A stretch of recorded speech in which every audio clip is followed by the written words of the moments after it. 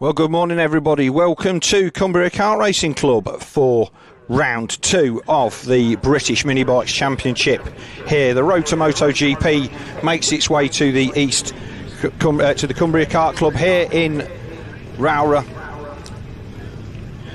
Our first race then just coming to the grid, the JSM 90s. As you can see, the weather here is absolutely fantastic this morning.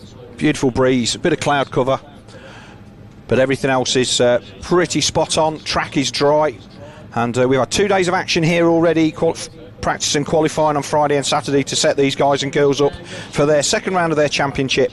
And we're hoping to get some exciting racing here this weekend at this fantastic facility here, right on the edge of the Lake District.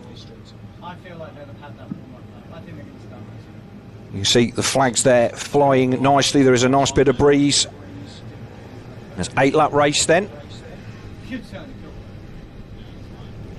We'll wait for our timing. So Junior SM90, number 35, Colin Daly then. He's there on the front row of the grid, along with that looks like the number 79.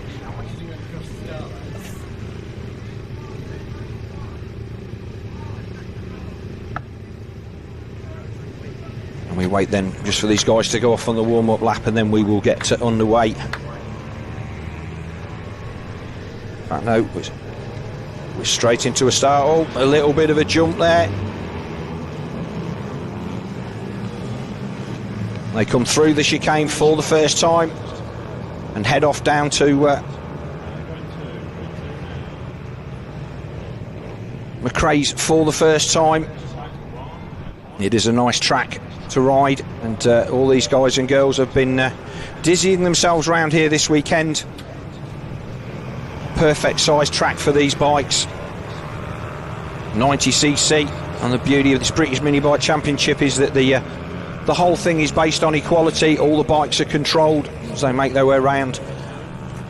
The Stewart S's at the bottom, we're not using the Kart S's there, that lovely triple apex right-hander, and then dropping down the hill through St John's and then into Sunny Corner.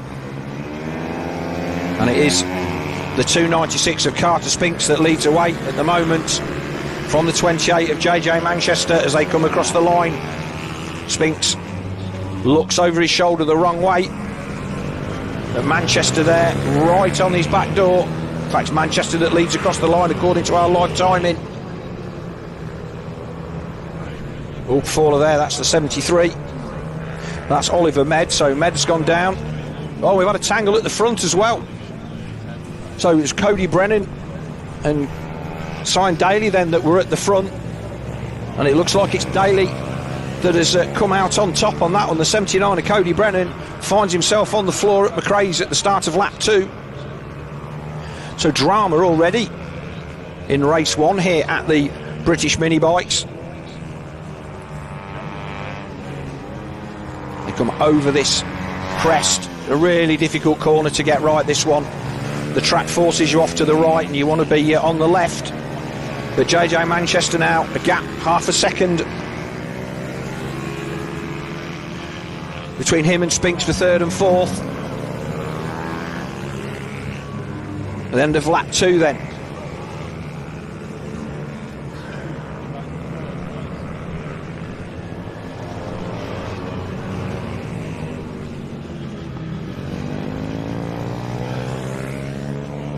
So the 296 of Spinks then, the yellow bike there. He's closing in on the second place at 28 of JJ Manchester. Manchester just lights the rear up on the exit of the turn. This Kind Daly then. Minute 1.7, fastest lap to JJ Manchester in second position. As we look at the battle between, I think that's Dylan Cook and Daniel Tanton. Does look like our early race leader did not get going again. So the 79 of Cody Brennan will be a DNF in this one.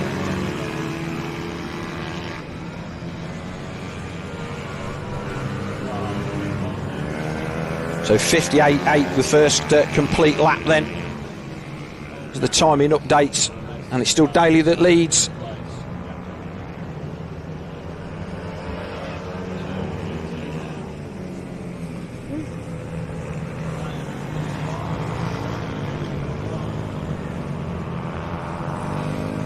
He's got a 6-second advantage at the front now.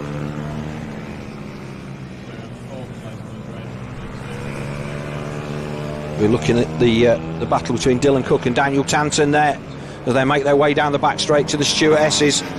This camera position then on the top of a big rock face, and you come look at that from the opposite end. It's there, you can see the camera person on the far end there. That's quite a daunting run down to that corner. There's not a massive amount of runoff.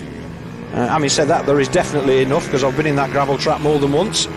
And again, just getting this corner right, getting the line round the paddock bend to get a shot down the start-finish straight.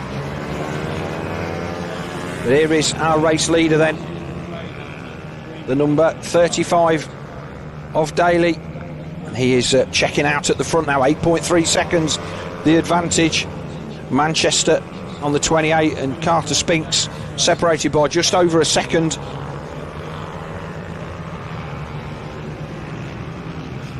He clicks down another gear, and again down over this crest, just getting the bike lined up to drop down into St John's. And again, corner that's so difficult to get right, and he'll make his way round into Paddock Bend. There'll be 3 to go this time by. Starting to come up on lap traffic, and the first of our JSM 90 races.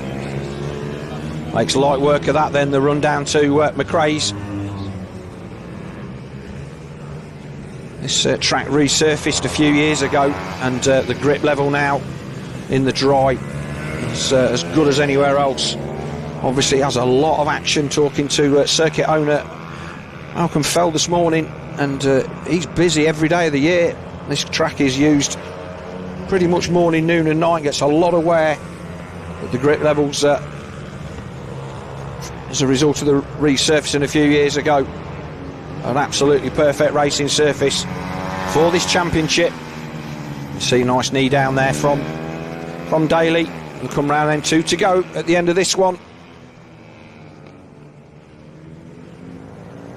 Manchester then still there in second, Spinks third, Cook fourth, Daniel Tanton in fifth.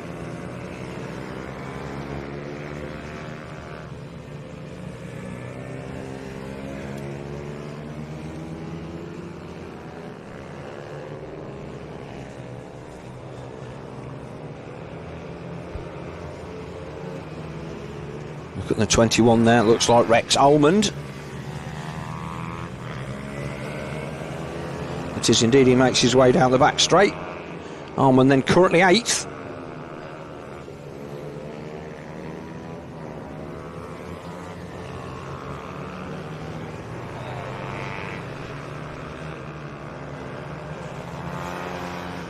Lots of different classes here. And all of these guys and girls regulated to make sure that there's nobody can buy an advantage. The whole point of minibike racing is it needs to be as cost effective as it can be. The last lap flag is already out for our leader, and there he is, just making his way into McRae's for the final time. He's running ahead at the front of this one, and the work that he's put in over this race weekend has paid off in this first one. Hawkeye and Daly on the 35.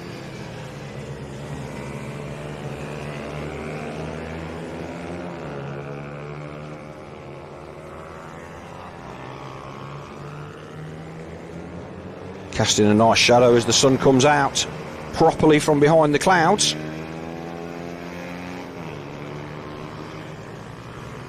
It will be a fairly easy victory then in this first race of our Sunday action here at the Moto GP British Minibike Championship, our JSM 90 class.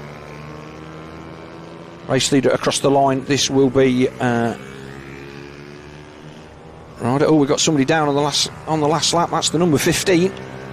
Manchester comes across the line in second. Spinks comes across the line in third. He looks pretty happy with that.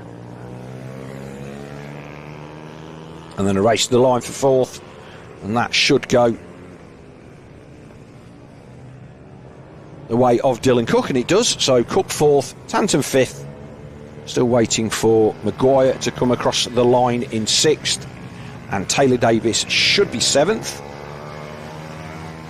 And this is Davis then making his way round for the final time.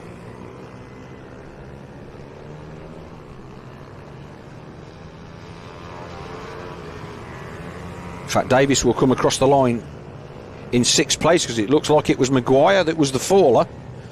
So CJ Maguire then ending up on the floor, and whether he is classified as a finisher or not remains to be seen, because he was on the lead lap, didn't make it across the finish line.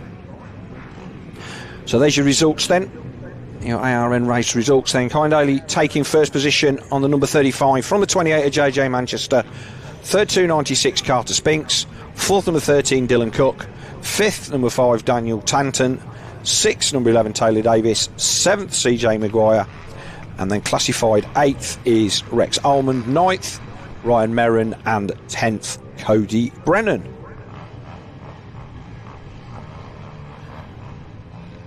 A few bikes then needing to be recovered. Next race is British Minibikes 140s.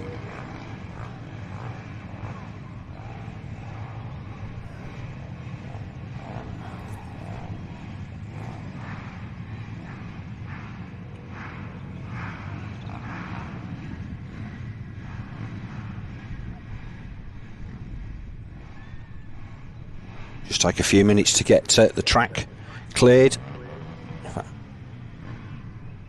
In fact, let's have a look. Yeah, British Minibike 140s next race. So the next one will be a 10-lapper.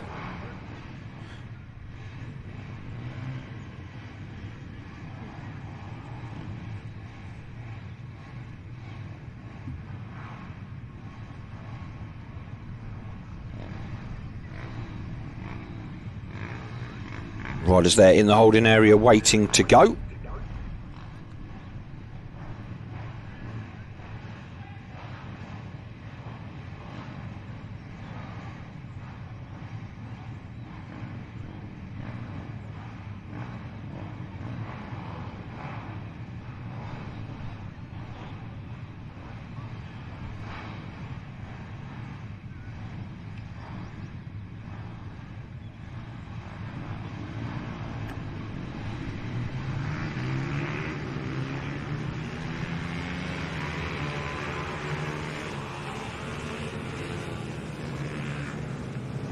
Big grid for this one then as they come out on track.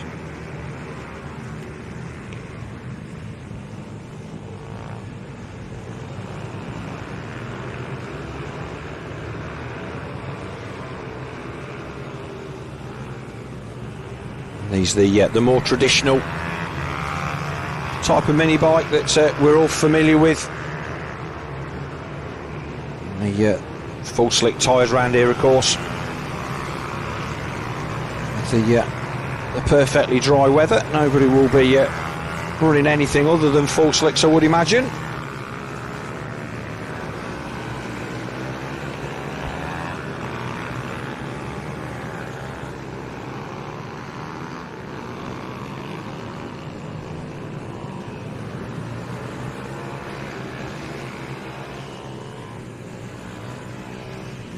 So this corner here that they're coming down into now, St John's, really easy to get that wrong. Coming over the brow of that left-hander at the top and ending up on the wrong side of the circuit, making the corner really tight on the way out. And that's where the lap time can come from, is getting the perfect run down there into that corner. So the front row then will be Michael Med and Chris Wells. The 48 of Ben Lord in there on row 2. With I think that's Stuart Hardman there. And we'll wait for the green flag at the tail of the grid, and then we will be underway with our second race of the morning. An early start here at Rowrah, 10:40, and we're already into the race programme, but a lot to get in, a lot of action to get through. And, we will be making sure that we bring you all of that.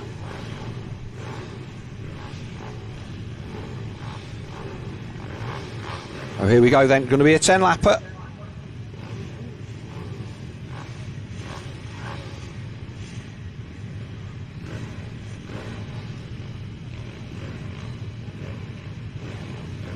Just a little bit of confusion at the rear of the grid by the looks of it. Somebody maybe not in the correct position.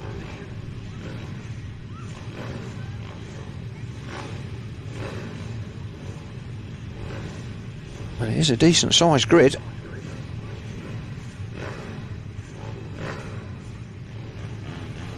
Okay, so it looks like we're going to get the all clear. We'll get the green flag at the rear of the grid. We'll be visors down and looking at the lights.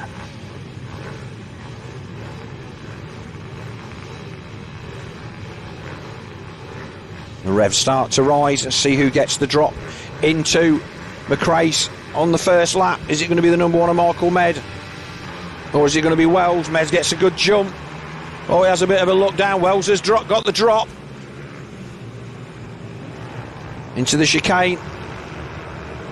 And this is where it gets interesting on the brakes down here into the first lap. And it is the 111 of Chris Wells that leads him into McRae's for the first time. Runs a little bit wide then onto the old tarmac. And into Iredale's then. And a look over the shoulder for our number 1, Michael Med. Med Racing, then a name synonymous with bike racing at the highest levels. Third place then, that looks like that is the 48 of Lord. And these guys making use of all of the circuit. You've got to keep your speed up at all costs, and even the slightest bobble, and you'll have 2 or 3 riders coming by you. So it's Wells from Med, then the 48 of Lord, then the number 5 of Joe Dickinson, the 21 of Tommy Almond, 13 of Patterson, and the 104 of Stuart Hardman. That's your top 7. A line astern then out of McRae's. Another look over the shoulder from Med, and he is going to have Lord for company down the far end of this circuit. Keeps looking down as if he's expecting a little bit more from that bike. It was one of the things that mystifies me with Speedway riders. Off the start, they look down at the bike as they go along, and they've got 10 foot to the first corner. Was that a pass? Bit of a moment there. All of a sudden, Lord looking at Racy round the outside, and he's getting shown a wheel up the inside. Oh, it's really tight into this chicane. Our leader then just starting to make a little bit of a break at the front. And it is only a little bit of a break, 2 bike lengths, but he's just... In fact, he ran really wide there, and that's gone. Medi's right on the back of him.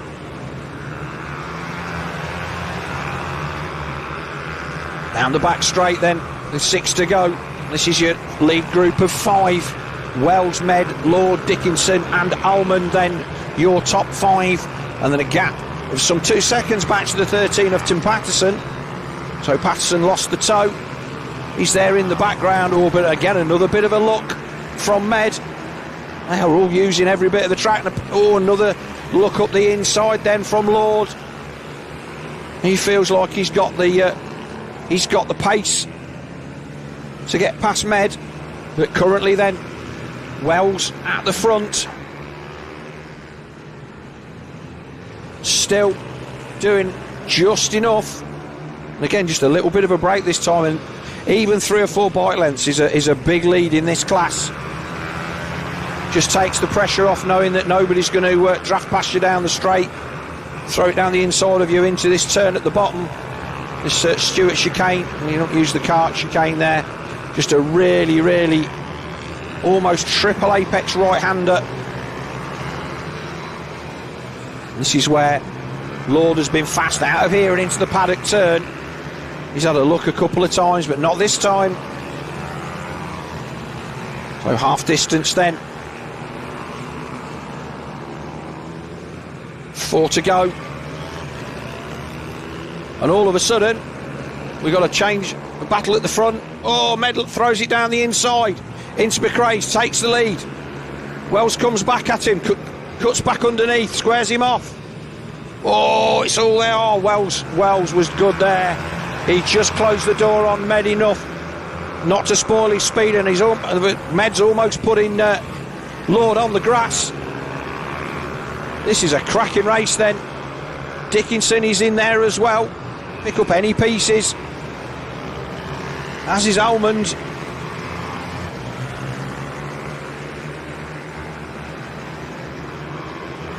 This is the biggest lead that Chris Wells has had. We'll come across the line with 3 to go. He was 0.27 last time, up to 0.7, so he's took half a second out of these guys. And bear in mind, in this corner on the last lap, we saw Med make a lunge down the inside. Oh, Med loses the rear. Lord not close enough to take advantage.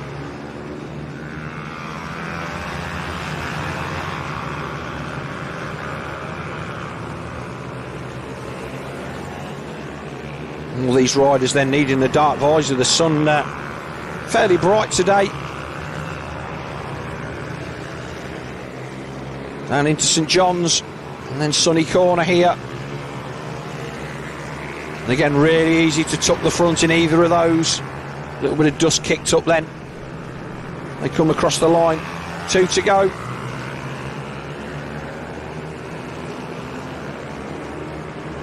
I'm not sure the lap signaler on the over the track there is telling us the truth, but it's 2 to go according to me. So we'll see what happens.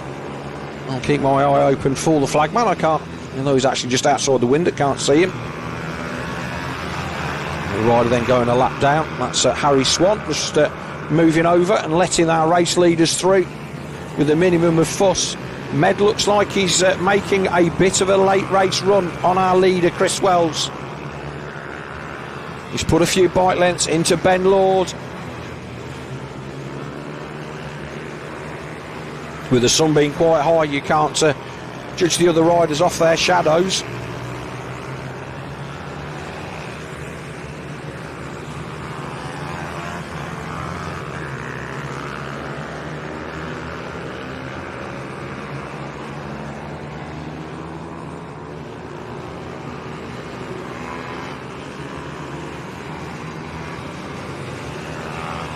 Yeah, as I thought, our graphic then on the screen showing the last lap, but still 7 laps completed on the live timing, so still a couple to go. So our graphic then still set at 8 laps, so we've still got a little bit of this one, a bit more traffic coming up. And will this play into the hands of Michael Med? Oh, he's going to go there, he's going to put, oh, he's done it. Has he managed to make the pass there? I think he has. So Med forces his way through, uses the traffic to his advantage. They split about. Marco went one side and the other, and Med did what he needed to do. Leads across the line by 0.08 of a second. 8 laps complete. The rest of them are done. Dickinson now up to third. So Lord fallen to fourth.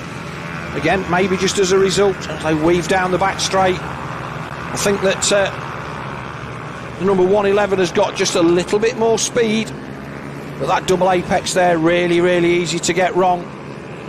These bikes do turn on an absolute sixpence. Another show the front wheel job from Wells. They should be coming around, I think, to get the last lap flag this time by.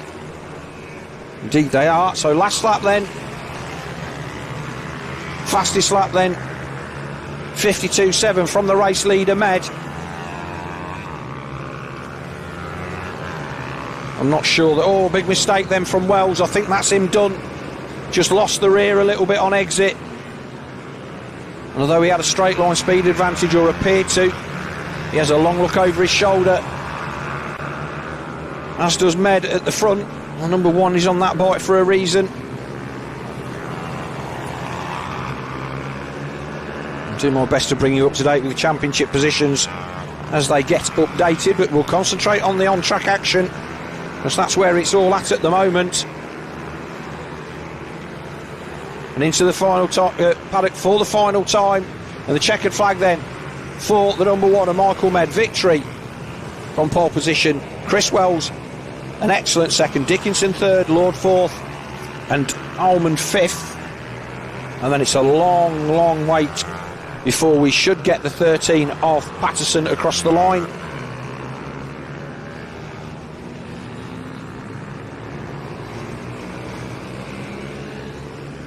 Patterson, Merrin and Steve Humphries 6th, 7th and 8th.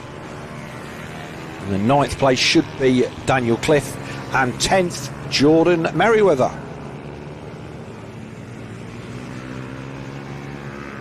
Well, that was a cracking race, and Med looked like he was unable to do anything about Chris Wells for pretty much 3/4 of that race, until all of a sudden he made a lunge down there into McRae's and took the lead, only to give it up a corner later.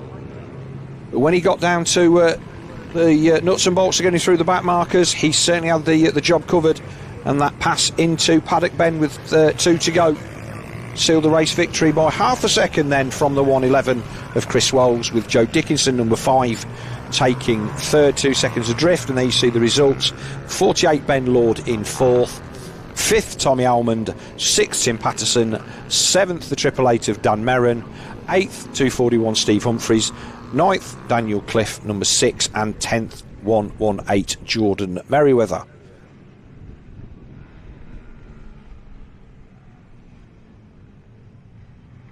Again, a couple of riders having to push in as we wait then for the next race on the line, which will be the British Minibike 190 Cup.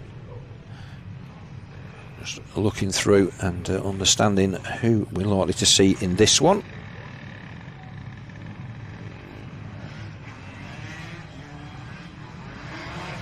And they come, all hiding in the shade of that nice building there. As I was saying to Malcolm Fell, I've been coming to this track now since probably the early 2000s, and it's so nice to see that all of the money that he ploughs back into this excellent facility.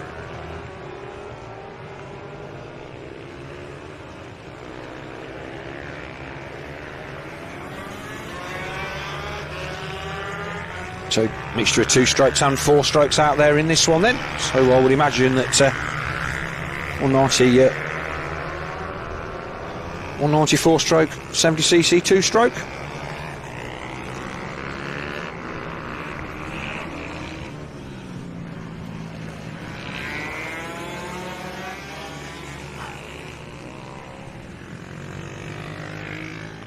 Just got a quick glimpse of the start grid there, but pinged away unfortunately. So let's have a look and see who we get lining up as they come round from their sight lap. This one brought to you by EAS Services. I thank all of our race sponsors here this weekend for making this championship what it is. The Ohvale, the Danny Webb GP Camp logo there on the front of those leathers.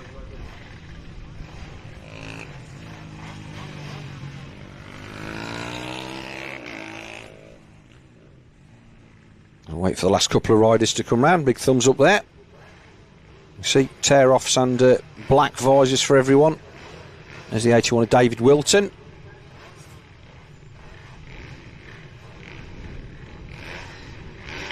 Quick chance to have a walk around the paddock. Wasn't on site yesterday unfortunately, but had a walk around the paddock when I got here this morning, and a very full paddock and some excellent setup, some brilliant machinery, and these guys and girls working their way through the classes.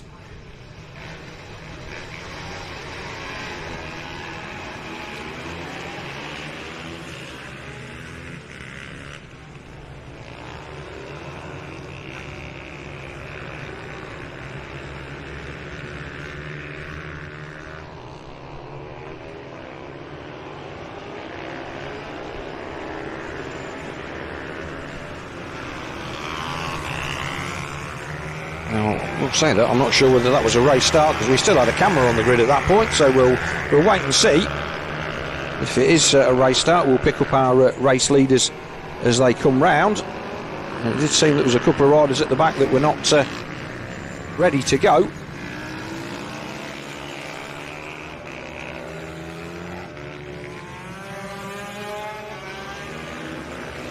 So this one is a 14 lapper, and it is the number 8 of Blake Wilson. He had a cracking weekend at the British Supermoto Championship a couple of weekends ago. In fact, Wilson there showing it's Marco Holt. He's in fact the leader on the 58. Wilson there in second.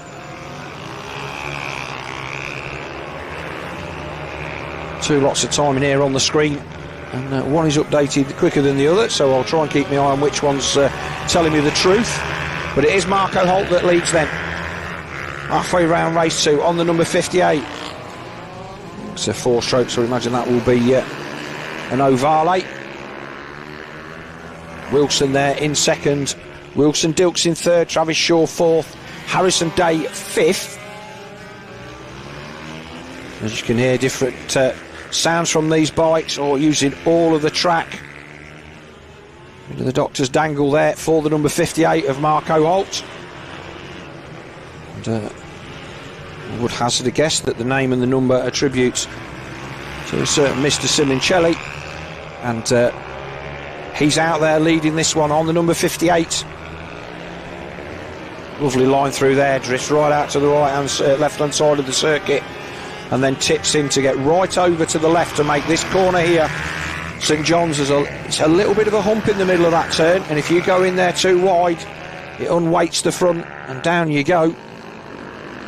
Ask me how I know. Wilson doing his best then, 1.24 the gap. At 14 laps then, one of our longer races. As I say, all of these classes, the youngster classes that are to move these guys up into the MiniGP and the Ohvale Cup and the FIM MiniGP 160s. This is our road to MotoGP, the top guys and girls in that class racing for a chance to ride on the world stage and further their careers.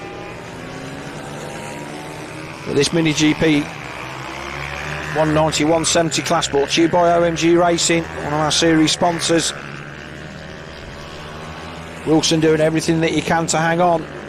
The gap out to 1.7 now as he flicks left right through the chicane. That straight looks incredibly short from that angle. And we come up to again another corner, Iredale's, that can used to be really, really slippy in that corner in the old days before it got the full resurface. And again, easy not just to lose the front on tipping, but also spin the rear up on the way out. And obviously the power that these bikes have, usually not enough to spin the wheels up as such, but with the massive lead angles that they use, as soon as that back wheel breaks free, very, very difficult to get them back. As we see the reverse angle then coming through Sunny Corner into Paddock. The race leader already across the line.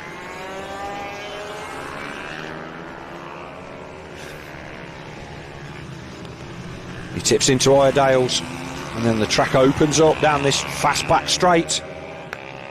Track just cuts in there, so you just need to make sure you're not too far over. Little bump in the centre of the circuit to unsettle the bike. But beautiful lines then from the number 58 of Marco Holt. Wilson then still at 1.8, so he's not given this up. And the battle between Dilks and Day, 4 seconds for third and fourth. Out to 2 seconds, so Holt then fastest lap of 48.6 as opposed to a 49.04 for Wilson. And it's just gapping out at between 0.15 and 0.2 per lap. It's hard to see what Wilson's doing wrong, to be honest. Just maybe a little bit wider into there. Oh, and another moment. Maybe he just doesn't feel he's got the bike underneath him.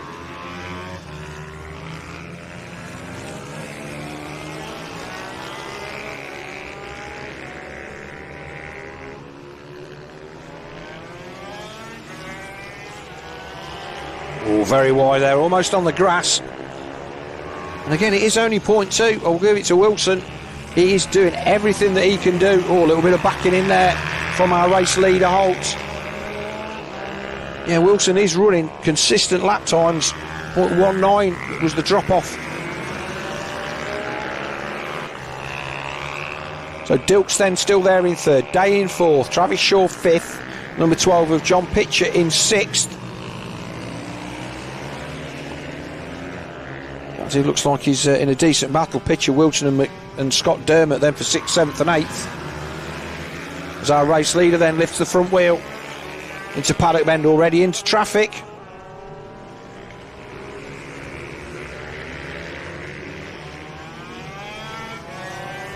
At the end of lap 8.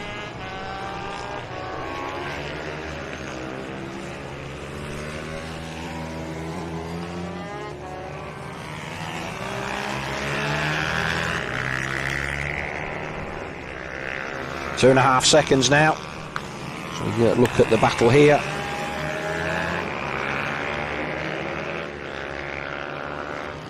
Say some younger riders and older riders in this class. It's a mix of both by the looks of it. Looks like that's the 87 of Scott Dermott. So this is the battle for 6th, 7th and 8th. But just off the front then is the number 12 of John Pitcher. And then it's the 81 of Wilton and then the 87 of Dermott. So this battle then on track for position. And it's not going to be long, I don't think, before our race leader is going to come into shot. And in fact, there he is. So our race leader then into the back of this battle. A look over the shoulder from the 87 of Scott Dermott. And he leaves a nice amount of room there. This is Wilson's chance then, because these guys, once they see the race leader go through, they'll know there's going to be somebody else.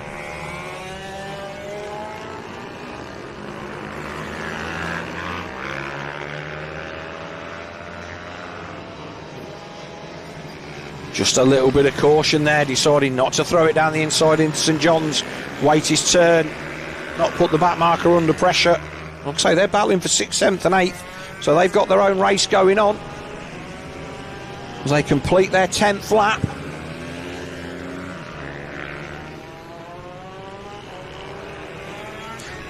And the gap is back down to 1.9, so Wilson did make a little bit of an inroad. He's managed to get past Pitcher as he braked into McRae's that time, so gap down to 1.9. And whilst you'd like to think that Marco Holt has this under control, Wilson there in the background keeping him honest.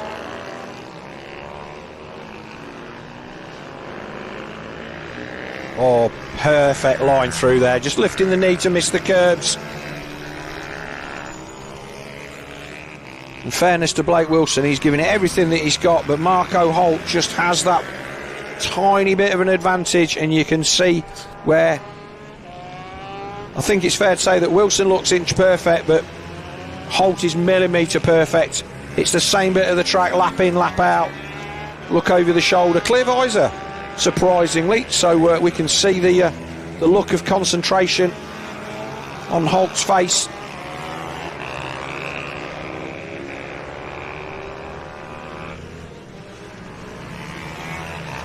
Again, just skipping over that bump. And it's there down here, the last lap. Is Wilson closing in.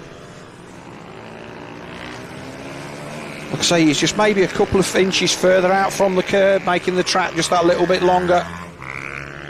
Holt had to lift his knee up good and proper to clear that, whereas Wilson was barely lifting it off the tarmac. And these are the margins at 0.1 of a second a lap that you're looking for. And it's one of the beauties of this sport. Makes it so close. It's all in the setup, little advantages, so hard to come by. Wilson Dilks then still holding on to third position, just by a couple of seconds from Harrison Day. So that battle for third and fourth then, that's still pretty close, but the two guys at the front absolutely checked out.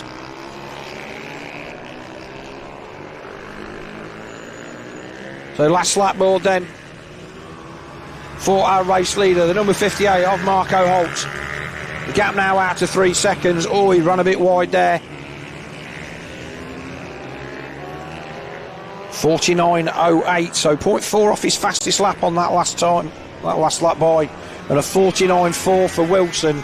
So Wilson then give it everything that he could, but not able to close the gap to Marco Holt. So they'll go back and do some homework between races and see if they can do something to find an extra 0.2 of a second. And it's going to take him to stay with the number 58 of Marco Holt. Holt just slides up the inside then on the final turn to put the number 4 of Travis Shaw a lap down. So Shaw will take 5th. Wilson then over the line in 2nd. We wait then for Wilson Dilks on the 85. He should be coming across the line shortly. We've already seen our 5th place man come across the line. This is the battle then between Wilton and Dermot for 7th and 8th. He seems quite happy with that. So pitch at Dermot Wilton across the line in 6th, 7th and 8th, and we're waiting for 3rd and 4th, and this is the battle to the line. And it looks like Dilks just hung on to that at the end. Indeed he did. So fast lap at the death there for the 15 of Harrison Day, but not enough to wrestle 3rd position from Wilson Dilks.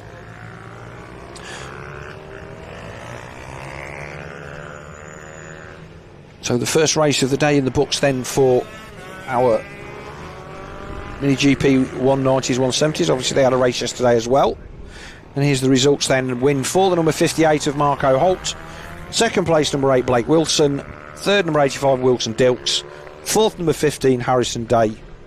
5th number 4 Travis Shaw. 6th number 12 John Pitcher. 7th Scott Dermott, number 87. 8th David Wilton, number 81. 9th Rupert White, number 77. And 10th place, number 46, Izzy Carter. So Minimoto rookies out on track next for their 12-lapper. Brought to you by M4 MiniMoto.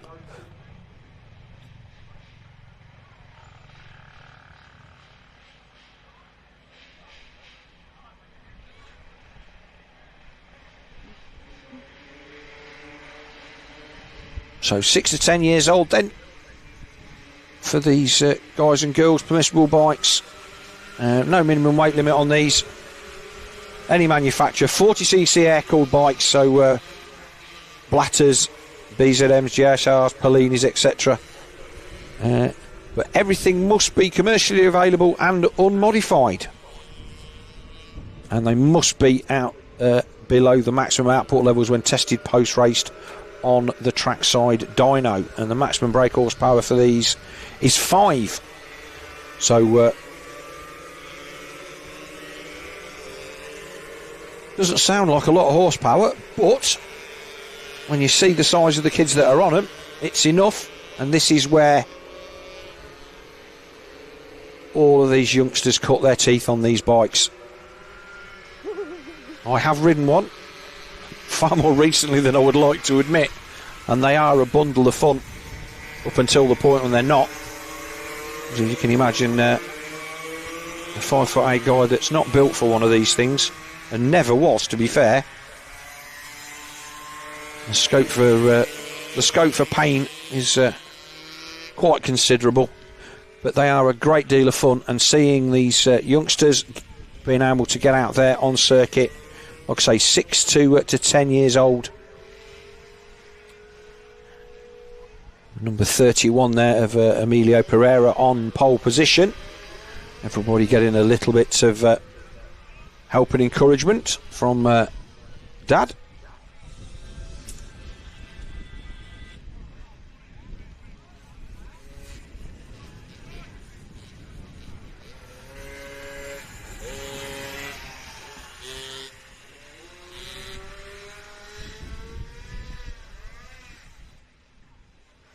So it's going to be 13 laps then.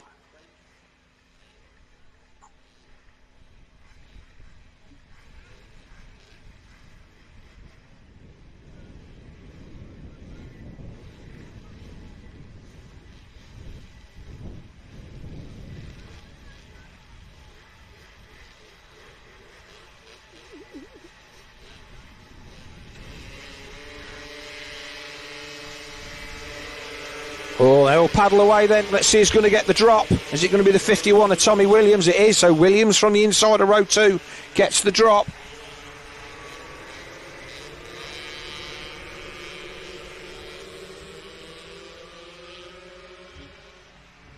Down into McRae's for the first time then. And it is.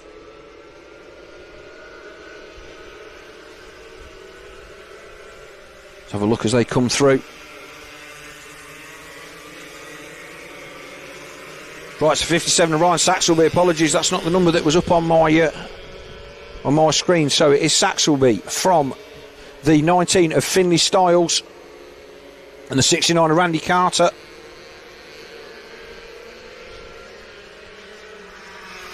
They come down into Sunny Corner for the first time. Interesting to see what lap times these guys and girls do. Austin Dilks in 4th, Freddie Taylor 5th, Joey Aldersic, number 67, there in 6th place.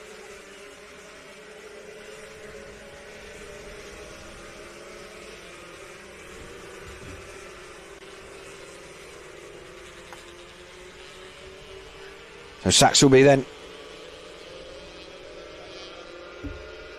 All right, so it updates. So it is Williams that leads from Pereira. So for some reason, the live timing telling me lies on 2 screens this time. So maybe I think we got an intermediate split that wasn't quite correct. So it is Williams that was leading. I don't feel quite so bad now. I don't know all these guys off by sight just yet after one race. So Williams then from Pereira. Williams got the drop. And Pereira doing everything that he can to try and keep the number 51 in sight. No fairing on that number 51. Be interesting to understand whether that actually makes much of a difference. Obviously everything at this level will. But with the size of rider and the size of the fairing, I don't really think it's a massive difference. But Pereira then keeping him honest. A bit of a gap back then to Reed Saxelby and Finley Styles in 3rd and 4th as they come through around the hairpin at McRae's. And again, contrasting styles. Oh, big lunge then from Pereira, the clear visor on the number 31. There's a black visor from Williams. The sun not really a problem at this time of the day with regard to visibility, other than the fact for brightness, because obviously we're just in a big hole in the middle of Cumbria. This is a former quarry that they laid a track out on many years ago. And anybody who's anybody in the motorsport world has done laps round here from this part of the world, including me good self, although I wouldn't consider me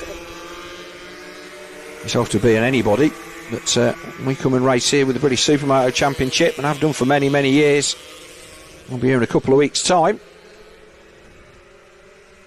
But these bikes are really more suited to the size of circuit, and Pereira then doing everything that he can to try and find a way past our race leader, the 51 of Tommy Williams. Williams then looking up the track, not getting distracted by what's going on behind him, just head down and keeping the bike pointing in the right direction. And Pereira doing everything that he can to try and stay close enough to take any advantage. If Tommy Williams does make a bit of an error, I know that these bikes, lots and lots of things that you can change, gearing and all manner of things, just to make the bikes pull out of the turns a little bit better. But obviously anything that you do to increase acceleration will hamper the top speed. So it is all a bit of swings and roundabouts and getting the performance exactly where you need it as we look for the battle then for 3rd, which is Reed Saxelby and Finley Styles. And it is currently the number 57 of Reed Saxelby in that 3rd position. 0.3 of a second between these guys. A little bit of a wobble there from Saxelby. Just missed the apex into that corner a little bit and ran a little bit wide, and whether he just got on a little bit of a dirty part of the track. Back to our race leaders. 0.2 or 0.17 over the line last time by.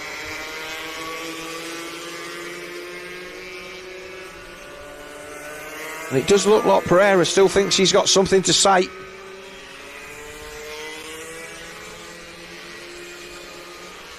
So it's 12 laps then, this one.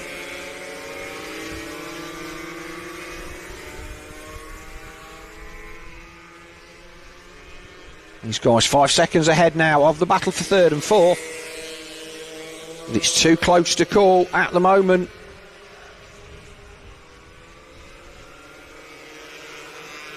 Williams just trying to protect the inside, maybe a little bit too much from Pereira, and Pereira just getting a little bit closer as they come down to the Stewart's S's at the bottom of the circuit.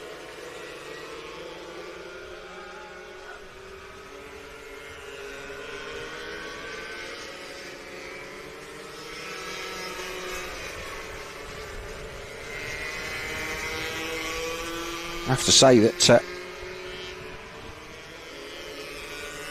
Williams is hitting his marks down this end of the circuit, but he was just a little bit wayward in Iredale's that last lap by, and all of a sudden Pereira then right on the back door of our race leader, number 51, Tommy Williams. And if Williams starts to go defensive, which he has, it's going to leave the door open as the following rider. You can go where you like. Again, Williams goes defensive into Iredale's, moves to the outside of the circuit. Williams doing everything that he can. He's not blocking, he's just using the racing line. And Pereira's got to try and find a way by as we get towards half distance. 6.4 back to third, so it's between these two. And these guys will be getting tired. There's a lot of concentration going on here. They'll know they've been in a race. We've got to move down the inside. Oh, not quite. So Pereira shows him a wheel. That'll get the blood pumping. Williams will have known he was there. But if he's showing you a wheel down into paddock, that's telling you that he's thinking about a pass everywhere. So this will send Williams a little bit defensive again. A better run through the turn for Pereira. Is he going to make a run down the outside as they come down to Iredale's with 6 to go?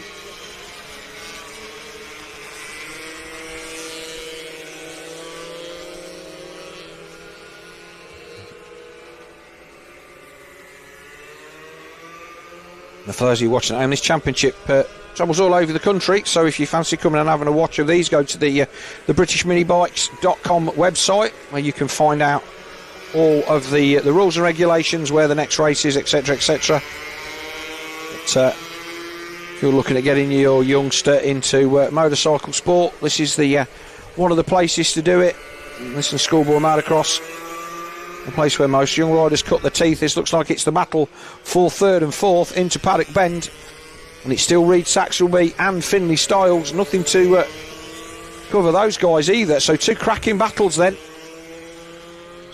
Battle for the lead and third and fourth, literally covered by a hanky. Looks like Styles is just having a little bit of trouble in the centre of that chicane, not able to get the bike turned, and just loses a little bit of speed down on the run to McRae's as a result.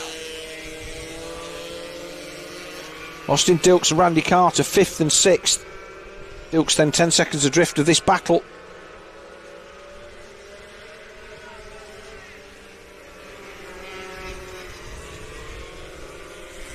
If this is where you can just see the difference between these two guys here and the two guys at the front. The consistency of the lines, or a little bit of a bobble there from Saxelby. But these guys are learning their craft, and with more track time comes the ability to hit your marks. Fastest lap then for Emilio Pereira then. Last time by, he done a 1 minute... a 1 minute .9.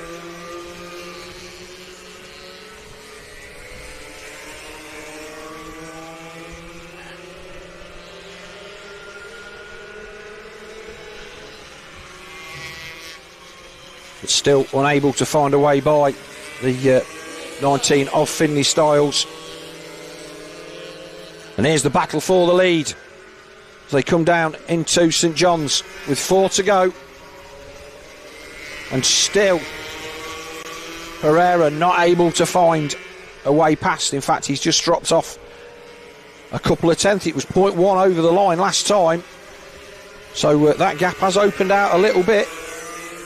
Half a second this time. So all of a sudden, after putting in the fastest lap of the race, first man into the 1 minute with a 1:09. Pereira had a mare on that one, did a 1:01.5, dropped 0.6 of a second to our race leader. So although Williams not breaking into the minute barrier, on the minute flats, he's just done enough to put half a dozen bike lengths between him and Emilio Pereira in second position. Difficult to know where to look at this one because, well, Saxelby and Styles are going at it. We don't want to miss anything at the front.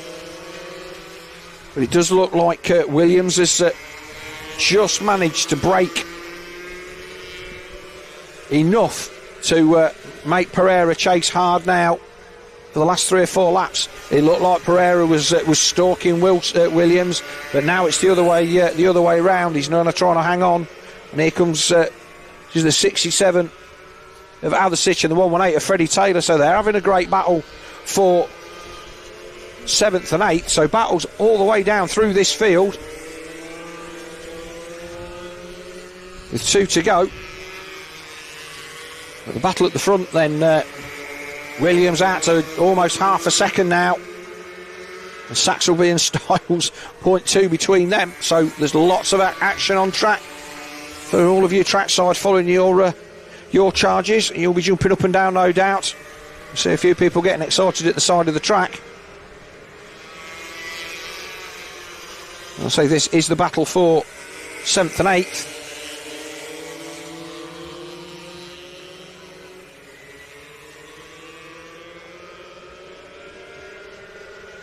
Race leaders then should be again. Oh, he's going to move up the inside, not quite. He half showed a wheel. 0.6 at the front.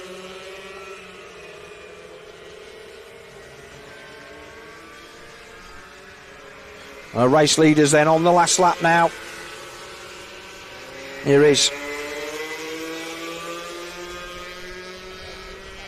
what's number 85. That's Dilks and Carter. So that's the battle for 5th and 6th. But there's our race leaders then for the final time down into the Stewart chicane at the far end of the circuit. And although it looks like Pereira has done a little bit on that last half a lap or so to try and get back on terms, it is going to be barring disasters in this final turn round, go round paddock corner for the 51 of Tommy Williams. In fact, no, he's got last lap. He's out, so we've got 1 to go.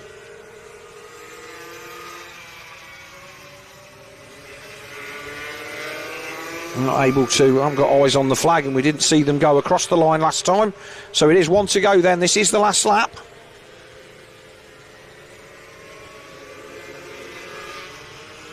.7. It doesn't look like 0.7 now, though, does it? And again, Williams will be, as he... I'll say he's gone to sleep, but he'll be desperately trying not to make a mistake on this final circuit.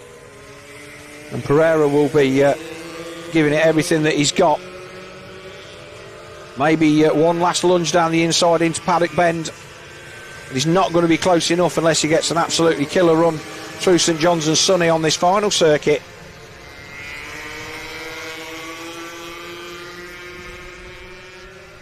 Oh, he's close. He's right there.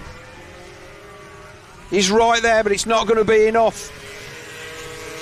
And a win then for Williams. I think Williams was just, like I say, be controlling the race, but he made sure he didn't make any mistakes. Then here's the battle then for between Saxelby and Styles. Oh, covered off the inside then did Saxelby. Didn't give Styles anywhere to go. And they're going to come to the line. And they've had a good battle for the whole race. And they'll cross the line in 3rd and 4th. So Reid Saxelby then 3rd. Styles 4th. And is this the battle? This is Dilks, I believe. This is Adasic and Taylor. Dilks is just coming across the line now because he's just managed to hold off Randy Carter, and here we go for the final time. Oh, nearly chopped the nose off there. So Adasic and Taylor come across the line in 7th and 8th. Well, that was a cracking race. Pereira then sat there on pole and didn't get the jump. Henry Cooper and James Dermott come across the line in 9th and 10th, so that's your top 10. So another cracking race then. The riders come down on their slow down lap, but Williams and Pereira, they were going at it at the front, and it was the start that did it, because Williams got the drop, paddled away, and Pereira had nothing for him over the length of that race. Managed to show him a wheel just the once, but he was on him for the whole race. And there is the Minimoto rookies then, powered by Race RQ, RM4 Minimoto race results. The 51 then of Tommy Williams taking the lead, 31 Emilio Pereira second, third the 57 of Reed Saxelby, fourth and 19 of Finley Styles, fifth the 85 of Austin Dilks, sixth the 69 of Randy Carter. Those two guys having a good battle as well, and also a great battle from the 67 of Joey Adasic and the 118 of Freddie Taylor, and 9th and 10th Henry Cooper and James Dermott, and 11th and 12th Oscar Rowland and Charlie Bunn. Well, it's non-stop action here, and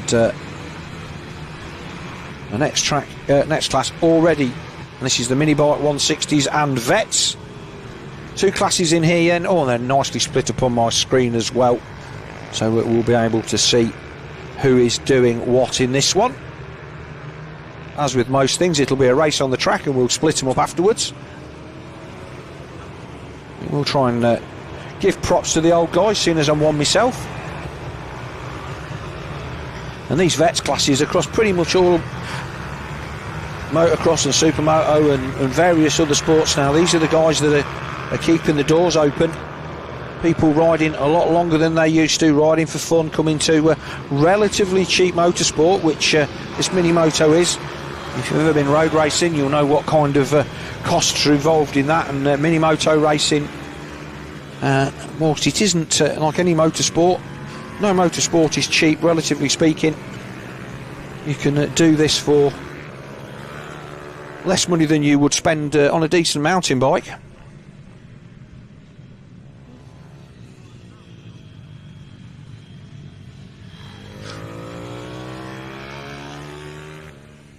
So let's see who we've got on the grid. The 121 there of Jake Whittaker. The 86 in there of Michael Neelands. Like I say, these 160 pit bikes, might actually have one of these. I really ought to put some small wheels in it and have a bit of fun. But lovely Castrol colours there. That's a beautiful bike. The 164 then of Tony Reveley. That's a nice bike. And again, walking around the pit, so many of these bikes, these SYMotos and all that, so nicely turned out.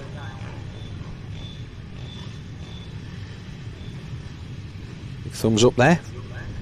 So Tim Patterson then on the pole by the looks of it. We'll wait for them to come to someone. Nice set of Rothmans Honda leathers there. That takes me back. Days of Mick Doohan and all of the other Rothmans riders. Wayne Gardner.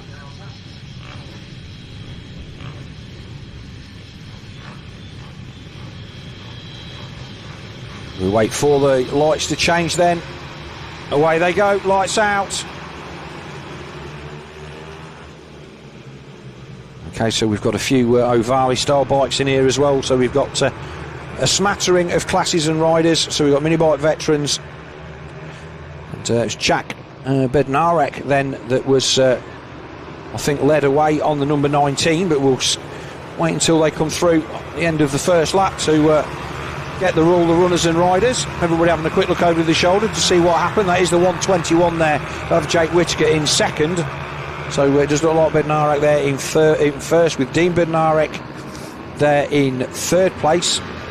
So one of them is a vet and the other is not. So we'll assume that, well, they're obviously, I would imagine that they are almost certainly related. And if they are father and son, Dad will be wanting to beat Junior, and if that's not the case, then there's still going to be some honour in there somewhere. But Bednarek then across the line for the first time. These three already starting to check out. But it's the 13 of Patterson that got the drop there in third, so Dean Bednarek is back in fourth, and already some 2 seconds adrift at the end of lap one. So the Supermoto style bike then of Whittaker, the pit bike, he's having to do everything that he can to try and get down behind what little bit of a handlebar slipstream he can get. And the R&G SYMoto by the looks of it. And this upright style, a little bit of a tuck of the front there on the exit of Paddock Bend.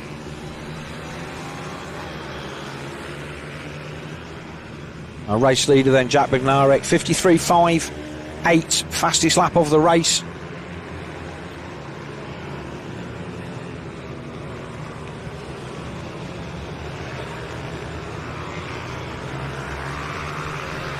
And he's starting to gap out the front, 1.13 then over the line last time by, but this battle then for second place is where the interest lies at the moment.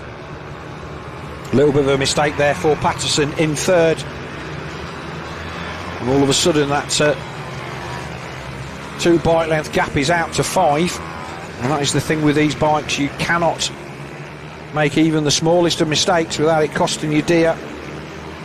It's all about momentum and making sure that you keep it up. So Whittaker then across the line, the gap just goes out a little bit again. We wait for Patterson to see if he can close that gap back down.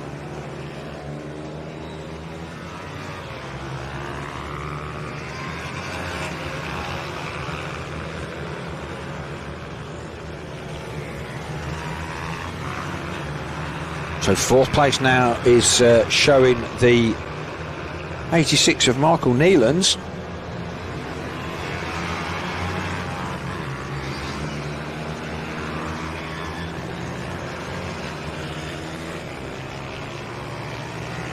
With Bednarek in fifth and Robert Med on the 73 in sixth. There's Patterson then. No, that's not Patterson, that is the 19 of Bednarek, so that is our race leader. And he is now starting to move off at the front, 2.7 the gap.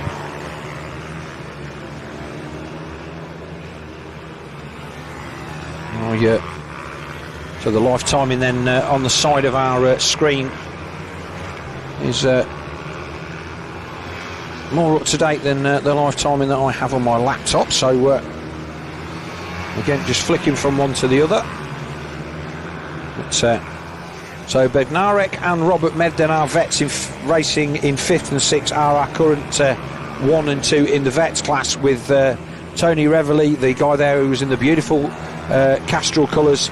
He's currently running 10th on the track, but 3rd in the vets. So he's only in fact just right on cue. There he is, behind the Rothmans Honda. So yeah, there's a few Honda colour schemes there, but it is the 164 then of Tony Reveley that moves in front of the 97 of Michael Judkins. But Bednarek out the front by 3.6 now. These two are having a right back and forth, aren't they? Bit of a look across.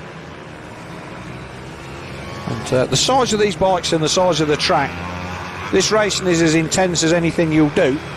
Oh, a bit of a touch there. So this is our battle for... Well, this is our battle now for second and third, and it looks like we've had a change. So Patterson now up to second, with Whittaker back to third. There was definite contact there. Whether Patterson threw it down the inside of him going into St John's, because it definitely looked like there was a little bit of a front to rear wheel contact with the number 121 of Jake Whittaker.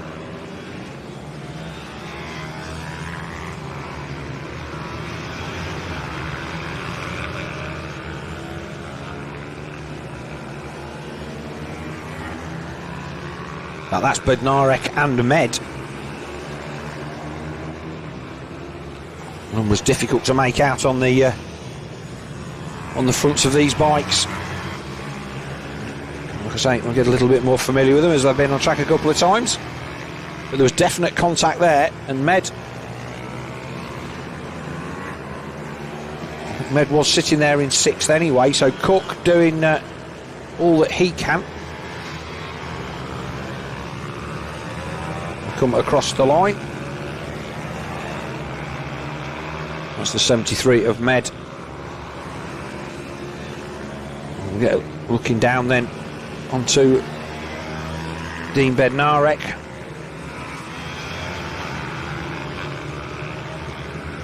Bednarek looking like he's having a bit of trouble there, but here he is back to the 121 of Whittaker. He's just starting to lose the toe a little bit on Patterson. 5 seconds then Jack Bednarek out in front. Patterson a second away in front of Whittaker. So Whittaker then, after that rocket start, just starting to lose a little bit of pace, and maybe the setup on the Ohvale type bikes a little bit more suited to this Rowrah track, and maybe just a little bit more consistent. Might not diving as much on the front end.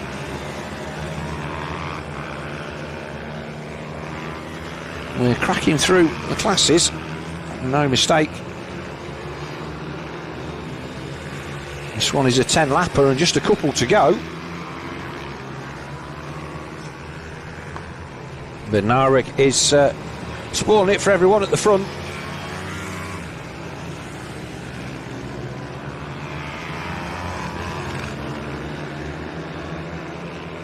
And it is showing 9 laps in the books at the moment. But was that a pass? That's the 13. Patterson just putting somebody a lap down by the looks of it. Oh, in fact he is, because where's Whittaker in 3rd. The track will be rubbered in nicely now after all the riding over the last 2 days. It does make a difference, and especially if we've had no rain overnight. Drives the class. There is the checkered flag for our race leader Bednarek. So the race last lap thing on the top there was correct. I did not see the board, but it did go, and it was a win for Bednarek then, and he takes victory with a best lap of 52.79 seconds from Tim Patterson, with Whittaker across the line in 3rd. Michael Neal's and Braid 6 across the line in 4th, and it's Bednarek and Med after that good battle. Don't forget, that was only 0.15 of a second, and that was for the win in the Vets class. So Bednarek's take victory in both of those classes. Cook across the line in 7th. We rate for Charlie Hopkins in 8th. Then at 9th and 10th should be Revelli and Judkins, and there they are. So the Castrol Honda beats out the Rothmans Honda, and then everybody else already a lap down from our leader, so everybody across the line. So that was our Minibike Vets and Minibike 160 Championship. There we go. A race win then for the 19 of Jack Bednarek. 13 number Tim Patterson 2nd. 3rd place number 121 Jake Whittaker. 4th number 86 Michael Nealans. 5th place leader in the Vets, the 69 of Dean Bednarek. 6th place 73 Robert Med, also in the Vets, so he finishes 2nd. And it's the 78 of Dave Cook. 8th place 189 Charlie Hopkins. 9th Tony Revelli, he takes 3rd in the Vets. And 10th place 97 Michael Judkins.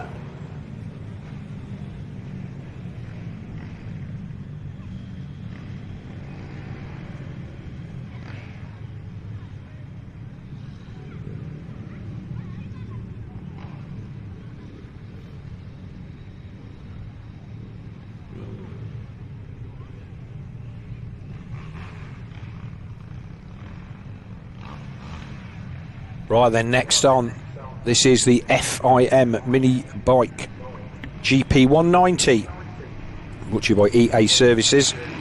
This will be a 14-lapper. So this is the one of the big ones. This is the one that they all want to win. And at the end of the year, this championship then will garner a couple of places into the European FIM MiniGP grid. It is actually slightly uphill from McRae's to Iredale's. I've never actually realised that. There is just a little bit of elevation change there. A number of times I've raced here and never clocked on. You always think it's flat. So all of these bikes then, Ohvale, they are all current model year and identical as far as they can be. So this is again purely down to the rider.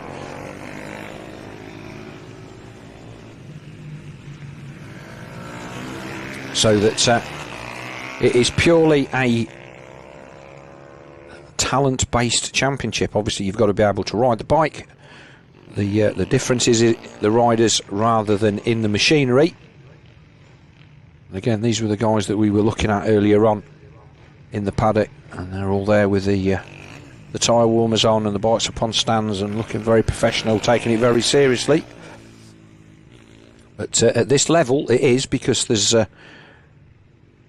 things to be won here that will enhance these guys' careers, and we've seen quite a lot of obviously the Italian and the Spanish championships producing literally MotoGP, Moto2 and Moto3 riders by the bucketful. And Blake Wilson there, number 8, starting at a bit of a jaunty angle. And they're all a little bit skewed on the grid. 14 laps and away they go. They scoot away, and who's it going to be into turn 1 for the first time through the chicane?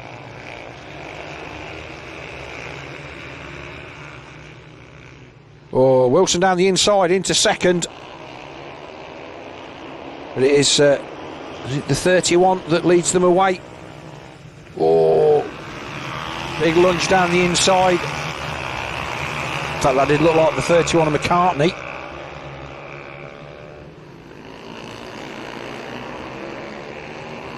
But Wilson then there in second as they come round for the first time. Whoa, that was a big moment for Wilson. I did hear some scraping, so whether somebody went down there, I'm not quite sure. Wilson goes back to third. And they come across the line for the first time then.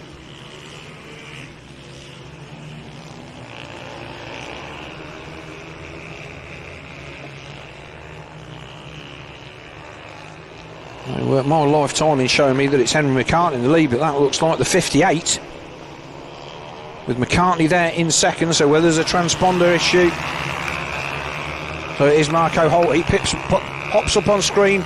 So it is the 58 of Marco Holt from Henry McCartney, from Blake Wilson. Whether we lost somebody on that first lap, because I did hear some scraping down here into St John's. Whether that was just the footrest of Wilson. He did really, really well to hang on to that.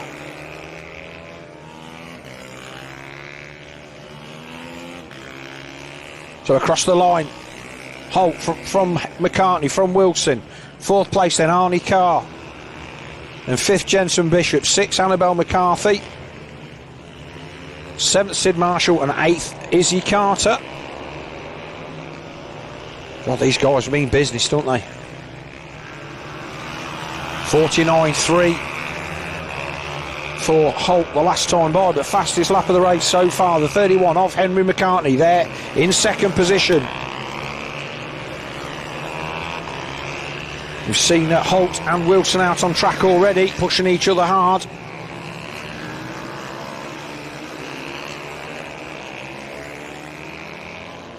Whether Holt will be using the same bike for this race as he did for the other one, I would expect so, because obviously the more track time that you can get, the better it is, and you don't really want to be changing bikes unless you have to.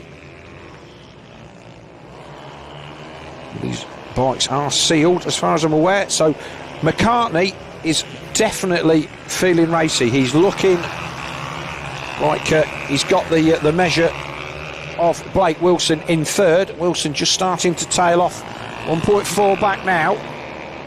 So that will free up McCartney to have a run at our race leader, Marco Holt, without fear of leaving the door open.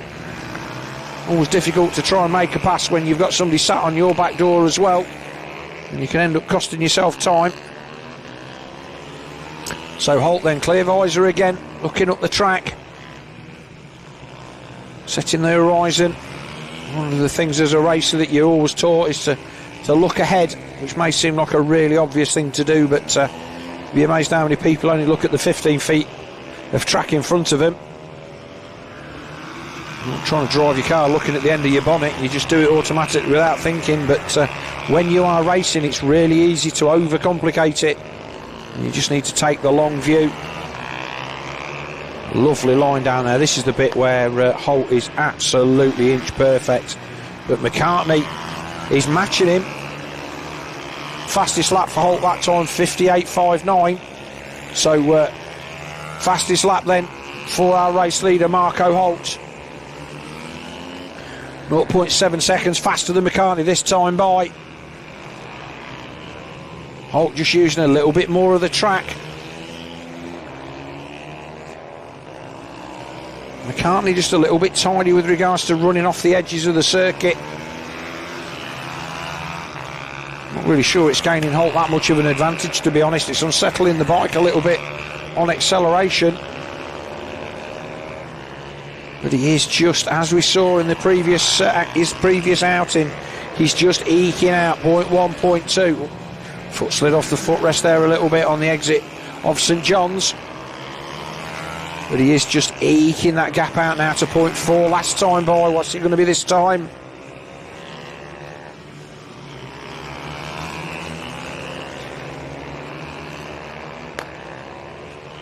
It's out to 0.8, so he is just doing the do again. The 58 of Marco Holt, just stretching it out. 3 seconds, almost the gap now back to Blake Wilson, with a further 3 seconds back to Arnie Carr. So not a lot for them to battle over, just to keep turning the laps and try and search for a couple of tenths here and there, which will keep them in contact with these two at the front. Although it's only 0.8, McCartney doing everything that he can to stay with Marco Holt.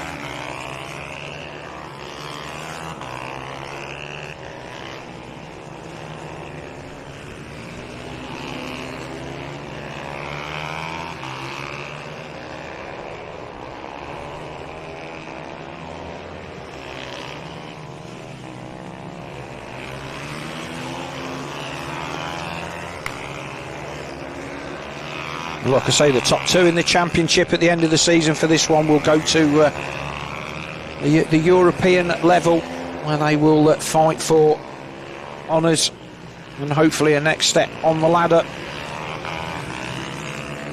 They find themselves into the Red Bull Rookies Cup or the Junior Talent Cups in the various countries. We've seen Pedro Acosta come through the mini bike classes through Moto 3, Moto 2 and into Moto GP. He started on these bikes, and that's what all these guys and girls are looking for, is the chance to race against the best.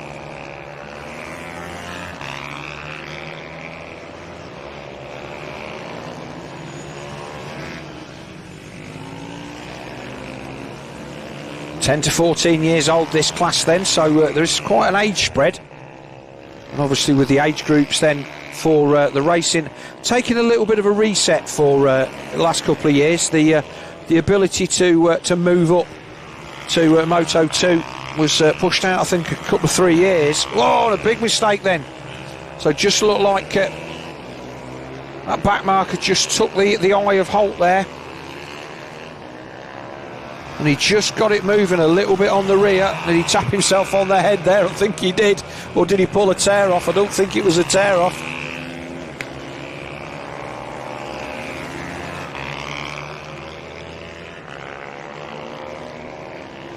It's Ohvale then the machine for this class. And I'll say all of the bikes sealed, and it's very much an ability class, and the talent will shine. So 2 seconds now, Holt to the good, and that little moment that he had down into McRae's on that last lap will have just woke him up a little bit.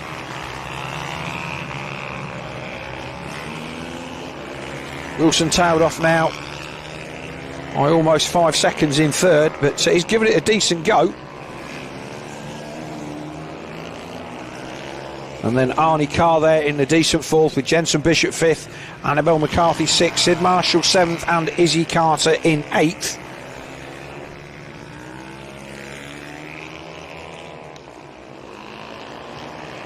So here is Wilson. As I said, he had a good weekend at the British Supermoto up at Teesside. Yeah, that was last weekend. I should know, I was there, and we saw him on a variety of machines over the weekend. I think he took 3 victories on the Supermoto bike, and I think he took 3 on this one on the tarmac only on the Saturday. So Wilson, a busy boy, but not able to run the pace of either Holt or McCartney in this one. And again, you do get to a point where those guys are disappearing into the distance, and throwing it up the road just trying to find an extra 10th here and there really is not worth the risk. As we go back to our race leader then, Marco Holt on the 58, down to Iredales with 2 to go.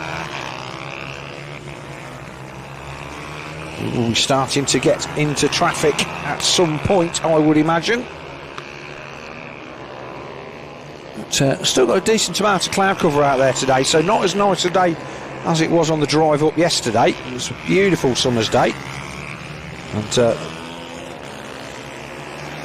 And whilst it's warm and dry, and definitely very much the onset of summer in this part of the world, we don't have the it is a real sun trap here. As I've said, this is an old quarry from back in the day, so when it's warm here, it's proper warm, because there's very little in the way of breeze. We're in a big hole in the ground. It almost has its own little weather system, to be honest. I've been here when we've not been able to see from one end of it to the other, and had to wait for the fog to rise before we could take to the track. But not today. Beautiful clear day all the way to the coast. And our race leader then for the final time, it's going to be the 58 of Marco Holt, taking an easy victory. He's happy with that. In the end, well, it says 4.1 seconds, but that does Henry McCartney a disservice, because he chased down Holt there for best part of 3/4 of that race before I think just deciding that I'll take the points, because at the end of the day this is a year-long championship, and it is all about putting the points on the scoreboard to get you into the European portion of this FIM MiniGP series. That's the prize, and these kind of things are not won and lost on individual speed, they're won and lost on DNFs and crashes. So McCartney then giving his all until such point as I think he figured that he'd done enough, and he took second from Blake Wilson, number 8 in third, and waiting for fourth place rider to come across the line, which will be Arnie Carr. So there it is, there's our results. An FIM MiniGP 190 is a win then. Second one of the day for the 58 of Marco Holt. Second, number 31, Henry McCartney. Third, number 58, Blake Wilson. 4th, number 83, Arnie Coe. We didn't get to see any car, but hopefully we'll see some of him later on. He actually closed in quite a bit on Blake at the end there. 5th place, number 11, Jensen Bishop. 6th place, 113, Annabelle McCarthy. 7th place, 16, Sid Marshall. And 8th, the 46 of Izzy Carter. So next out on track, it says at 12:15. How are we doing for time? We're actually running a little bit ahead of time. So it says 12:15 on the on our schedule. That was, as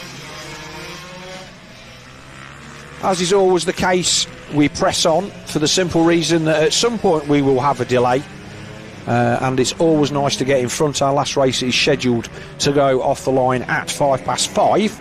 So we've got a good afternoon of racing lined up. Still the morning here at the moment, according to my my laptop. But yes, it's Superminis next. So these will be the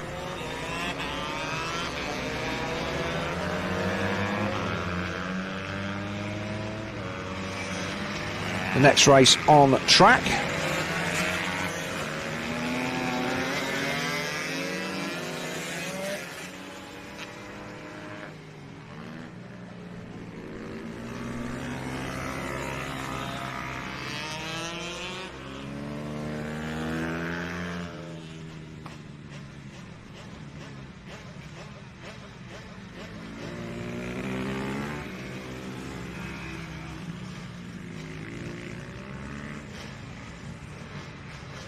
So the 71 of Daniel Goodman sits there on pole.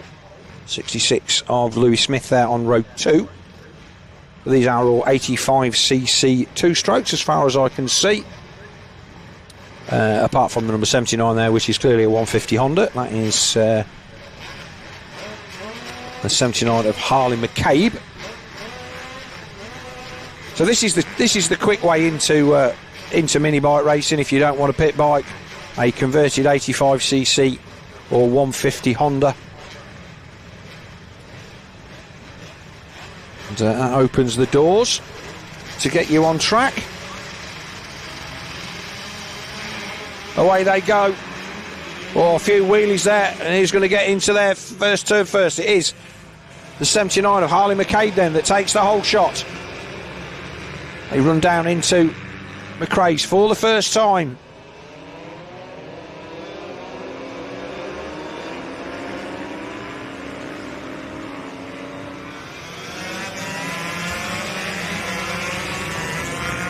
Already a little bit of a break at the front then.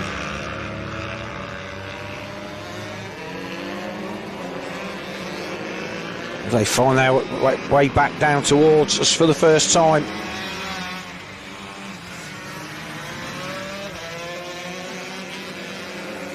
So that's the 19 of Jack Bednarek then comes across the line first from McCabe, then Louis Smith, then Jake Smith, Lawrence Wardle, number 4 on 4 in 5th, and Jamie Callan in 6th.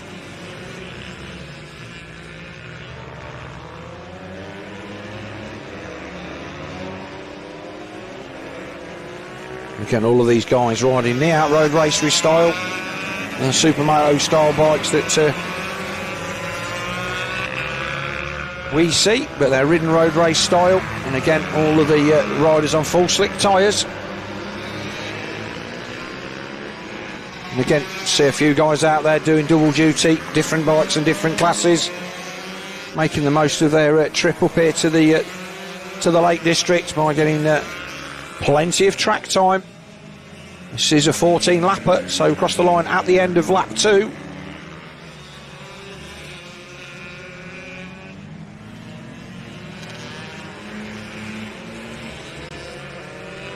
Oh, rider down. That looks like that might have been, I think that was the 79 of Harley McCabe that's gone down. And he started quite well up, so McCabe has gone down on that 150 Honda.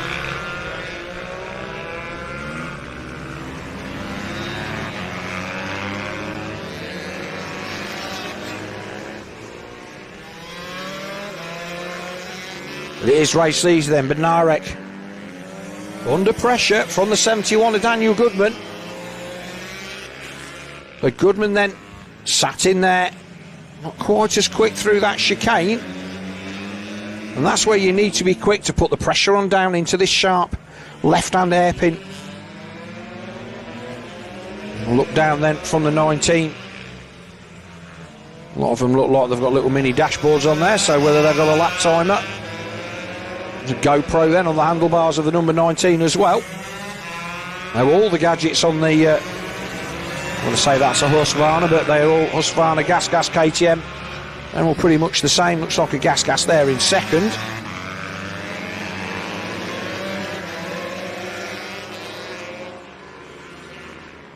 So it's just a case now of this 71 of Goodman trying to find a way through.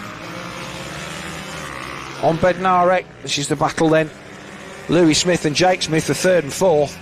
So our leaders have gone. They're 6 or 7 seconds up the track. There's the 66 of Louis Smith in third.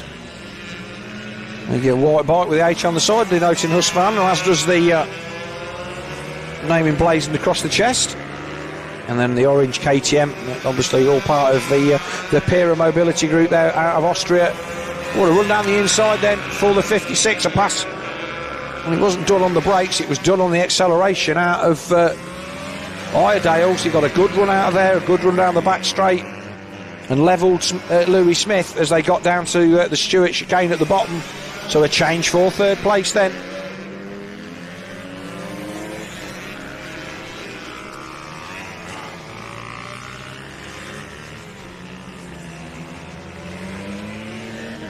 Nine to go.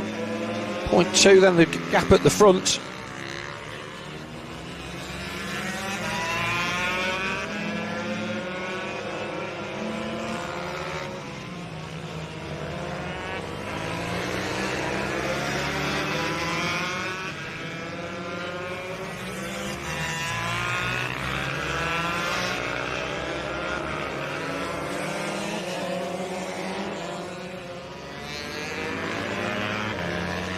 Another battle then between, looks like Callan and Dickens then for 5th and 6th as well.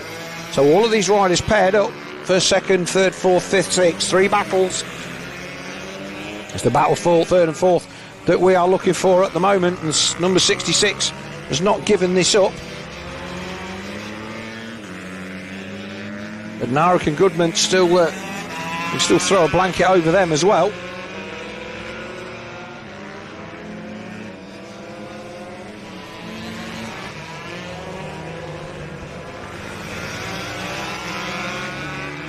Fastest lap of the race then to our second place man at the moment, the 71 of Dan Goodman, and 48.629 to Bednarek's 48.633. So absolutely nothing in the lap times for those two guys.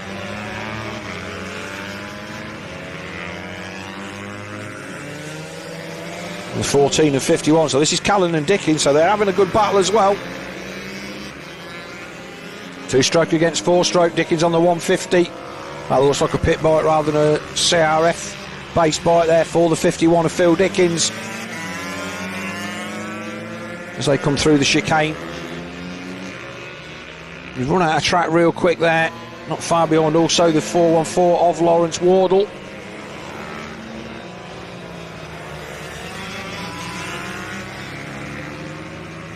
He's trying to get on the back of this battle, but the 14 of Jamie Callan then 5th place at the moment. It says Yamaha on the leathers, but I'm pretty sure that's an 85cc Husky that he's on. So it's quite a long way back on that. And knees forward, whereas the rider behind him, Phil Dickens, kind of rides out the side of the bike. There's a battle for 3rd and 4th again across the line.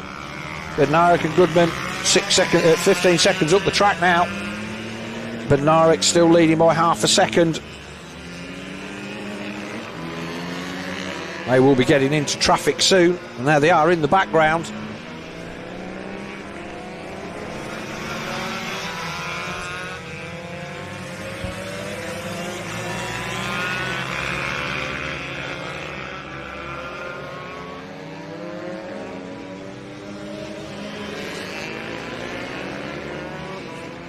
There's a move there from the 66 of Smith. Still not able to steal that third place back. But here's our race leaders then, and they are still neck and neck. Bednarek having a bit of a weave there, just not giving Goodman an easy way past. Ties down to the inside there, moves back.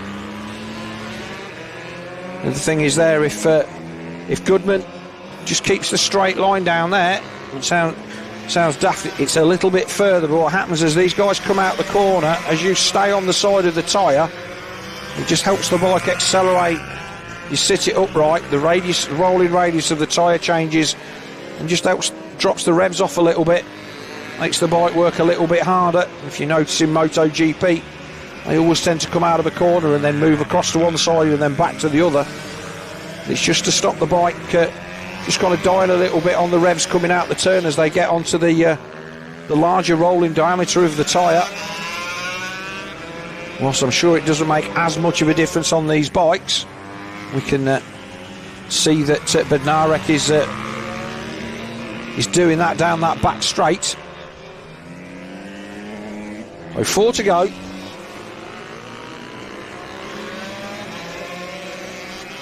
They are using all of the track, and some besides, they're nearly out into the dirt. So if Goodman's got anything for him, he needs to do it now, because they're running out of laps.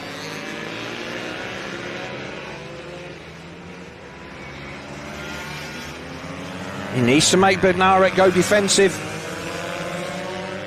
and then ride his lines. Brakes will be getting hot. It's a 14 lapper. Quick look over the shoulder then, but Goodman will be waiting a long while to see anybody, because they've checked out to the tune of over 20 seconds now for the battle between third and fourth. They're going to be coming up on lap traffic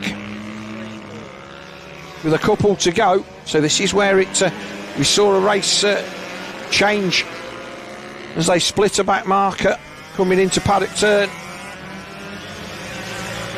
It's the 28 that they're just coming by. So that's it. That was a great little bit of work there. So Bednarek makes the pass and puts James Sidebottom between himself and Dan Goodman. The 12 laps in the books, and that should be enough.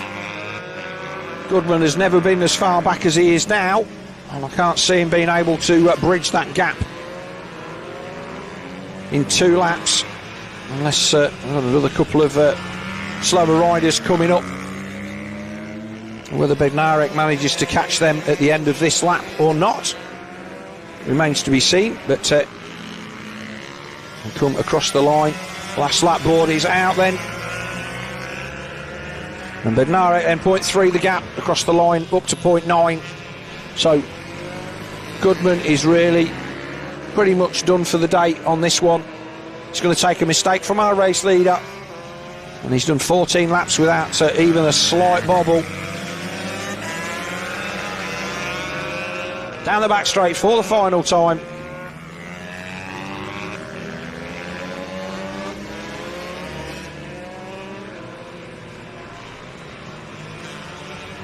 Down into St John's and then Sunny Corner, and then it will be into paddock for the last time, and the checkered flag will await Jack Bednarek's second victory of the day.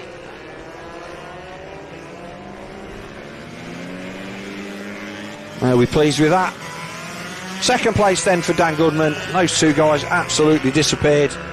Fastest lap of the race for our second place man, 48.562. So about 0.06 faster. This is the battle for third then.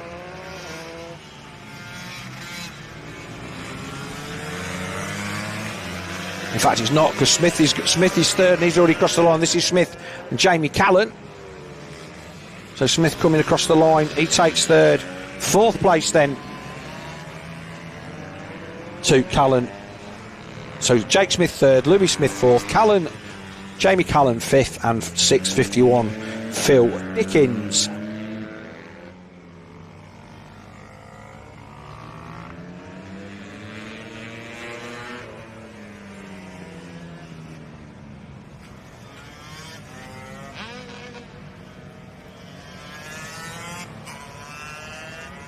See, there's a nice pond off to the right hand side there. I never realised that was there until I walked all the way around the top once and thought, oh, going down that back straight and there's water behind that. Never even saw it. Right, a win then for the 19 of Jack Bednarek. He takes victory by 1.7 seconds at the end from Daniel Goodman, but again that lead, that flatters Bednarek a little bit, because Goodman was within a second of him for pretty much the entire race. Third place 56 Jake Smith, fourth place 66 Louis Smith, fifth place number 14 Jamie Callan, sixth place number 51 Phil Dickens, seventh place number 414 Lawrence Wardle, 8th 166 Lee Thompson, 9th 28 Jamie Sidebottom, 10th 254 Nathan Gardner, 11th 79 Harley McCabe, he went out early on, and 12th place number 7 Howard Taylor.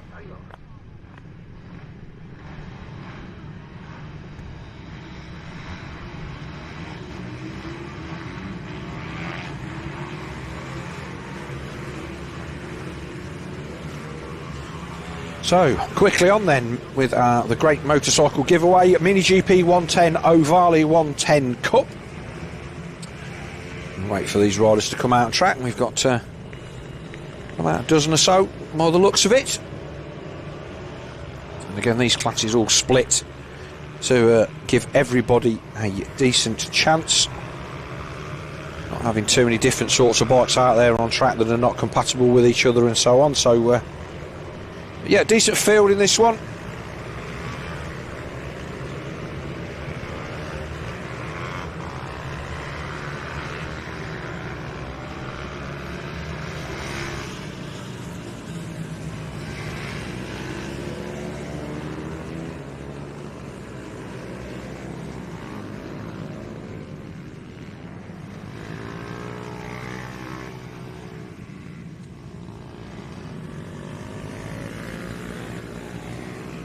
So riders then come to the grid. There's a 14 lapper. They did have a race yesterday, so by the looks of it, I think 12:35 GP Ohvale Cup race 2. Yes, so they did have a race yesterday.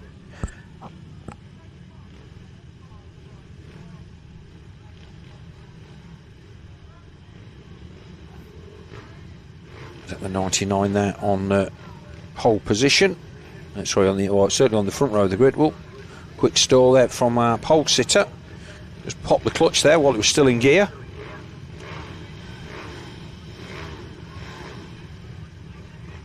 See who else we've got on the grid. So all of these Ohvales then, by the looks of it,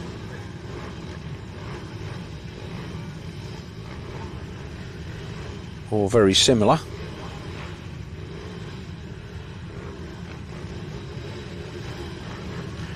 So we wait for the green flag at the rear of the grid, and they will watch the lights. Your number 7 then just been asked to move back behind the line, just trying to take a little bit of an advantage. So 8 to 12 years old then. Wait for the lights to change. Oh, a few creeps there, and there's a few people popping the clutch and a few wheelies, but it was the rider from pole that took the whole shot. The numbers on the front of that one not the clearest, so we'll have to try and see that. I don't think it was the 914 Caden Herring, because I have seen that bike in the pits, and I don't think that is it.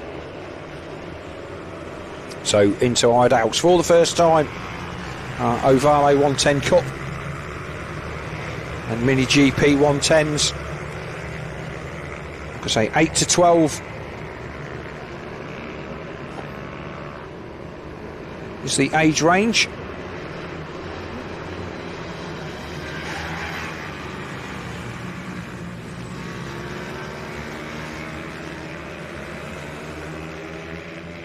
They're already round at the end of the first lap. So 110 4-speed, 64 kilos, the bikes, and again sealed engines. So again, this is the whole idea of this mini bikes. It's all down to rider talent. And whilst there's always little things that you can do to make advantages, they all have to be within the spirit of the rules. And unlike some sports, that's the 914 there, that's Herring, I know I'd seen that bike earlier on. Unlike some sports where they go, well, if it doesn't say you can't do it in the rules, it's good. These rules are, if it doesn't specifically say that it's allowed in the rules, it is not allowed, and it does make for a leveler playing field, and give the guys out there a chance to show what they can do. And it is the 99 of Max Robinson that leads across the line at the end of lap 2, from the 64 of Sebastian Gass, the 94 of Caden Herring, and the 36 of Leo Solyu, and then 5th place, the 50 of Max Frederick, and 85 of Leon Simpson.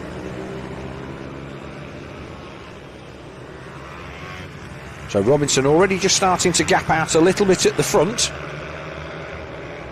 Has that Herring gone up to 2nd position? We have a change there, I think we did.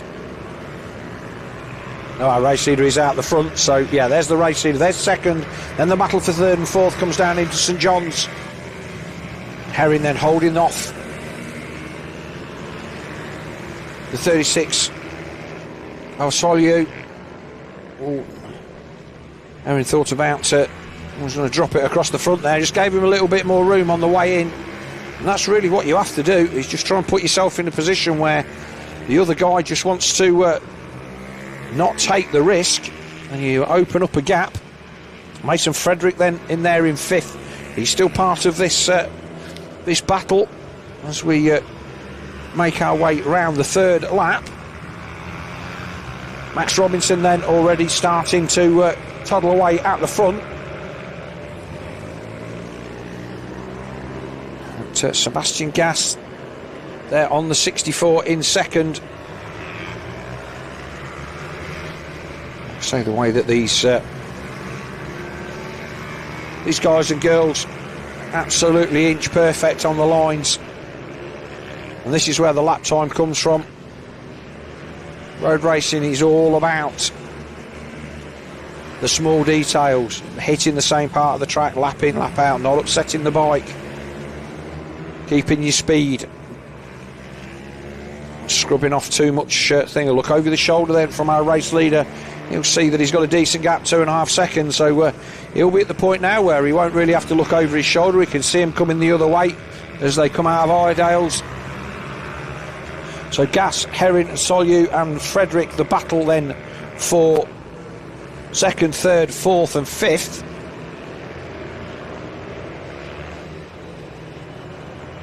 There it is, and it's closing up. So 2nd, 3rd and 4th. Frederick then just getting towed off a little bit. He's scrapping to stay on the back of them. The race leader then, Robinson, already over the line. Already into traffic, the number 12 of Thomas Med. Oh, Herring went the wrong side there. He was in a position where he didn't have a lot of choice. Oh, and that's a great move down the inside then. Frederick then up to 4th. He puts a pass on the 36 of Leo Solyu. Just took advantage of that back marker. So a 4-rider battle for 2nd place then down the back straight.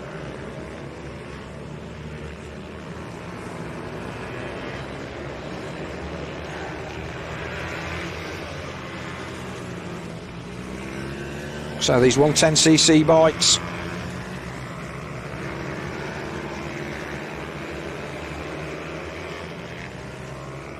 great fun to ride, and it's all about the details in the setup, getting the suspension to work how you need it to, and it's set for your rider's weight, getting the gearing sorted out.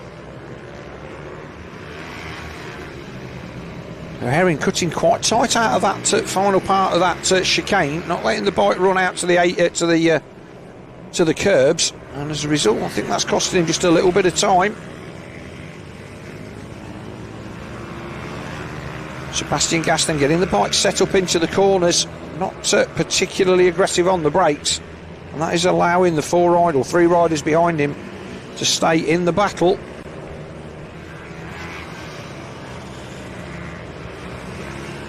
So Simpson then in 6th place. He's the next rider on track after this battle, but he's been tailed off. Once you lose the toe, you're racing the time. Oh, another move up the inside.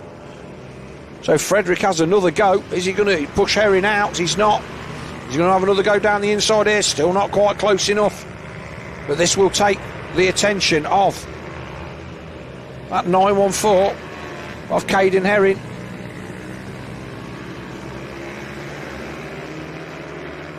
Just got a little bit of breathing space there, but closing right up on the brakes. You must get that concertina effect, accelerating and braking, but it does look like the number 50 of Mason Frederick is all about the pass.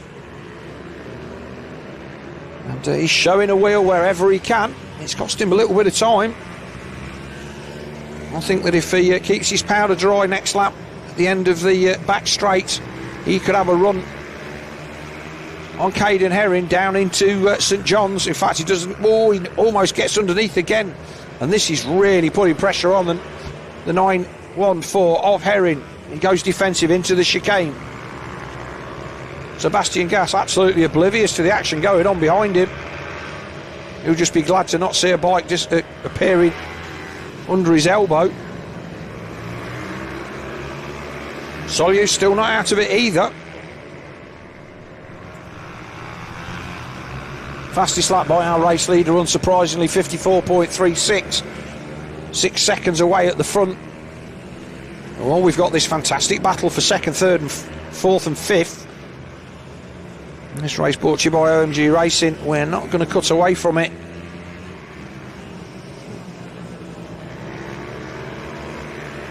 And this is where these guys, the racecraft, he's had 4 goes up the inside here and not managed to make any of them stick.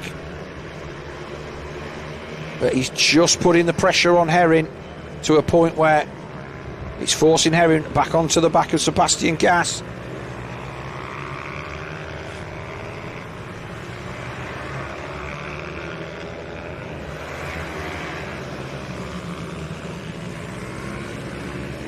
Like I say, these bikes not blessed in the horsepower department, but they've got whatever they've all got the same.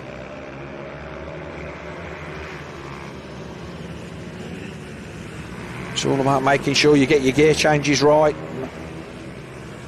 5th place man then, the 36, still sitting there holding a watching brief, looking for any kind of mistake that'll give him that 4th place back that he held at the beginning of the race.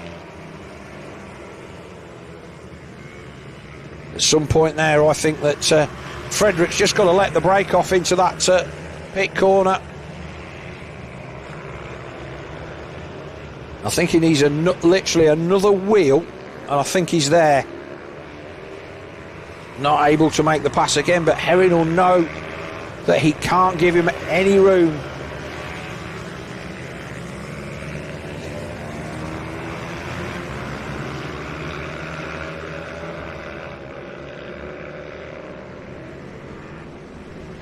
Got a yellow flag, so we've got a rider down, like in the centre of the circuit. Somebody's low-sided off there, so our marshals will recover that. And that split this group up a little. Solyu got the thin end of the wedge there, and he's gone almost a second back. That gap just closing, just as Frederick gets there. Herring's just coming in from the outside of the circuit, as he's totally in his right to do, and he puts. Now here's a chance. They're going to have a run up to this circuit corner at the far end, up to Iredale's. Frederick then managing to get round the outside, and again Solyu not managing to get the back markers to fall how he needed them to. Yellow flags look like they've disappeared, so that rider has been recovered. A little bit of grass on the inside, on the centre of the circuit there, so should not give anybody any problems.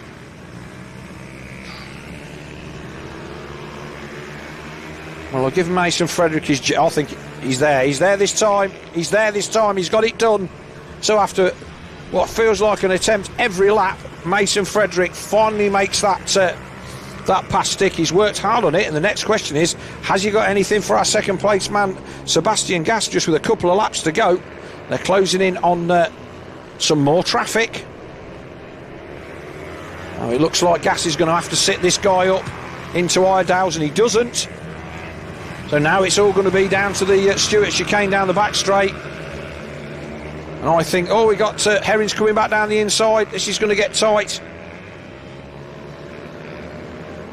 Frederick gets through and the other two don't, so it's now going to be a two-rider battle for second position. Mason Frederick all over the back of Sebastian Gas.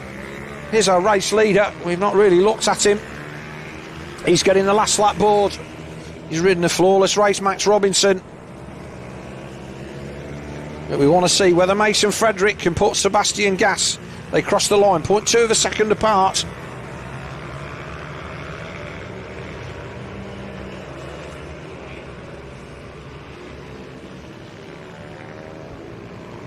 Try and see if we can. We won't see him in the background. It's 6.5 seconds.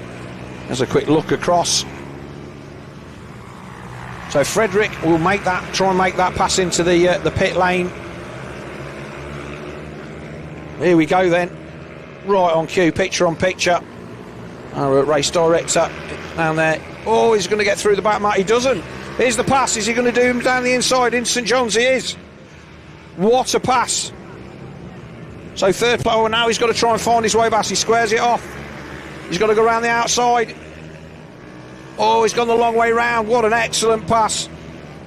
So the back marker, not really, he can't jump out of the way, but that's an excellent second place then for Mason Frederick. He came through from fifth, found his way then through into second place on the run down to St John's on the final lap.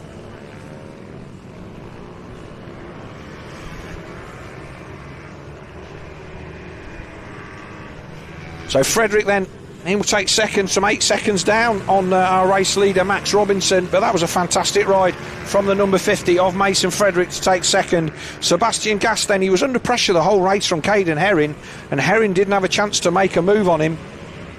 And then just as we got down to the last couple of laps, Mason Frederick then made the pass on Herring, and then got in a position with the back markers where he could make that pass down into St John's on the final lap to take second. Brilliant racing. So Caden Herring will take fourth, Leo Solyu will take fifth, and then sixth place then the 35 of Cyan Daly. And there is your results. 99 Max Robinson takes the win from the 50 of Mason Frederick. Third place 64 Sebastian Gas. Fourth place 914 Caden Herring. Fifth place 36 Leo Solyu. Sixth place 35 Cyan Daly. Seventh place 85 Leon Simpson. Eighth 41 Harvey Saville. 9th, the 178 of Jasper O'Neill White. 10th, Mason Hams, number 7. And then 11th, 22, Ella Musgrove. 12th, Thomas Med. And 13th, 81, Austin Wilton. That was a cracking race. That's the best race of the day for me. And, next, then, British Minibike 140. I think this is the final race of our first group of races, because it looks like we're back to JSM 90s again. So this will be the final race of our first set of races. BMB says 140 Cup on my list, so we'll see. Well, they look like grey men, don't they? These are the Clydesdales. These are just normal sized blokes. I'm just that used to seeing very small people on very small bikes. And we'll see who we've got out in this one. Come to the grid. They'll be enjoying the shade offered by our nice big garage building over there. Like I say, all the money that's been invested in this facility over the last couple of years, the new garages at the side there and all of the workshops and everything, none of this was here when I first came. We will wait for our race controllers to give us the all clear on circuit. Other than that, I think we're probably just going to have to get that bike recovered from the far end of the circuit that went down at Stewart's. I'm not quite sure who that was. It may have been the 81 of Austin Wilton. He shows us 5 laps down.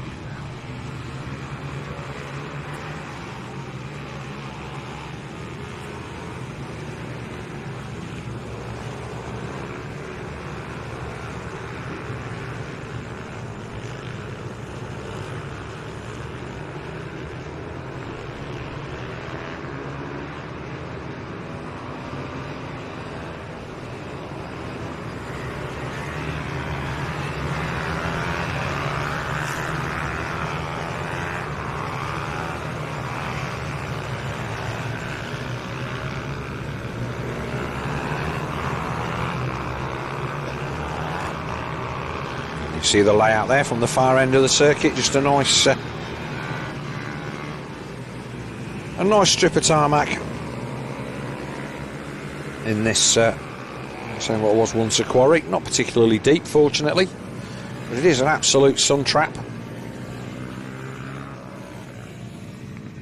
It's actually quite cloudy and overcast, although still quite warm. As I said, I made the call for the in fact this may be their second race. No, Minibike 140.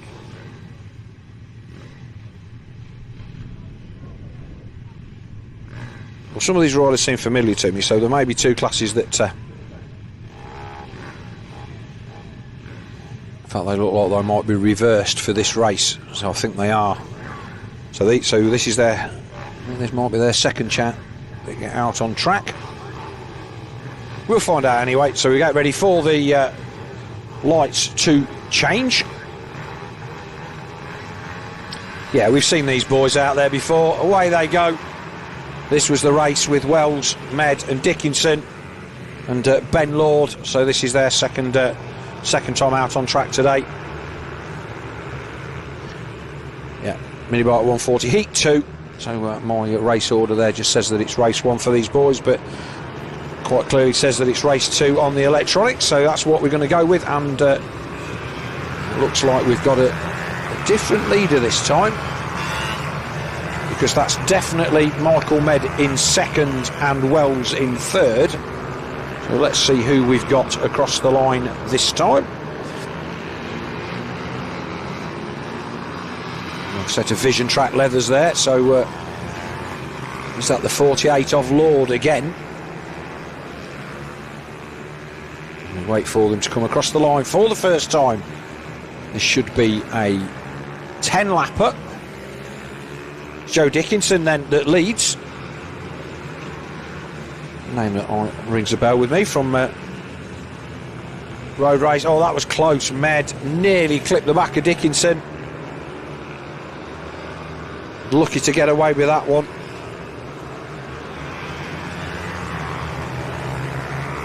No, Dickinson then I think was third in the first one. But he's got the start in this one, and he's going to make Michael Med, the number 1, work very, very hard.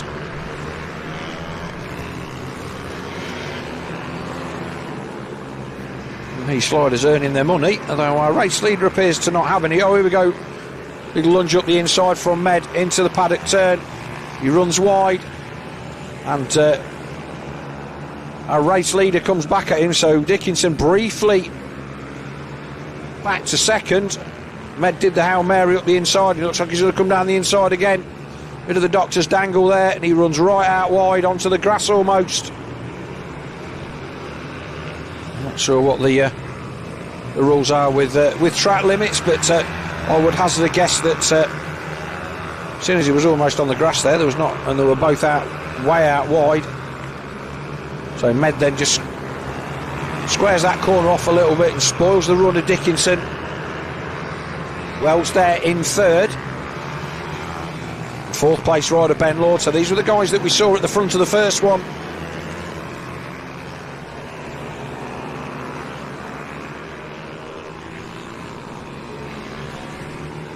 In fact, I think we've lost Lord, I think. Lord has gone missing, indeed he has. So the fourth place rider then, Ben Lord, falling down the order. So he's tipped off somewhere or had a mechanical. Not seeing any yellow flags. So he may well have remounted, but showing 14th. Top three all having a look over the shoulder to see what they've got to deal with. So it is Med then that leads. 7 to go. Brought his way back to the front then. And he will use any bit of tarmac you can find. That pass that he tried up the inside there on the last lap unsettled Dickinson. He managed to get back underneath him as they went into McRae's.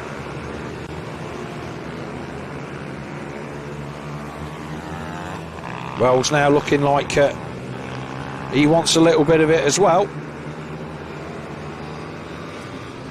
That bike looks a lot smaller, but I think it's just down to the fact that it's got smaller mudguards. A little bit of a puff of smoke there out of the back of the Dickinson bike. It's smoking a little bit on the overrun, as in fact you can see it again, bit of blue smoke. So whether that's indicating that this bike is not long for this world or whatever, but a little bit of valve stem leakage, but just a puff as he comes off and back on the throttle. It's getting worse, so I'm sure that our third place man then, Chris Wells, will be aware of the fact that that bike is starting to breathe a bit heavy. He'll be wanting to get past. Yeah, that's definitely got worse. So Patterson now 4th, Hardman 5th, Dan Merrin, the 888 in 6th, Daniel Cliff in 7th, and then Tommy Almond 8th, Jordan Merriweather 9th, and Jordan Verti Järvinen in 10th.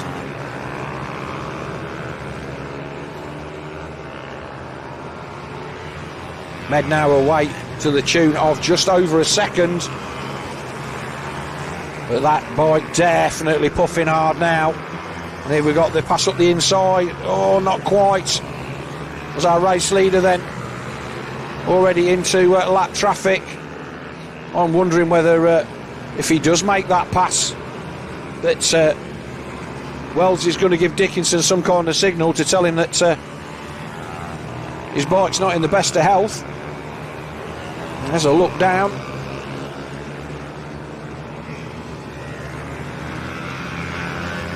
Four laps to go, so is the 5 of Dickinson, and who gonna last. Made up to 1.4 away at the front now. Get back to Patterson, as you can see on screen, they're almost 6 seconds. Here he goes again up the inside, and this time he's made it stick. We saw Dickinson come back at our race leader there, but no way back against Wells. As they come to pass the 96 of Harry Swan.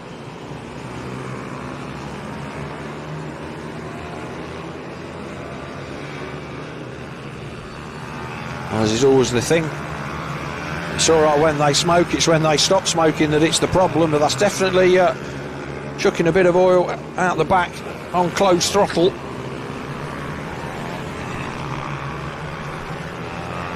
So you come past, not sure who that is, the 184 of Dean Carver. With 3 to go then. And this Minibike 140 Championship Race 2. I'm also going to keep you up to date on all the championship positions today, but the race action absolutely non-stop. Trying to keep on top of the timings and everything is as much as we can do. We'll get a bit of a break later on, we'll try and update those for you. It's still early days yet to be really thinking about a championship. It's only round 2. Obviously the winners from round 1 will be happy to be leading into this race, but this is where rounds 2, 3 and 4 are the ones that set the championship up. It's easy to have a surprise at round 1 or a little bit of bad luck, but it's the consistency over the first 2 or 3 rounds that builds a series. And the number 1 there on the Michael Med bike, telling us that he's the man to beat in this class.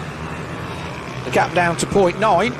So Wells, after struggling to get by Dickinson for about 4 laps, has managed to close that gap down to under a second.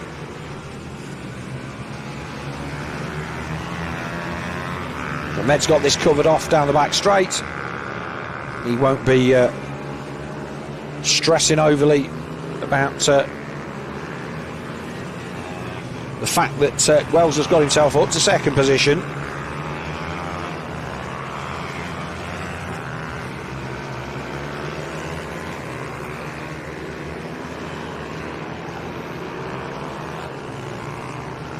And there is the checkered flag then. And a second race win of the day for Michael Med. Wells will take second. Dickinson will smoke his way across the line in third. There's the 21 of Tommy Almond. He's currently in seventh. We wait for the battle for fourth, fifth and sixth to come across the line. Patterson comes across the line fourth. The 104 of Stuart Hardman in fifth. And it's the 888 of Dan Merrin in sixth. Or it should be. Indeed it is. The last few riders then come across. Oh, this one's going to be tight. Who got that one? So Lord got himself back up to 8th place. So the 48 of Ben Lord, who went missing about 6 laps into that one, dropped down outside the top 14 and fought his way back up to 8th. So he'll be ruining whatever mistake it was. I did not see where he went down. I did not see any yellow flags either. So whatever happened to the number 48 of Ben Lord, it was only a small mistake, and he was managed to recover to 8th. And our results then: the ACU Bike Sports BMB 160 Cup. First then, number 1 of Michael Med. Second, the 111 of Chris Wells. Third, number 5 of Joe Dickinson. Fourth, number 13 Tim Patterson. Fifth, number 104 Stuart Hardman. Sixth, number 888 Dan Merrin. Seventh, 21 Tommy Almond. Eighth, then recovery ride for the 48 of Ben Lord. Ninth, number 6 Daniel Cliff. 10th, number 118 Jordan Merriweather. 11th, number 40 Jordan Verti Yarvanen. 12th, number 17 Tom Wise. 13th, number 15 Joe Milnes. 14th, 218 Liam Trinder. And then 184 Dean Carver. And 16th, 96 Harry Swan. Next race already out on their sight lap. They don't hang about here, do they? Next race then, JSM 90, brought to you by SYMoto. So this is their second race then. This will be an 8-lapper, I think. It is indeed. So 8 laps for these guys and girls.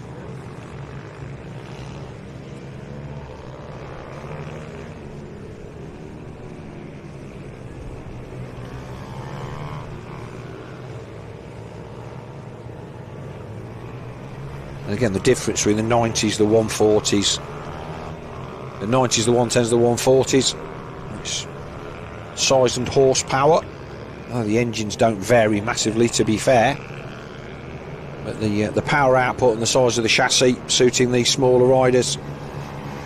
Ryan Daly then, he was our first race winner.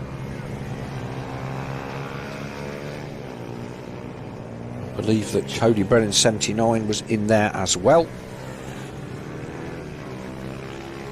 Try and get an update on some of our earlier race results, but as I said, we're cracking on through the races here. We're already into our second, well into our second group of races now. Time is 1:45.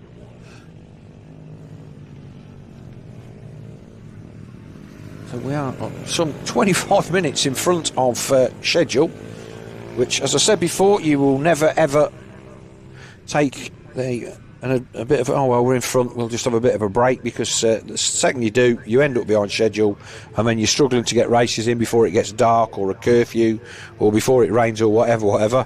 So you crack on, the races are there, everybody knows what race they're in, and you get down on the line and you get it done. So our parents on the line, sorting them all out.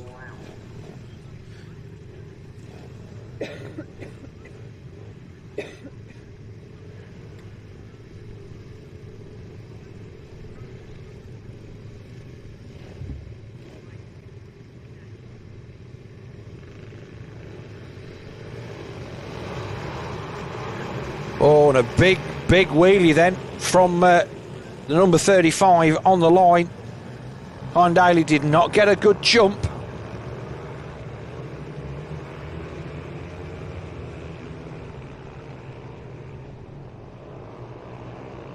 Looks like it's the 28 of JJ Manchester in second.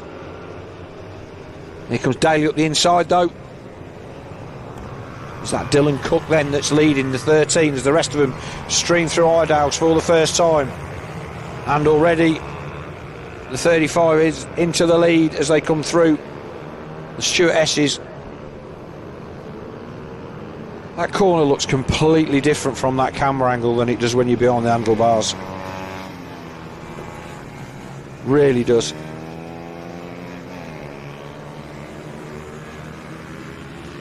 Oh, stamping on the gear lever, so whether they've got a reverse shift or a rock and roll gear lever on that one, but he's certainly making it work hard. So it is Dylan Cook there in second, Manchester third, Carter Spinks in fourth, then the number 11 of Taylor Davis and the 79 of Cody Brennan. So that's your top six. Again, these 90cc bikes. Oh, but Manchester runs wide.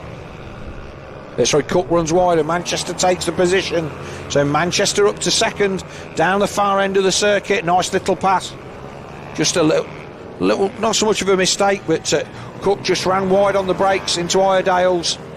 And Manchester didn't follow him in, just hit his line perfectly and took the pass on the way out.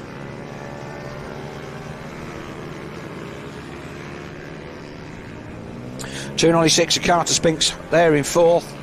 But Daly then already checking out at the front. 5 seconds already. So he's definitely the class of this field. And again, these youngsters finding their feet in this sport, and they'll be off these bikes onto the 110s and other classes sooner than you think. I think most of these classes are, although the age ranges tend to be 4 years, you'll see that they will move up to the next class, because they do overlap. So the yellow bike in the background there is the 296 of Carter Spinks, and he's got a bit of a wriggle on down the back straight, so he closed in quite a lot. And now it looks like Dylan Cook is very aware that he's there, and just looking over his shoulder, expecting that front wheel of that yellow number 296 at any time. Again, just having a quick glance over his shoulder to see if he's got all of the track to use. So 5 to go then. Got a few more riders out there with clear visors on for this second group of races. So the sun not cracking the flags as it was yesterday.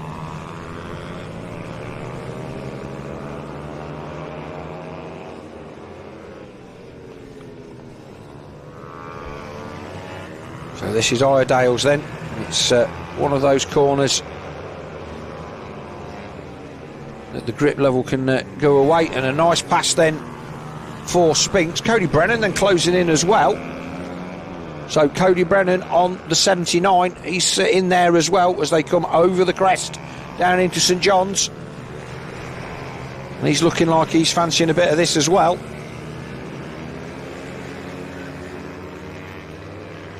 So Brennan then looking like he's going to want to have a bit of a run at the 13 of Dylan Cook. They come across the start-finish line, and he does. He looks like Cook just doesn't seem to have the straight line speed. He was completely outgunned there. And whether he's got a bit of a problem, he's looking over his shoulder. That may explain why the number 13 is a little bit wary, or a bit of a mistake then. Missed gear then for Spinks. So Brennan makes up 2 places in the course of a couple of corners, and he's gone from 5th to 3rd, and he's now got the 28 of JJ Manchester 1.5 seconds up the track, and he's closing at quite some ratio of speed. It's quite funny to watch these guys changing gear. They have zero mechanical sympathy, although that's a nice back shift there from Carter Spinks, to be fair. But I think the road race setup tends to make you be a little bit more precise, whereas the Supermoto style handlebars, everybody's a bit aggressive with that. So here comes then the 79 off Cody Brennan, 1.1 the gap as he closes in. Oh, a bit of a smoke there from the 28 as well. So JJ Manchester under pressure as they go up towards Iredale with just a couple of laps to go. And another one of these little bikes that's smoking heavily on the overrun. So Brennan then has pulled some serious time back, and here he goes down the inside. Oh, not quite close enough. I think he was there. He just levelled him. He just needed to let the brake off and run it in. But deciding not to risk contact, he's closed him up. Over a second and a half in the course of a lap, they've dropped off the 296 of Carter Spinks and the 13 of Dylan Cook. Although, to be fair to Cook, I think he does have a mechanical issue, or he's dealing with something, because he was fine until he suddenly started dropping off. So here we go again then. Oh, what a pass around the outside. He runs deep into the chicane, but he's got it done. So Brennan then up to second.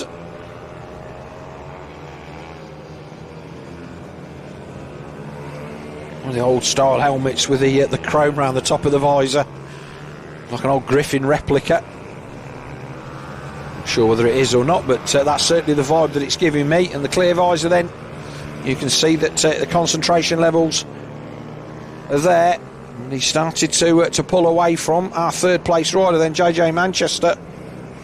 Our race leader then, Colin Daly, 17 seconds away at the front. But we've not seen him. I think he's already started his final circuit. And there he is, right on cue, making his way down to McRae's for the final time.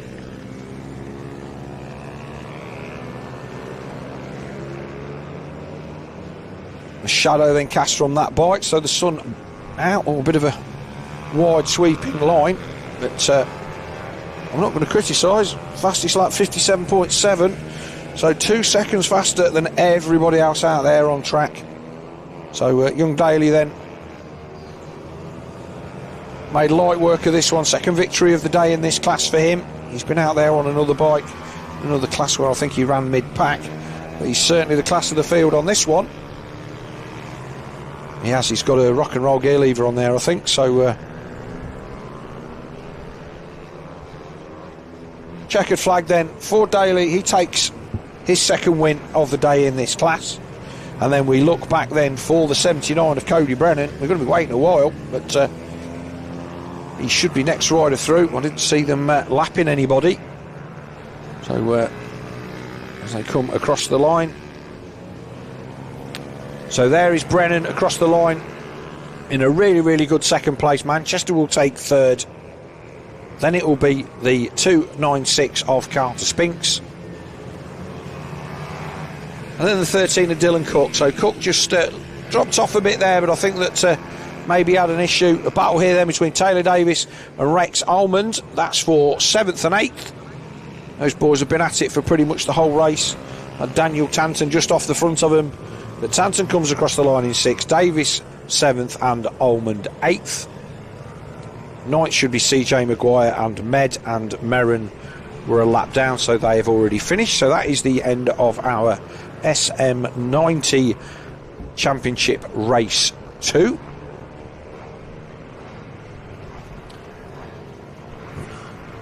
So next out will be our FIM MiniGP 160s.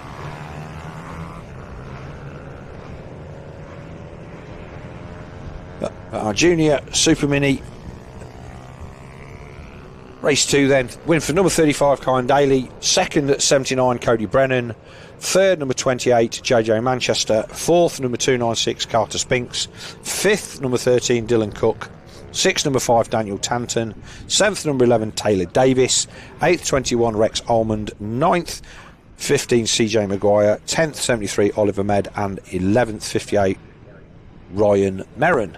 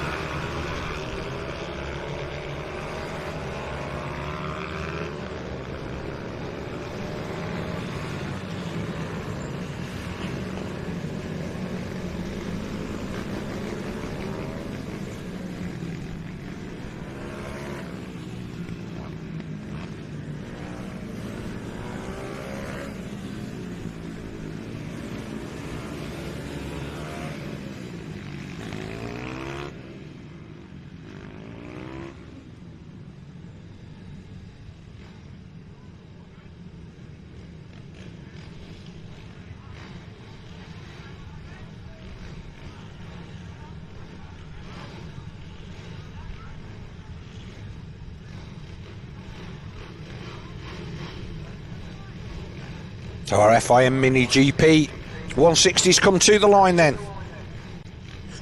Let's try and see who we've got. There's got the number 217 Hudson Cooper there. I think he's on the inside of row 2 as our parents and helpers all jump over the fences and get themselves out of the way. Decent sized grid in this one. What, 13 that I can see. We'll wait for the lights to change then. That looks like, is that Herring on the front of the grid? The 912, we will see. No, 912 there, he's on row 3. There's a similar liveried bike then. As they go off the line, Hudson Cooper then is there in second. And let's have a look, is it the 19 off Tyler Humphries? We'll wait for them to pan out at the end of this first lap.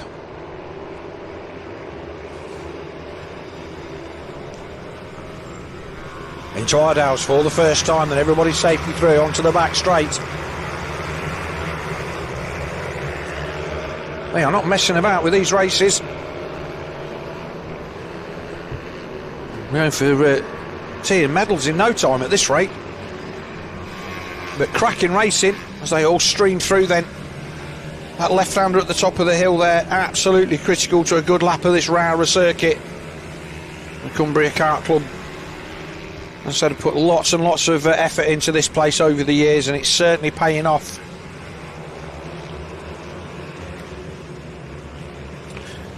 So Tyler Humphries is who is showing top of the time screens there on the number 19.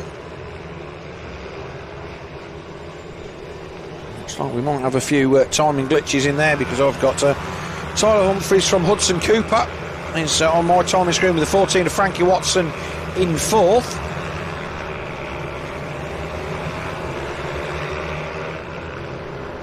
Fastest lap was Hudson Cooper, 53. It is the 19 then on the back of the leathers there of Tyler Humphries, being chased by his teammate on the 217 of Hudson Cooper. Frankie Watson there in 3rd. These blokes now, they look like proper little road racers, and they are using every inch of the track.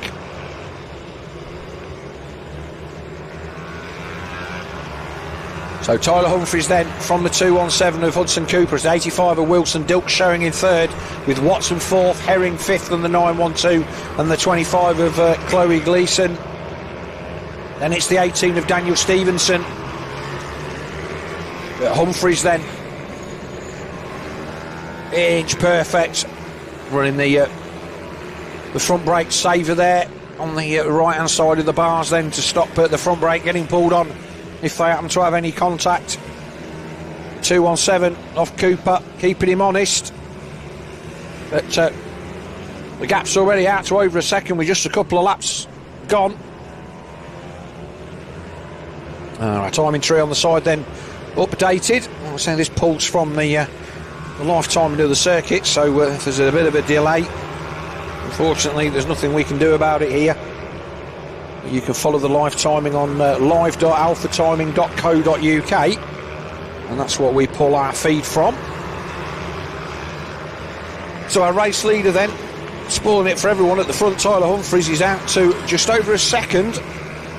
But the battle here then for second and third, and a big lunge up the inside then by the number 14 of Frankie Watson. So a great move from Watson to take second from the 217 of Hudson Cooper. These FIM MiniGP 160s providing some great racing.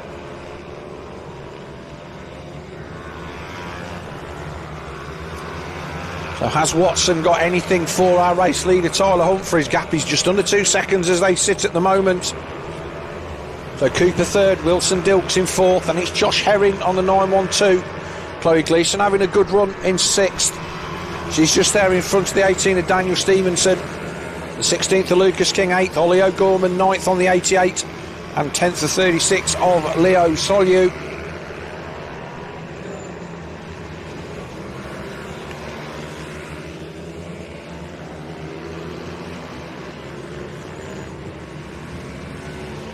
So fastest lap then from Frankie Watson in second. So he's definitely got a wriggle on at the front. We look there at the number 85, that was Wilson Dilks, all over the curbs. So the gap down to 1.4 at the front. So Frankie Watson has got his head down, chasing after our race leader. A bit of the doctor's dangle there from Dilks. But here's our race leader then, number 19, off Tyler Humphries, with Frankie Watson closing in. There he is, Watson in the background. They come round Paddock Bend to start another lap. 1.4 this time, so Watson just a tiny little bit faster than our race leader. Not his fastest lap of the race, but he's still eking in. 0.5, half a tenth here, half a tenth there. Let's see if our race leader can respond. Not seeing anybody giving anybody any pit signals at the side of the circuit. Not really a pit lane here as such. So it'll just be what these guys can see and sense. It does look to me like the number 14 of Frankie Watson is just closing in. 1.3, so another 0.1. He'll get to within half a second and he'll be able to smell the aftershave of our race leader, Tyler Humphries.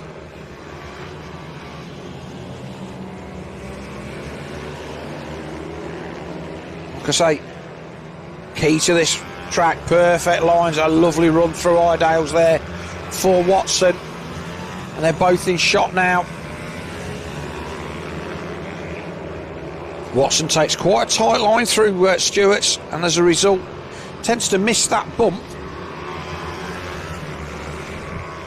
But Humphries very fast down the hill.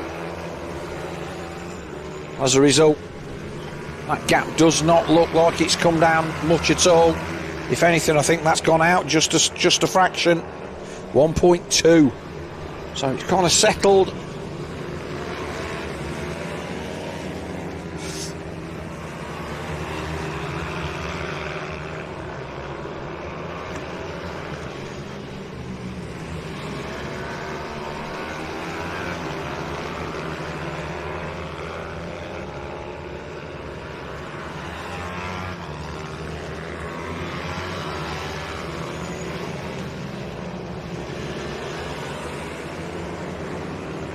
That back view coming down the hill, always a big battle in the middle of the pack. Well, these guys are battling down in the bottom end of the leaderboard. The 99 of Max Robinson. We saw Robinson take a fairly comfortable win in a different class. So, just to show you.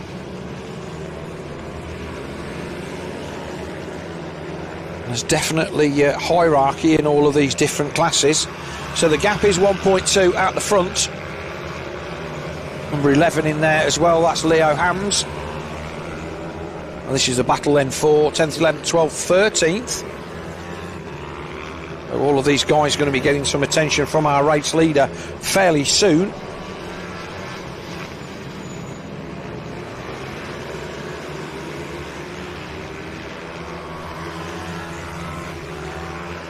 Still showing 5 to go then, so plenty left of this one. They come across the line. So Humphries then is going to be coming into shot any second now. There he is in the background and closing in 1.19. So Watson then, this is his chance. He's in amongst the back markers. Our race leader then is in a battle. He's got to fight his way through. He dives up the inside. Does another one. Now is Watson going to be able to find his way through? Here they come down to Stewart's. I think that our race leader has maybe got the rub of the green there, because that looks like Watson has still got a rider between him. He comes round the outside. Humphries manages to dive up the inside. And I think that was Robinson. So what is it this time? I think that may have given the break to Tyler Humphries that he was desperate for. Well, it's still shown as 1.2, so it's not made a massive amount of difference. But there was a rider between them. So Watson on the struggle bus with the back markers, unfortunately. But again, they're all in their own battle. You can't expect them to leap out the way. And Hudson Cooper, the 217 teammate to Humphries, still holding a comfortable third place from the 85 of Wilson Dilks a couple of seconds further back. And it's the 912 of Josh Herring and the 25 of Chloe Gleeson, so she's going pretty well. With 2 to go though, 1.3. So Watson is not letting him off the hook.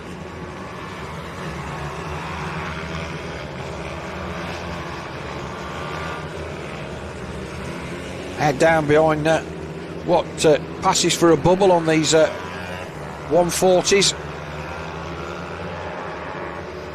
Sorry, 160s.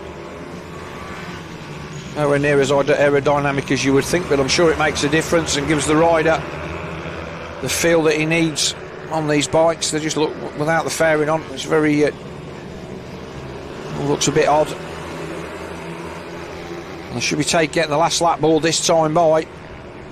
And I just don't think there's anything to, and it is indeed last lap, there's anything that Watson can do. It's been a valiant effort, to be fair.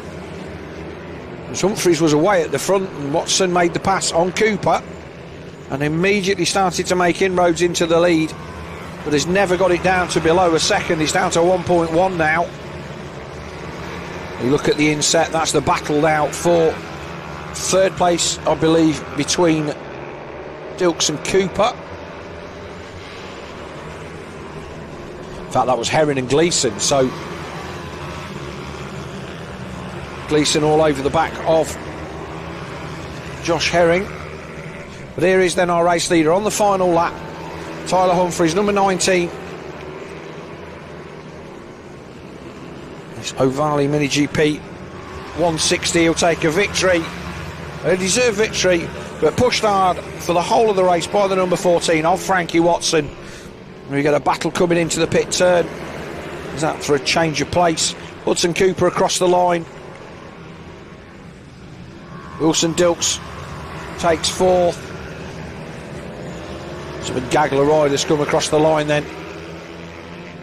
And here we go, another pass up the inside. Oh, that's really tight. Right on the edge of the track. Which way is that going to go? Oh, that's changed. That's a change.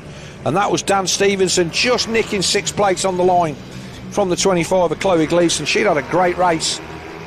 She'd been on the back of Josh Herring for most of that race and not been able to find a way by. And she just got mugged on the final lap by Daniel Stevenson. Lucas King, Leo Soyu and Ollie O'Gorman round out your top 10. And obviously all of these results provisional, subject to official confirmation. FIM MiniGP 160 then. Race win for number 19 of Tyler Humphries. Second place number 14 Frankie Watson. Third number 217 Hudson Cooper. Fourth 85 Wilson Dilks. Fifth 912 Josh Herring. Sixth 18 Dan Stevenson. Seventh 25 Chloe Gleeson. Eighth number 16 Lucas King. Ninth 36 Leo Soyu. 10th number 88 Ollie O'Gorman. 11th 99 Max Robinson. 12th number 11 Leo Hams. 13th 20 Joseph Cooper. And 14th 61 Ollie Evitts.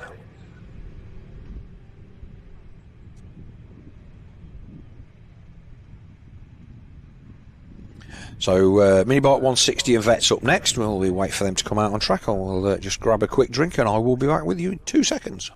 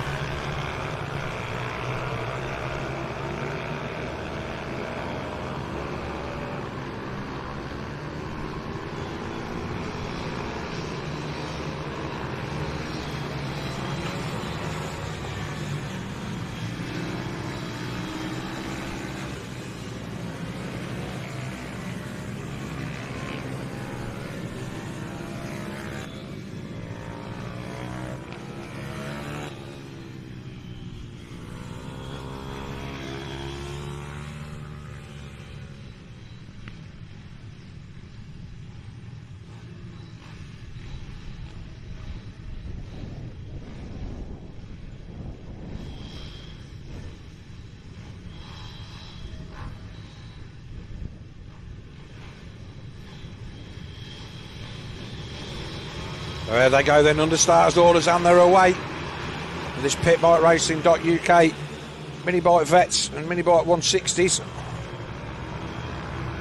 This was a decent one last time. Usual suspects at the front: Bednarek, Whittaker, Med there actually in 5th position. They make their way down to Ohvale for the first time.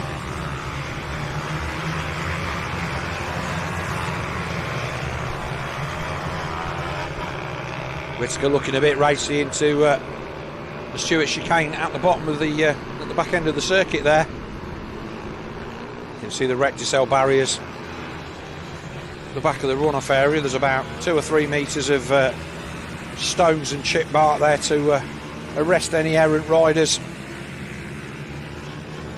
So you're on the brakes from quite a long way down that straight as well, so you're not actually going that fast when you get to the tipping point of the corner. It's still not fun to fall off there.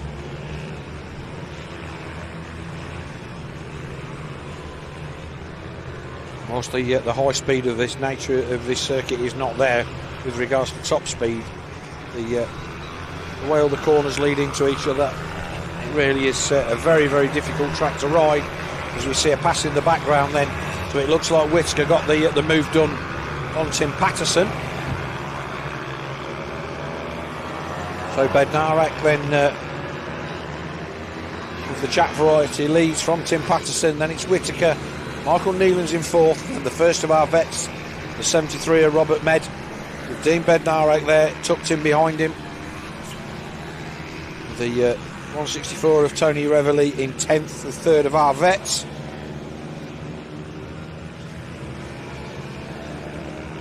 The race leader Bednarek then, again just easing away at the front. Look over the shoulder then from Whittaker. And Patterson will be, yes mate, I'm still here.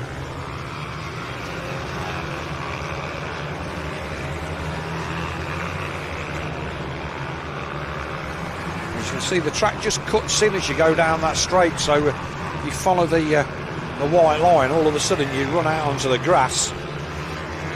I've raced here in the rain when the visibility's been not the best, and people try and come by me on the grass down there because they can't see very well.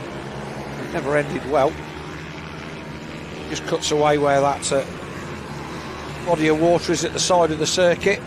These little nuances of all of the tracks that we go to, the kind of things that are the difference between thinking you know your way around and knowing your way around. The grip here in the wet is very much different to how it is in the dry, as Whittaker then too looks over the shoulder then, racing backwards and not forwards. Patterson will feel that he's got the advantage here, because Whittaker's definitely trying to ride a wide bike.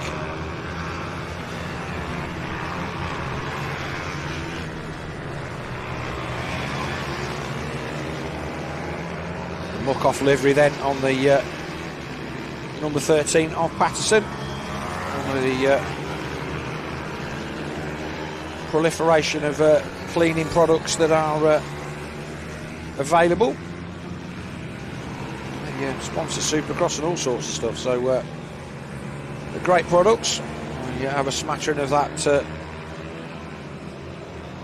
in my collection. Whittaker again, he likes having a look back.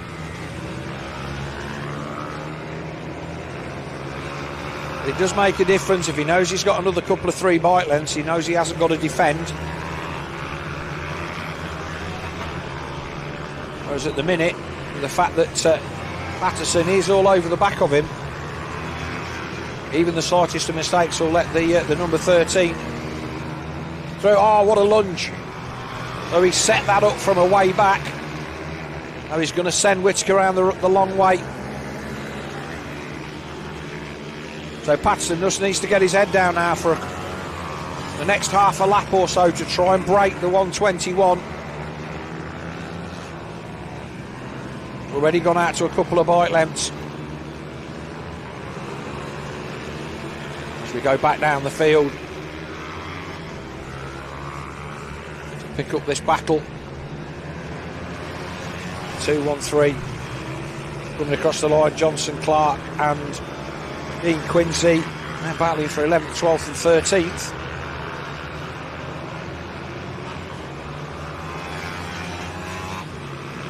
But Whitaker then, that's an interesting line.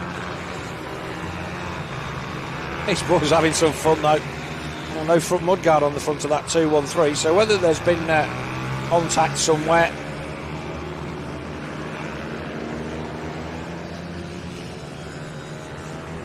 Looks like, for whatever reason, Pete Johnson then dropping to the back of this group. So Bednarek, fastest man on track at the front, on the number 19. There he is, right on cue. It's almost like we know what we're doing. So Bednarek then down the inside, and again, you just ride the right line all the time, and it just gets drummed into you. 52.7, fastest lap of the race last time. So even though he's under no real pressure from Patterson at the front, he'll be out there chasing his lap time and his setup. So there does come a point when you give it up and you go, well, I've got the win. And if you're trying to get a bike dialed in for the rest of the season, or dialed in for a particular track, unless you're on it properly, you can't really learn anything. And one of the things that I've always decides to switch sides at the last minute, and a little bit of it again. I'm just wondering whether these things do that. He's had a good look back there, so whether he's feeling that the bike is not running particularly well. But there's a couple of these that we've started to see breathe a bit heavy. Again, a little bit more. I can't recall if it was in one of the other races. Got a bit of a smoke on. Whilst they're all have engine breathers and everything, all go to a catch tank, stop them dropping stuff on the track. Once they start breathing through the piston rings and the valve stem seals, so you will see the smoke on the overrun, on the brakes into the turns. Comes past the 35 of Jamie Bunclark.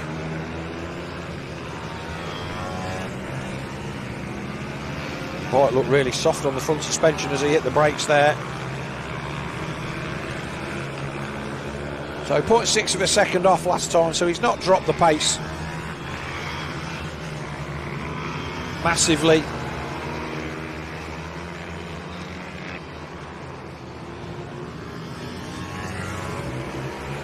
Last lap then.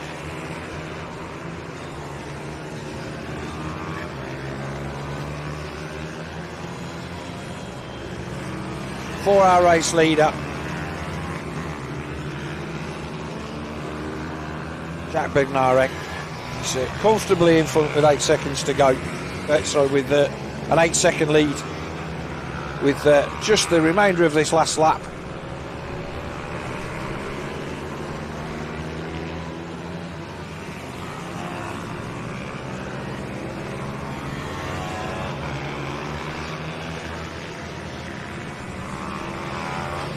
Down through St John's into Sunny Corner for the final time. He will take another victory.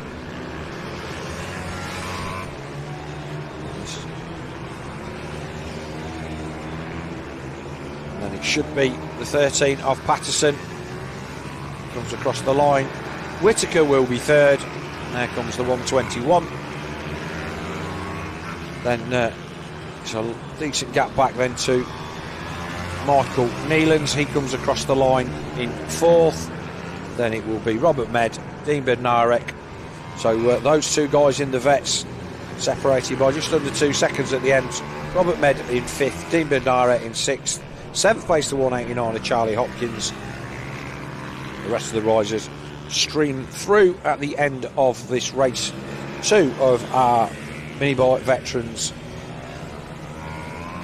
and Minibike 160 Championship Race 2.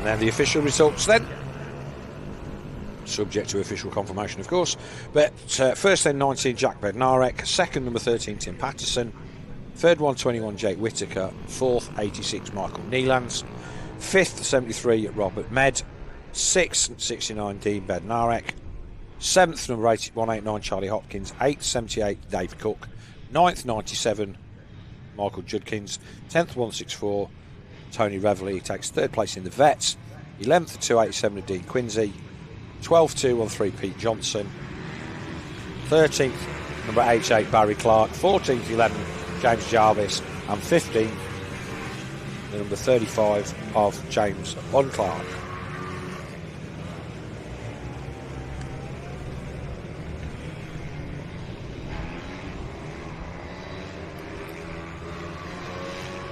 Right, this is MiniGP 160 and 50 2024 Championship Race 2. So a few new names that we've not seen out on track in this one. So stream out onto the track, and again some 2 strokes and some 4 strokes. The 160s will be the 4 strokes and the 50s will be 2 strokes.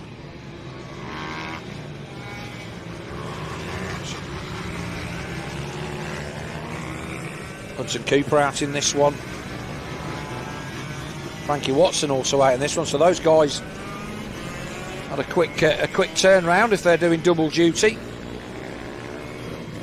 Let's see who comes onto the grid. Pole position, number 71 there. That's Andy Curtis. Is that on the front row of the grid? Oh, there's a GoPro camera there. That looks like that might be the 83 of Arnie Carr. He's there in second position, waiting to see who our pole sitter will be.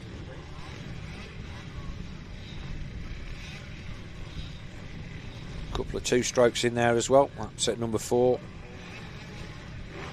Travis Shaw. I am a big fan of 2 strokes. Or the 755 Harrison Quincy there, that Pramac replica, looking very, very nice. Well, Tyler Humphries there on pole, so he's been a busy boy. Just 1 race break before he's back out on circuit again. The number 12 of Archie Hooper at a bit of a jaunty angle on the grid. You wait for the lights to go out, 14 laps. Oh, the 755 then made a bit of a Horlicks to that, and it jumped and then almost went sideways on row 5. But it's the 2 teammates that lead away at the front. Quickly displaced. That was a lovely pass down the inside. So is it Hudson Cooper that leads? No, it isn't. It is the 19.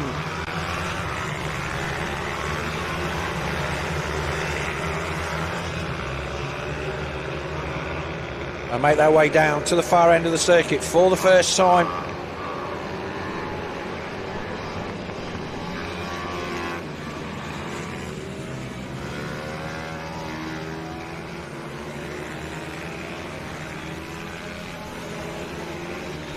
Really is a clean pair of heels then. Oh, the number 19 off Tyler Humphries then.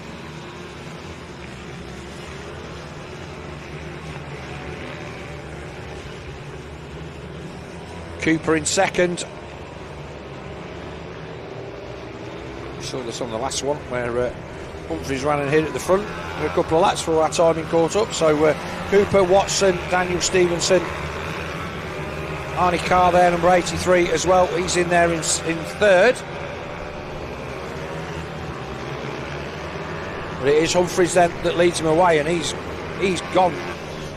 So there's the battle then. Cooper, Arnie Carr and Watson.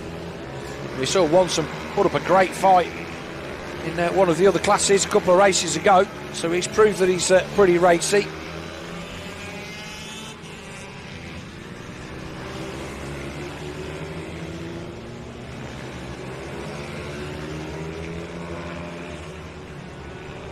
Pass down the inside. Oh, that's a lovely move. He did that on the first lap. Didn't make it stick. So Carr then this time into Iredale's. The cutback then from Cooper, and they're going to run down here. Cooper's going to make himself a nuisance. No, he's not. Just slots in behind Cart, so he drops back to third. He's going to come under pressure from Watson very, very soon. No, race leader then Tyler Humphries.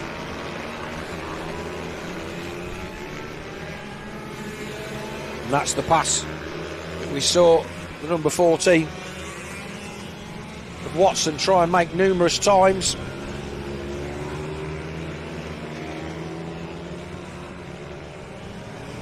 For some reason our race leader Tyler Humphries, he's got a transponder on because he's showing us doing the fastest lap of the race, doing a 51.13, that's showing us a lap down, which he clearly isn't. So maybe just not picked up on that first lap as he went across the line. He is our race leader, and already he's down there in the distance. As we follow this, the battle for second and then third and fourth. So Watson then is going to try and put this pass on Hudson Cooper.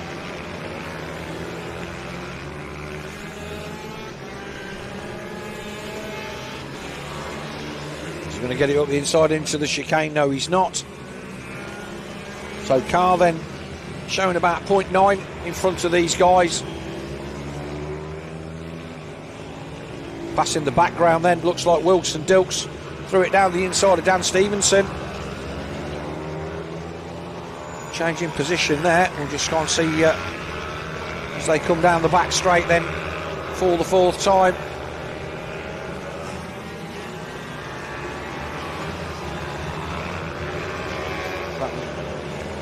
Looks like that maybe went back the other way then, because they're still in the same order as they were when they came across the line with the 18. In fact, they're not. It is Dilks that's made the pass, I think.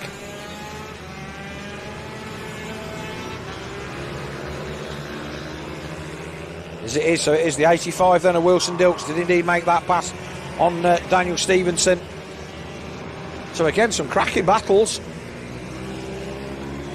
Has Dilks got anything for Hudson Cooper and Frankie Wilson? Humphries appears at the top of the timesheets. So whatever hurts our electronic timing, he's been pinged back in a lap. He jumps back to the top. The last lap then, fastest lap again, 50.81. He's got about half a second on the rest of the field. So this is the battle then for third position.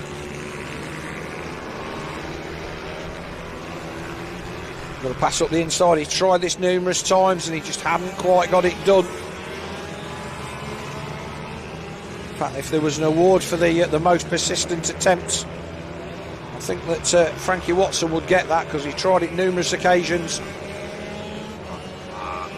But it's good that these guys know that you can't be making contact at any speed. I've been impressed with the level of riding here this weekend.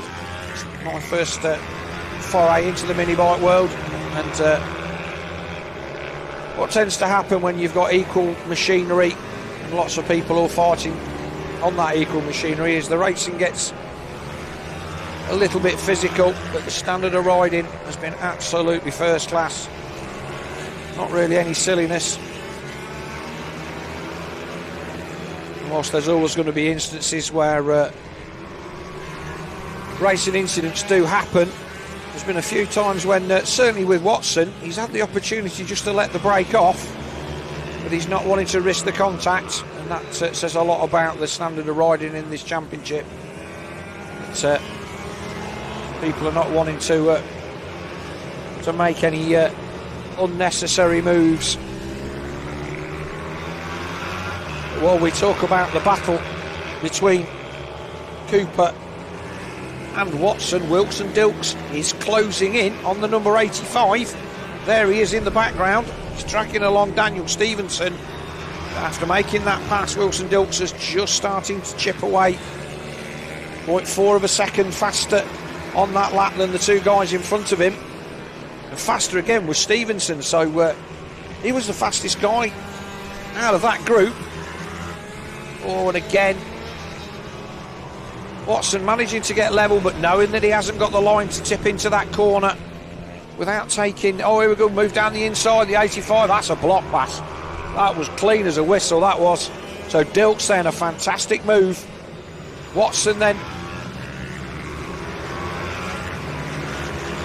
not getting his elbows out, trying to make passes in places where it's maybe a little bit more difficult, and just getting absolutely blocked past there by Wilson Dilks. To be fair to Wilson Dilks, there was nothing wrong with that at all. He just whistled down the inside on the brakes.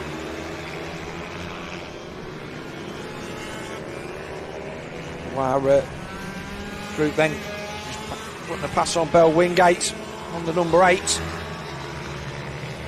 She's normally a Supermoto rider, so she's here for her first attempt at British Mini. Oh no, here we go again, another great block pass down the inside for Wilson Dilks. He moves over onto the part of the tarmac, but he's not done yet. He's not done yet. The 217 comes back at him into Iredale's. So Cooper then tries to have a run down into the Stewart chicane, doesn't get it done. Watson's still there, he wants some of it as well. This is a cracking battle then, 5 to go.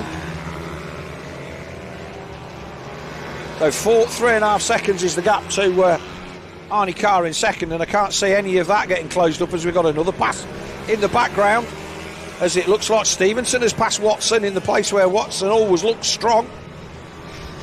So we just hear a bit of scraping there in the background, a lot of track being used then, a lot of back brake then from number 85 of Wilson Dilks. He slid that bike into the turn, but it was a no risk pass, he was already by.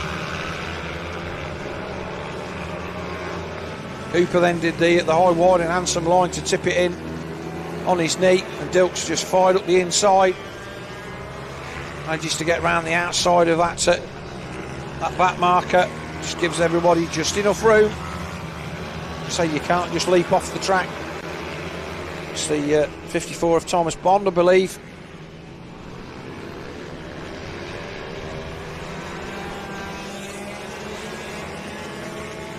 A great ride then from the number 85 of Wilson Dilks. Obviously our race leader Tyler Humphries, number 19. He's checked out at the front to the tune of 8 seconds. Arnie Carr not able to get a hook into him and get a tow, but he's 4 seconds clear of this battle. The Carr just runs a real wide line into Iredale's, just tends not to hook the inside curb, and it's just maybe just got a little bit of extra grip there, or not having to turn quite so tight. And again, he just ekes out another half a bike length. Half a second last time over Hudson Cooper. But, he's made some cracking passes. Are we going to see anything from Stevenson? Is he going to have a go at Cooper on this last couple of laps? No, he's not. Oh, he almost comes to a dead stop there, and that didn't help Watson at all.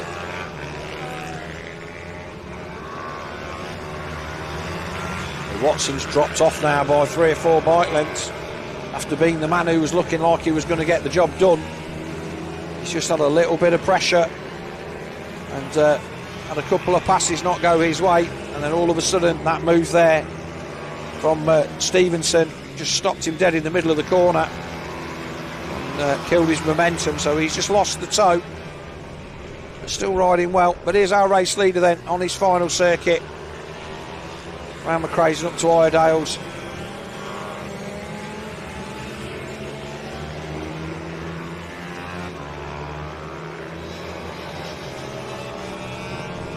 The number 19 off Tyler Humphries. 51.3 the last time by then, so within half a second of his fastest lap. And he doesn't need to push.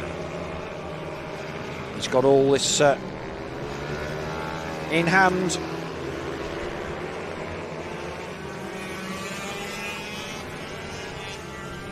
He will come across the line to take checkered flag and another victory. Wait for second place to come across the line, which will be a decent ride then from Arnie Carr. and then a really good ride from Wilson Dilks to move through to take that third position.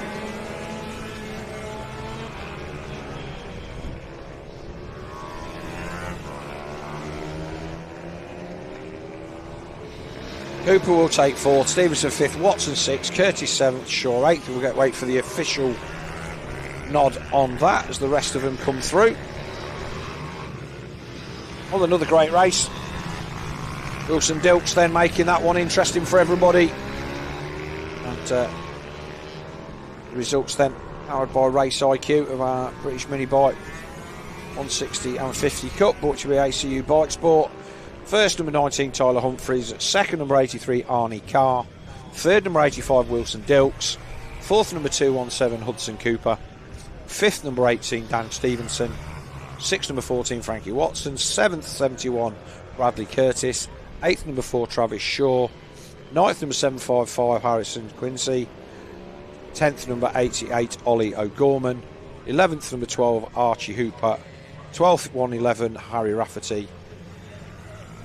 13th, 54, Thomas Bond. 14th, number 8, Bell Wingate. And 15th, 77, Taylor Tomlinson.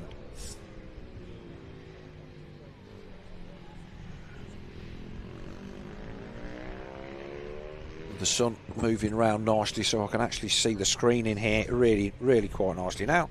So MINIMOTO rookies next up. That is race, there's going to be their race 3, I believe. We're absolutely on a rip here. It's 20 to 2 and I think we're about 35 minutes in front at least. So MINIMOTO rookies brought to you by M4 MiniMoto. Next out on circuit, we'll wait for those guys to appear.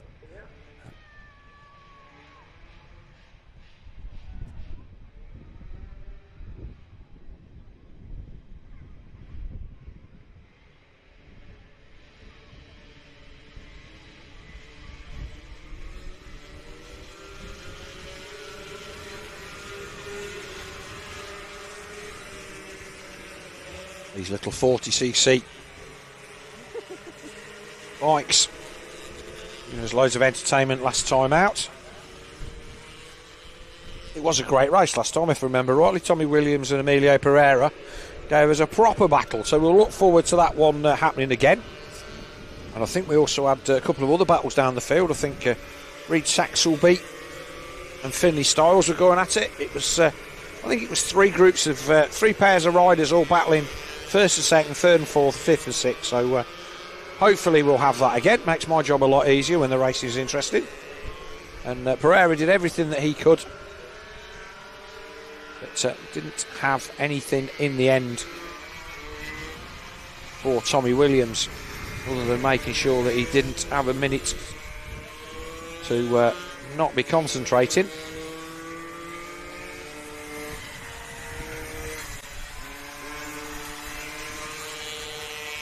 So they come to the line, and it is only when you see them stood next to the adults that you realise just how small all of these kids are.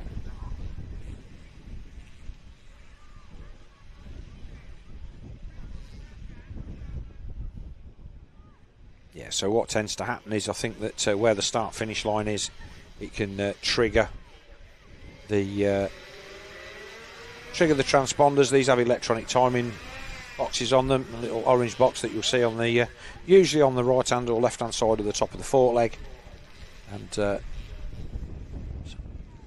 it's very easy, especially for the guys on the front row, to trip the timing, so that has to be reset as all of our parents make their way off the grid nice and quickly.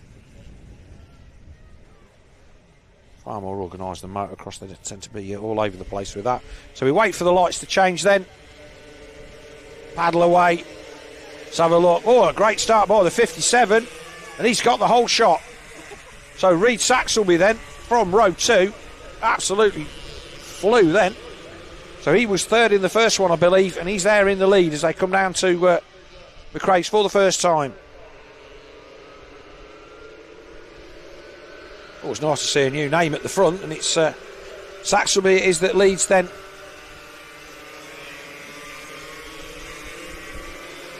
They come down the back straight for the first time.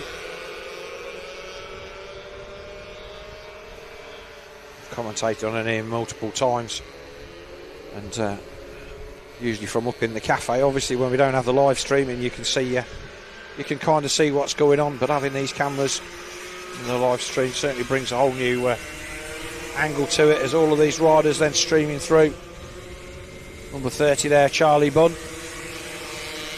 Looks like one of the bigger guys in this class, but our race leader then across the line, number 57 for the first time, Reed Saxelby. The 31, sorry, the 51 there in second place. Sorry, third, but it's 31 in second, 51 in third. It's Emilio Pereira just dropping in. So Pereira then second again. So it's Williams is the guy that was our winner last time, that's back in third. If I remember rightly, that Saxelby actually got he got a bit of a move on at the end of the last one and came through quite well. He rides a nice tight line round there, and he is starting to get a little bit of an advantage. The 51 then tries to throw it down the inside. Oh, a bit of a mistake there from our race leader. All of a sudden that gap's gone. He was about 6 bike lengths in front, and now all of a sudden they're on him. We're not quite sure what happened there. So Saxelby leads across the line by a cigarette paper, with Pereira right on him, and then the 51 to Tommy Williams. Finlay Stiles is the next guy through in fourth. He's just towed off just a tiny amount. Then it's Austin Dilks and Randy Carter in fifth and sixth. They're having a great battle too in the background. But this is the race leader. And he made a really good run down the hill round St John's, and they came out of Sunny and they were on him. So whether he just lost the front, he's not going to miss the gear because these things are just automatic, so they just twist and go. But he had a really handy advantage as they went down here at the start of the last lap. By the time they got to this bit of the circuit, he suddenly came in from the right-hand side of the left-hand side of the picture, and they're going to be 3 wide as they come into the paddock turn. The 51 doing everything that he can to try and squeeze through, and he moves over on Pereira. So up to second then, Tommy Williams. So he only needed one attempt to make a pass on the 31, and he made it stick. I do get the feeling that Saxelby's time at the front, he manages to hold on, is going to be interesting. Whether Pereira could come back at Williams before Williams makes the pass on Saxelby. Again, clear visors on 2 of these front 3. You can see the level of concentration as they get down the far end.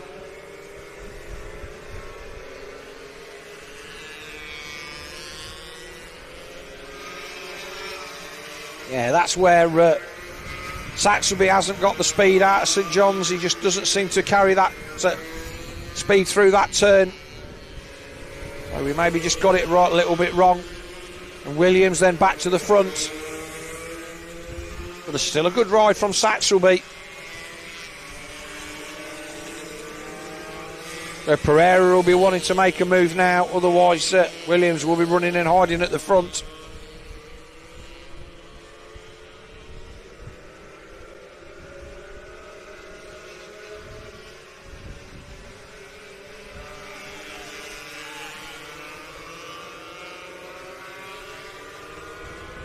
It does look like Williams has got the hammer down.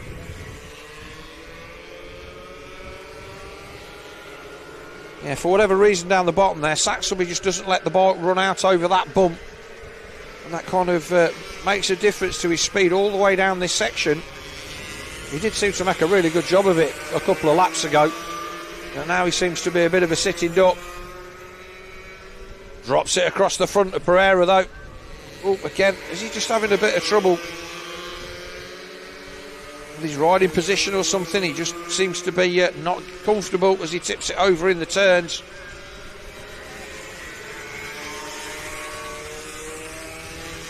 So Pereira does need to get the pass made if he doesn't do it in the next couple of corners. I think that's going to be all she wrote for catching Tommy Williams. So here they come down the back straight. So this is what I'm on about. They come down the back straight. Saxelby like tips in right, but then he just seems to stay very, very tight here. Although to be fair, Rowrah does the same. Maybe these bikes just don't like that bump as much, and they're just trying to keep the bike settled. Oh, and he throws it around the inside again. He'll have seen him do that pass.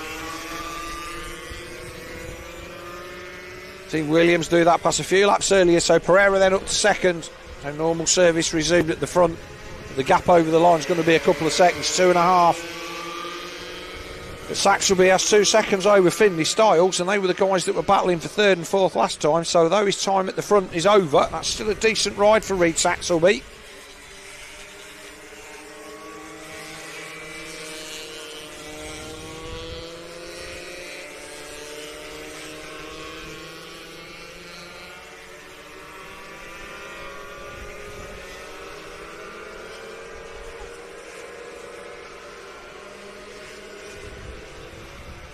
There he is, just moving his body weight around a little bit. These bikes, even the tiniest little bits of movement make a big difference to how these bikes handle. And the battle further down the field, that looks like that might be Joey Athisish and Freddie Taylor. The race leader across the line then.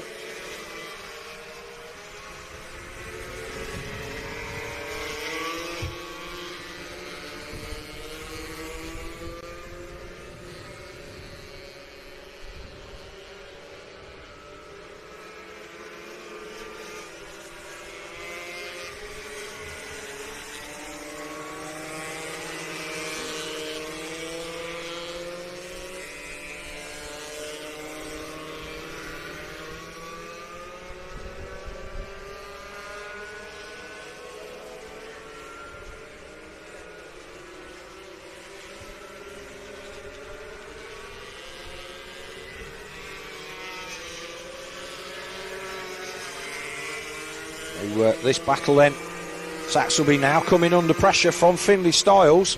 So this is normal service resumed from race 1 then. So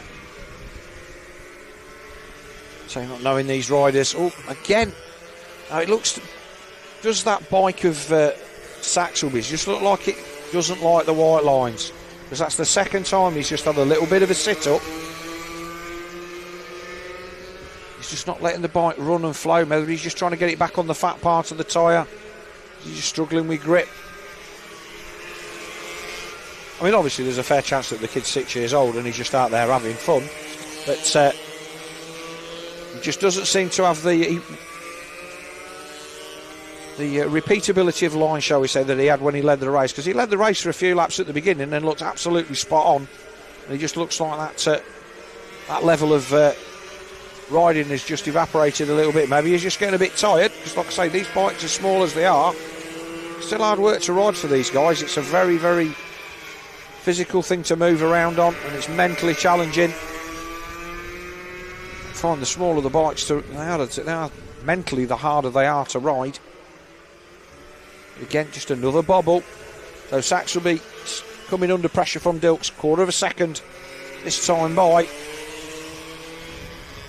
1.9 the gap between Williams and Pereira at the front, so I don't think there's much changing there unless Williams makes an unforced error, because he's certainly not got any pressure.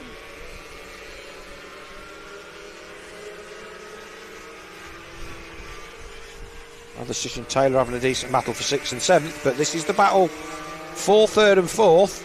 One last of the podium positions, if you will. And it did go the way of Saxelby last time, I believe. Finley Styles looking all over to try and find a way past. Got the bike on the hop a little bit there. He probably won't have seen the fact that Saxelby's been mugged twice going into Sunny Corner. So he's going to have to work that one out for himself. They come across the line with 4 to go. This race brought to you by M4 MiniMoto. Styles just running in a bit deep in the chicane, which if I remember rightly, I think he had a bit of trouble with that in the last race, not being able to get the bike turned. A bit of weave in there, but nothing to worry about. Oh, nice move up the inside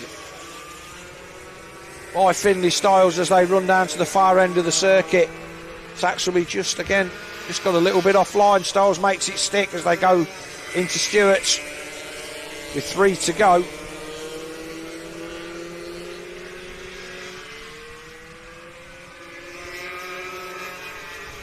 Like I say, it'd be interesting to know whether there is a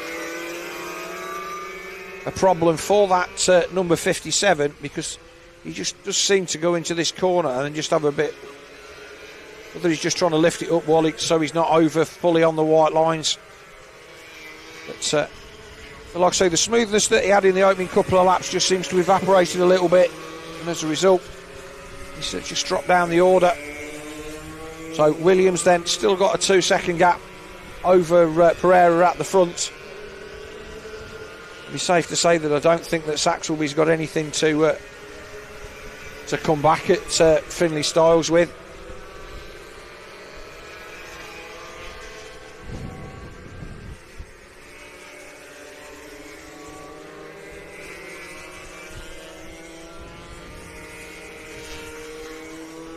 You can see the line on the track where it's starting to rubber in. A yellow flag there. This is the 27 of Henry Cooper and James Dermott coming across the line through the chicane. Well, they're having a decent battle. Our race leader then just comes into view behind them to put them a lap down. He's on a rip. Having said that, best lap of the race so far is the 31 of Emilio Pereira. He's done a 1 minute 0.69 as our race leader then splits Cooper and Dermott.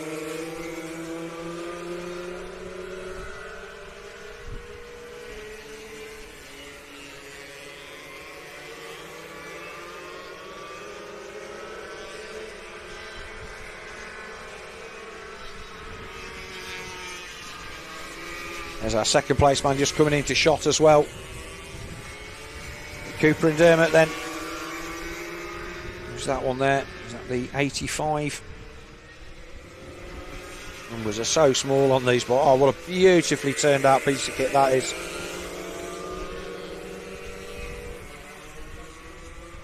It's the 85 of Austin Dilks. So Dilks is there in 5th, so he's having a decent ride.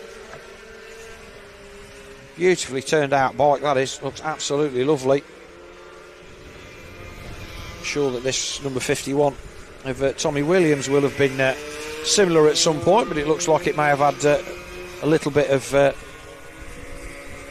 contact with the tarmac at some point, missing its fairing. And, but if all the bits that matter are there, you can still win.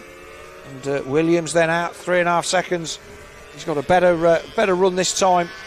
Not under pressure from Pereira as he managed to get past Reid Saxelby and pull a bit of a gap early doors, and as a result he's had a relatively trouble-free run to the flag, which will be waving as he comes across the line. So another win then for Tommy Williams. Pereira will take another well-deserved second position, and then we will look back and see next two riders across. That's Cooper and Dermott there a lap down. Styles comes across the line, then Saxelby. Fair to say faded, but I think that it's fair to say that the other two guys have got the legs on him for him to lead for as long as he did. He did it well, and he got. They sussed out where the pass was easiest to be made, and then pulled away. And Styles did a good job to catch up and nab that third position. Just watch this last battle come around the paddock bend then. Should be everybody over the line. So that was Adasic in 6th. He got the better of Freddie Taylor, so that was quite close. Everybody else already a lap down. So our results then for Minimoto Rookie, that is their third race. We had a race yesterday. The 51 of Tommy Williams wins. Second, then Emilio Pereira. Third, the number 19 of Finlay Styles. Fourth, the number 7 of Reed Saxelby. Fifth, the number 85 of Austin Dilks. Sixth, the number 67 of Joey Athisic. Seventh, 118 Freddie Taylor. Eighth, the number 20 of Henry Cooper. Ninth, the number 27 of James Dermott. 10th, 30 Charlie Bunn. 11th, number 69 Randy Carter. And 12th, number 12 Oscar Rowland. Well, next rate up sounds like Superminis. We'll see what comes up on the legend. Oh, get me, yes. Next race, Supermini Sports, due by Brap Bikes. I know that they are the purveyor of lots and lots of nice little aluminium things, sprockets and all sorts of stuff, specifically designed for Supermini, SYMoto and all that kind of stuff, to convert these bikes, to make them nice little bikes to run in this British Minibike Championship. And so give them a look up if you need anything. We've got a couple of traders down there in the pit area selling their various wares, so as always support the people that support the sport. That their internet is alright, but there's nothing better than walking up to a guy and giving him money and getting stuff. 414 Lawrence Wardle.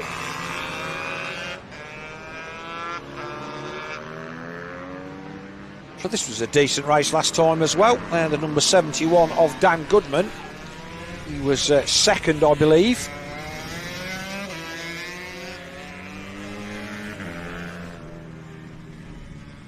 Arnie McKay on the 79 150 Honda was going well until he wasn't. Whether he had a fall as a result of a mechanical or he fell and didn't restart, he was there making a decent fist of it. Number 14, that's Jamie Callum. The last few riders then come to the grid.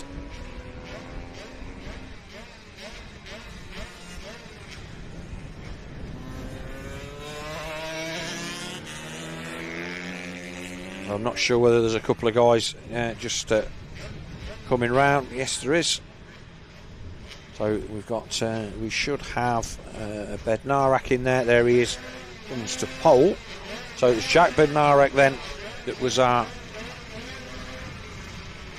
We've got a couple of guys missing. No, Wardle. Away they go. Oh, better start this time for the 71.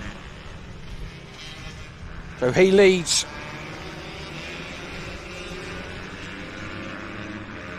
Into McRae's for the first time. A few guys missing from this one, I think, this time. It was a bigger field last time. A few crashes and mechanicals.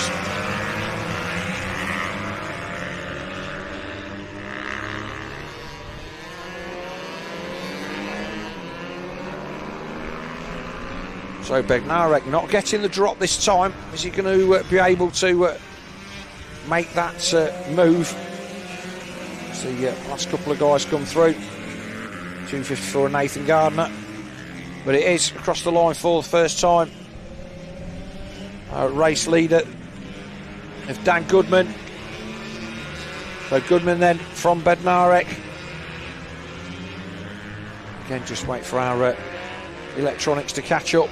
There he is, pops up at the top. So Goodman then.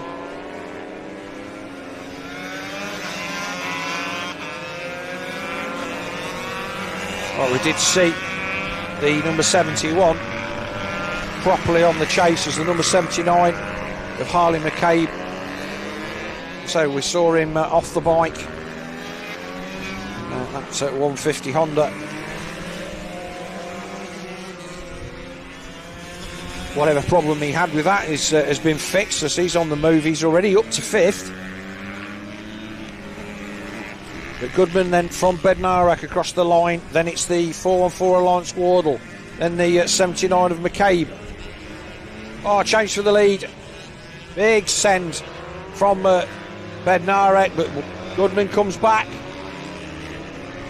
And Bednarek decides not to force the issue down into Iredale's that time.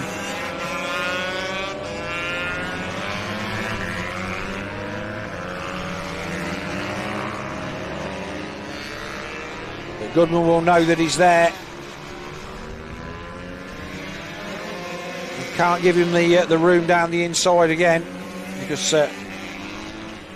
sure as eggs is eggs, if he's not closed that off this lap, number 19 of Bednarek will throw it down the inside. And if he covers the inside, Bednarek will go wide. He's not close enough this time.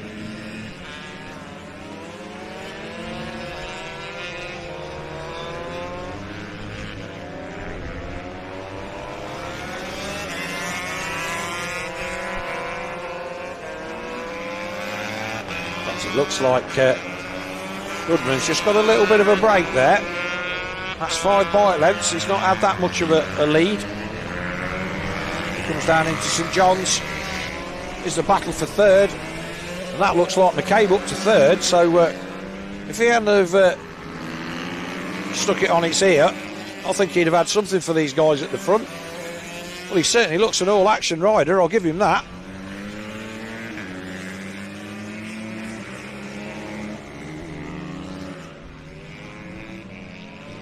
We'll see what lap times he's doing, but he's all over the bike and all over the track, but he's making it work. It's fair to say that these 150s these days that don't have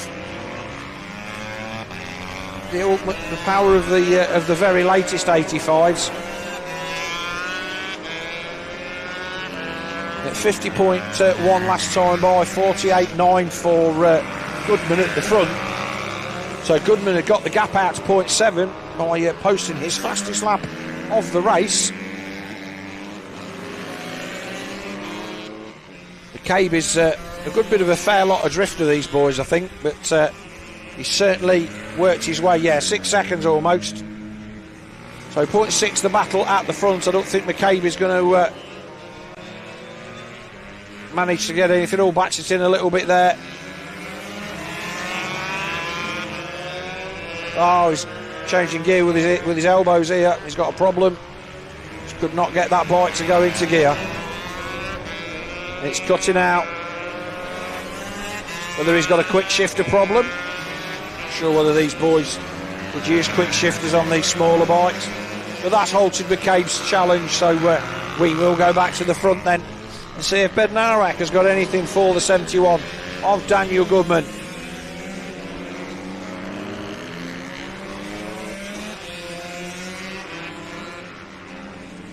He's not close enough to mount any kind of challenge at the moment. But having said that, the gap is 0.7. He was up to 0.9. And once you get within 0.5, you can literally almost will your way past.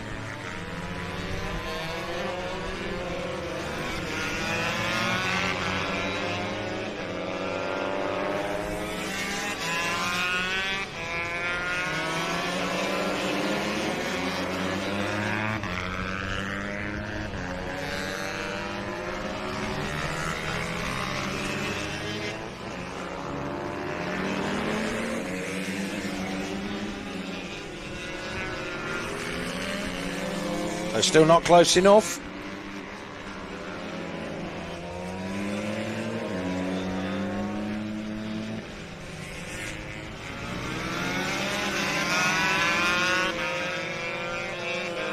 There's a battle between Gardner and Sidebottom, the 7th and 8th, but it is the number 19 that's doing the hard work. Now got the gap down to half a second. Just on half distance. Whoa, just lights the rear up. That's all that Bednarek will need to be on him, and there he is. Half a bike as they go past the pit lane for the around the paddock turn. So is Bednarek going to have another lunge down the inside? He's close enough. Thinks better of it. My mind momentarily taken away there by the lifetiming that I'm using from Alpha Timing. Also has a nice little map on the bottom that tells you where all the riders were on the track, and I've only just spotted it, so yay me. But you don't need a map to show you how close these two guys are now. It's 2 bike lengths, there's no time gap. This is just a case of whether Bednarek's going to pull the pin and make a move. He lights the rear up though, So the mistake we saw the lap before from the race leader. Bednarek has a bobble as well. 5 to go.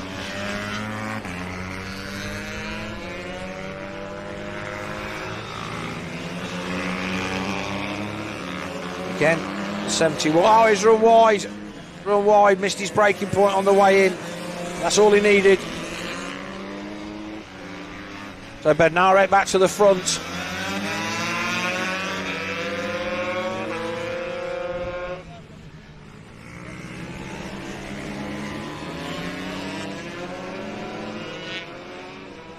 Has Goodman got any way back?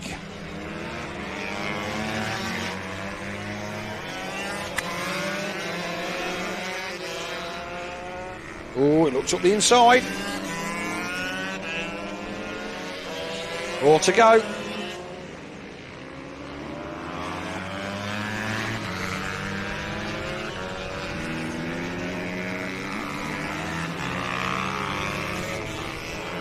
Well, it looks like McCabe has still got the 150 Honda going for whatever reason. He's still showing there as third position. So although he's 16 seconds back, he's still going. But our front two then, down the far end of the circuit with just a few laps to go.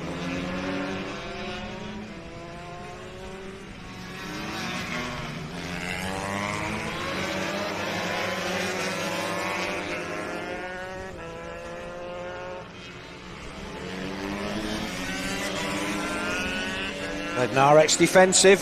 That's what Goodman needs to see. Bednarek can't do his best times. Fastest lap then 48.36 from our race leader. The fastest that time, well, the identical lap times 48.601, 48.602. And again, Bednarek. Oh, that was a bit choppy for me. Goodman wasn't close enough for it to be an issue, but had he have been, it would have been. Goodman will need to be aware of that next time by. I would suggest that maybe if that happens next time, as Bednarek comes out to tip in, Goodman needs to have a look down the inside, put a bit of pressure on with 3 to go. It's a great race. As I said before, standard of the riding here this weekend is pretty good. It's McCabe there in third. Picture in picture, but here's our race leaders then. They're going to come upon the 254 of Nathan Gardner. Well, they've got a little bit of traffic now, so this is but now it's going to have to get down the inside, and he doesn't make it. Oh, so the back ball. So Gardner then well, he jumped out the way, which is sometimes ends in tears, but once he was aware there was one guy there, last lap board goes out. So now we've got one more rider to find their way past. That's James Sidebottom. So Bednarek's going to lift him up. So Sidebottom should know he's coming, but he doesn't give the room to the number 71. And that may be all he needs. And this is the biggest gap that we've seen between these two for the whole of his 14 laps. And as usual, it's not the battle at the front that settles it, it's how they deal with the traffic. Little wheelie then. Bednarek throws it into paddock turn for the final time, and he will come and take yet another win to add to his tally this weekend. Goodman can't be too displeased with that, but I think he will feel that he had a chance. And McCabe, that 150 Honda is earning its money, and whatever problem he had, he managed to solve, or it fixed itself. Oh, wheelie over the line just to round out his day. Then it should be Wardle. The 414, he's pleased with that.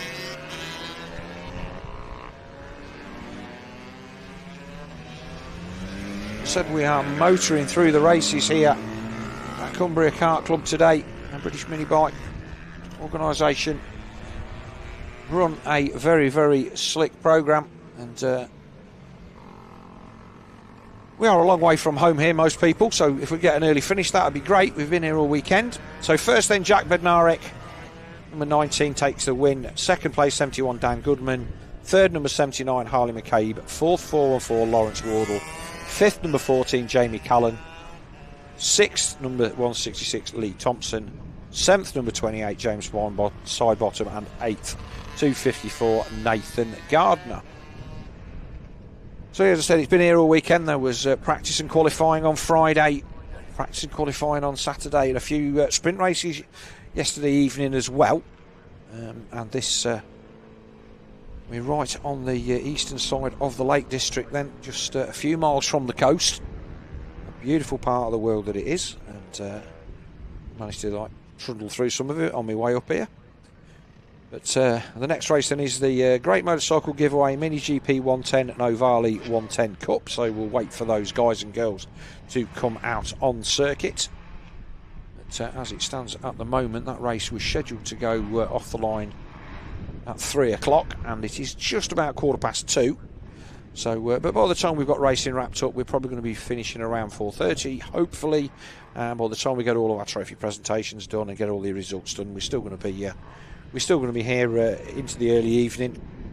But thanks to all the organisation here, the marshals at Rowrah, the Cumbria Kart Club people, and everybody who's helped put this meeting on. Obviously, the British Minibike organisation for running this championship. But, look at the paddock. It's pretty popular. Say lots of different classes, but a nice structure to it. Guys riding two classes where you can see that they're cutting their teeth in one class, and the bell of the ball in the other, so to speak, and it gives them good progression. Now this was a cracking race last time, if I remember rightly. We've had a few today, which is always great when you're sat on the mic on your own. Nothing makes the day go fast. Better than good racing. I think the 99 of Max Robinson was the class of the field in this one. 914 of Caden Herring. But we saw Mason Frederick have a really, really good run through the field in this one. And see if he can manage to have a repeat of that. These Ohvale 110 MiniGP bikes then come to the line. Paddock then starting to thin out as people starting to get everything packed away. In the background, it does make life easier when the last race of the day, all you've got to do is just put the bikes in. We're lucky enough to have had great weather up here all day, and so no need for shelter as such from the rain. Believe me, when it rains here, it can be the most inhospitable place on the planet. But when it's sunny, it's a beautiful place to be. So 99 Max Robinson then on the front row of the grid. Away they go, and Robinson gets an absolute screamer of a start.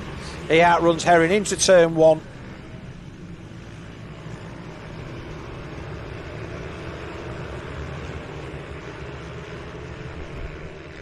So into Craze for the first time. Decent field in this one.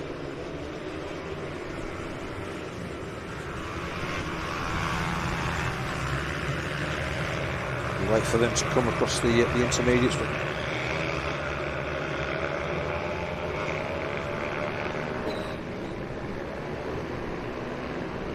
We can see who is doing what. They come down the hill for the first time. It's a decent field in this one. You can just see the slight camber change there as well, which is easy to get caught out there, losing the front. So Robinson leads across the line at the end of lap one from the 914 of Caden Herring. Then it's Sebastian Gass and the 50, the orange bike there in the background of Mason Frederick. He's already 1 place higher than he was in the start of the previous one of these races, as he originally started off in 5th place. and the 6s and 32 of Leo Solu. Obviously, if I'm murdering any of these names, feel free to come and correct me. So, trust me when I say the number of people that can't say my last name and it's only 3 letters never ceases to amaze me, so I'm always happy to be corrected. But our race leader then bounces it off the curbs a little bit, but the 99 of Max Robinson already setting sail at the front. Hayden Herring across the line in second, Gas third, Frederick fourth, Solu fifth.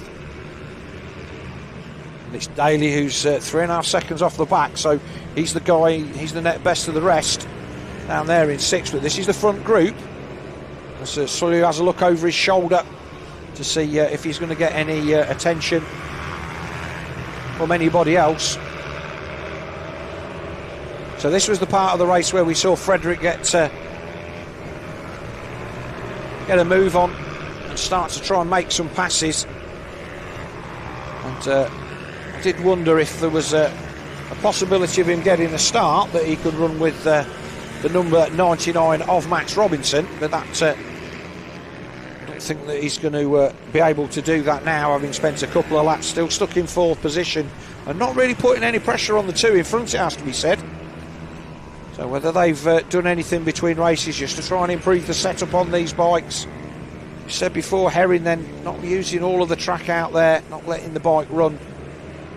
And again, there's a look over the shoulder, but he looks the wrong side, and that is going to leave the door open for the 64 of Gas. Although he doesn't take advantage. They are starting just to put a couple of bike lengths into Mason Frederick. Run out on the curves there for the 64. To be fair to him, he didn't get out of it. He just, well, I'm here. I've got to keep it lent over, else I'm going to go on the grass. And he did just that. And he's going to turn that into a pass. That was a good move. That came from right down the bottom end of the circuit. And here comes Mason Frederick down the inside. He's going to get a twofer into the chicane. So after looking like he wasn't putting pressure on these guys, Gas made a bit of a move. Oh, then bar to bar. Gas has come back at him. What a pass. That was really... Oh, Gas, was there a little bit of contact there? Was it just Frederick just trying to avoid hitting the curb?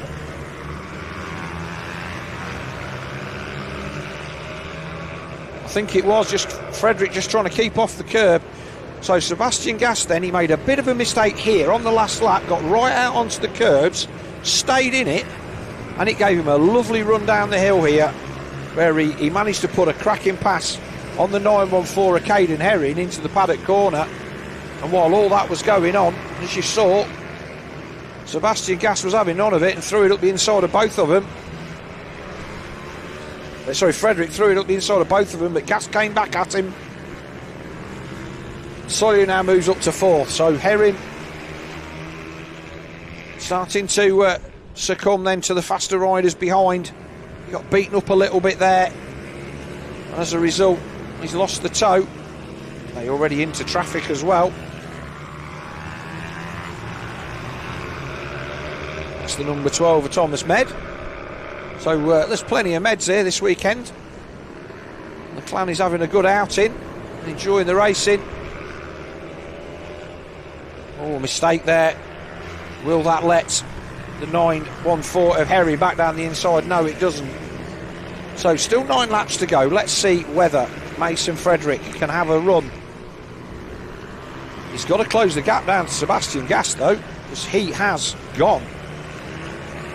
2 laps, he's put almost 1.6 seconds into this battle here. There he is, and there's the gap. And the 36 is looking racy now as well, and he makes a pass down the inside. So the 36 of Leo Solu makes the pass. Frederick tries to come back at him as they come into Iredales, but doesn't make it stick.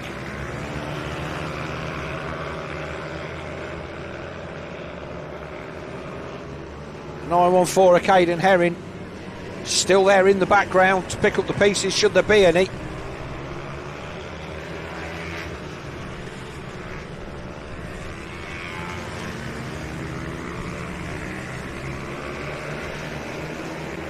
So I just thought I heard a scrape in the headphones there, but obviously not. Our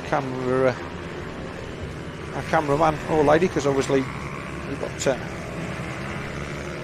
our staff out there, a couple of our girls out there on the cameras down the far end, and they're doing a fantastic job. Quality of the production here by TNL Sports is absolutely fantastic. Nice to be part of it and be asked to come up here. Oh, so he gets out on the curbs there. He's having a better run in this one. He was there or thereabouts, but he just hadn't got the pace. But he seems to be. He's only 4 seconds off the lead. It's a lot closer than he was last time. There's our race leader, the number 99 of Max Robinson, with 6 to go. Across the line.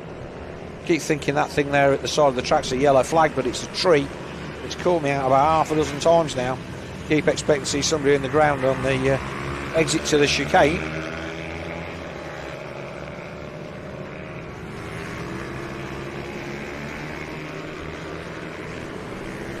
The race leader Robinson then, he's not had it all his own way. Sebastian Gass has kept him honest. Gap is 2.5 seconds. It's fair to say Robinson is controlling the race. And again, I am impressed by how little these guys worry about what's going on behind them. We've seen a couple of riders that have just had a bit of a glance here and there, but compared to motocross riders whose heads appear to be on a swivel half the time, everybody racing forwards and keeping an eye on business, no silly crashes and stuff like that, because people aren't paying attention. And Robinson showing a clean pair of heels to everybody, not for the first time. The battle for second is getting very, very close. Looks like 0.2 over the line last time. So we look at it's the battle for Saville and Mason Hams. Wait as they come across the line. No, that's Leon Simpson and Harvey Saville. So it was Saville, but he's the rider there on the Ducati painted bike.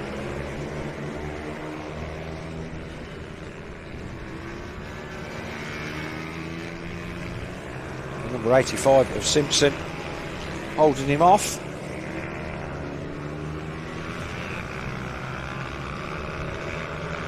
They come down the back straight, so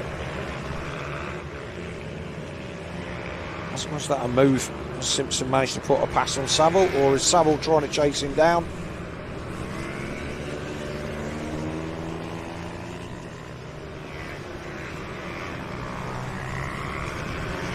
Looks like a bit of a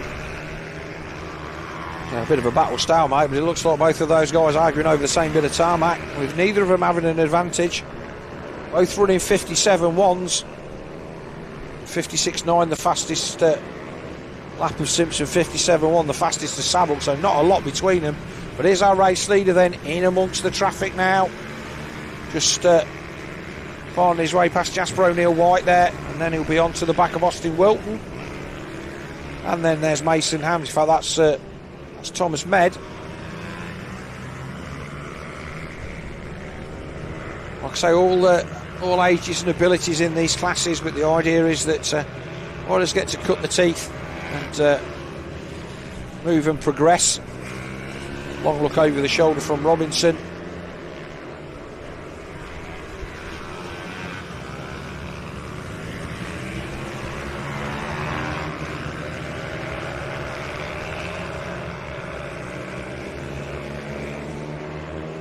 A race leader then.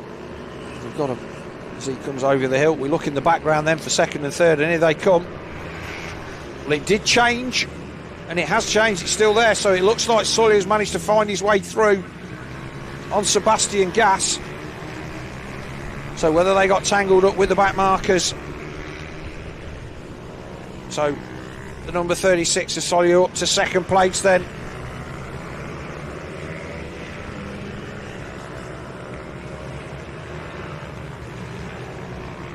So these have a much better run in this one. I did in the what little bit of research I managed to get done. prior to coming up here. You'd see that he was a name that cropped up at the top. A couple of things, so maybe he was just a little bit off in the first one, but he's ridden his way through a decent field in this one, because Mason Frederick had a cracking race in the last one. This is not all over by any stretch of the imagination, because Sebastian Gass on the very black Ohvale MGP bike there. The last lap board is out. He's not given this up, and he has made some good passes, so if he's close enough he'll have a go, but he's not close enough at this point. They've now gapped out Mason Frederick and Caden Herring by about 3 seconds. A race leader has a look over. 3.5 seconds the gap then back from second to third. Was that a misgear there? Nearly all of a sudden the gap seemed to come down into the Stewart S's for the final time.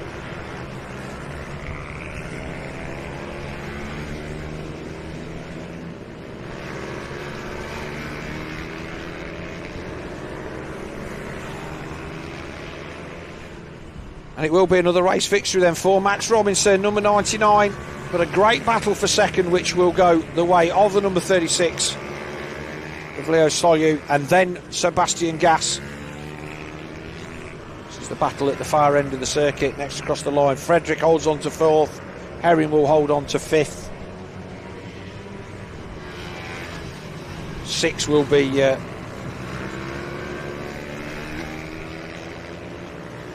should be Cyan Daly. This is coming across the line now. This is Daly, I believe it is. Then Simpson was Thomas Med, and then this is the battle then between Simpson and Harvey Saville. Well, you could have thrown a blanket over them for the whole race. There was nothing in that.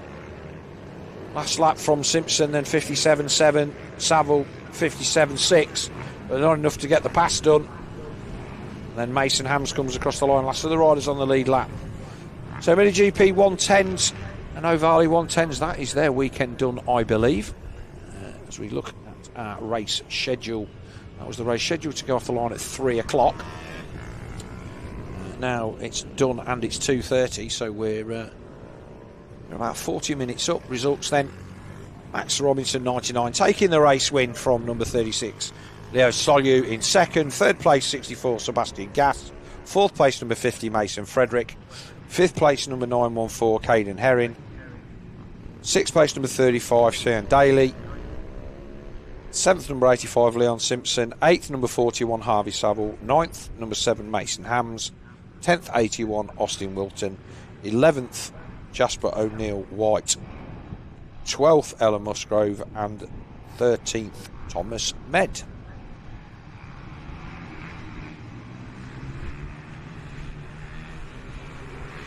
So next race then, auction in conjunction with AMRMoto, is British Minibike 140s. Now this was a good one last time as well. I even know some of the people are. How good's that? So ones to watch out for in this one then, we'll give a hat tip to the 48 of Ben Lord, because he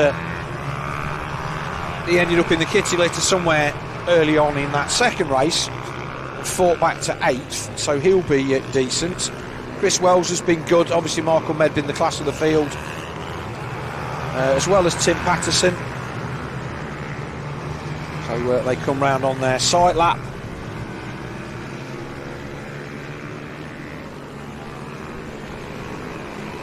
These Minibike tyres offer far more instant grip. I'm a Supermoto bloke, and we get a warm-up lap, a sight lap and a warm-up lap, because you just can't get any heat into the tyres. And the route what we use here through the chicane, we don't use the chicane on the first lap. We go straight up through there, and if you're doing that on cold tyres, you can put yourself into orbit. So the fact that these tyres offer so much grip, and we've seen very, very few low sides or anything, well, they offer so much grip from cold, is an absolute bargain as far as rider comfort is concerned. So Michael Med then and Chris Wells on the front row of the grid, the 48 there of Ben Lord in behind them. We wait for the lights to change and we will be underway for their final race of the day. Here we go. Away they go. Oh, a bit of a hop then from Lord. But the thing is, these bikes have to run really, really tall gearing. And so they're really difficult. First gear, really tall to get off the line. So it is the 111 of Wells that takes the lead. The rest of them stream through.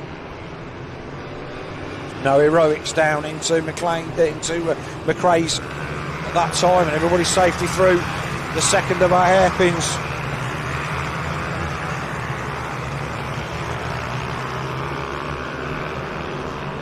No Hail Marys from 3 rows back.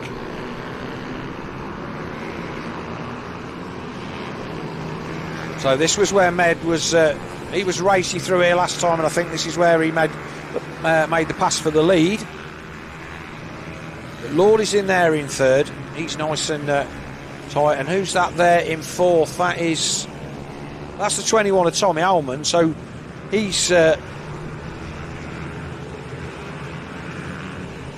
not been inside the top 5. Here we go then, pass for the lead already. Med down the inside, he runs wide onto the grass a little bit. Looks down, trying to will some more horsepower out of it. The cut back then for Wells, but it's not going to happen. Allman there then, all over the back of Lord. Then it's Patterson on the first of our non-hit bike based race bikes. He's there in 5th. Closing up at the front. Well, Allman having a much better run in this one. He was 6th or 7th in race 1.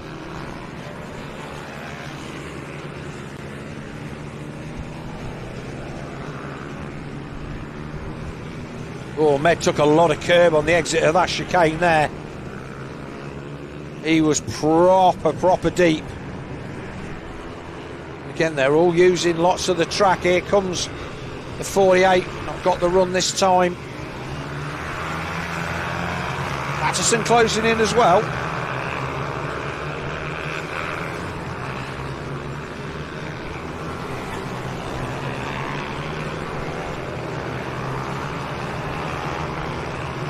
And maybe Allman just didn't get the start, but he's definitely running the pace of these guys now.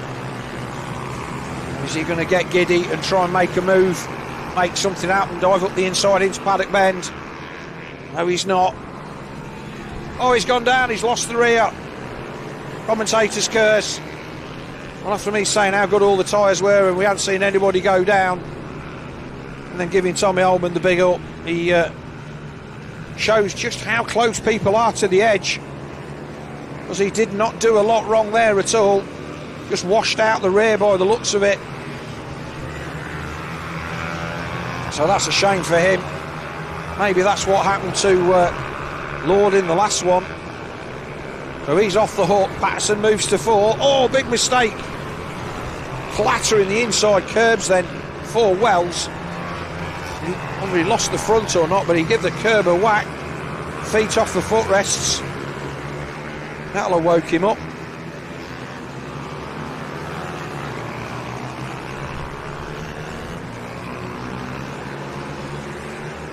Across the line to completion of the lap, 6 to go. Lord looking like he wants a piece of this second place. Patterson just not close enough to get in. He'll be there to pick up the pieces.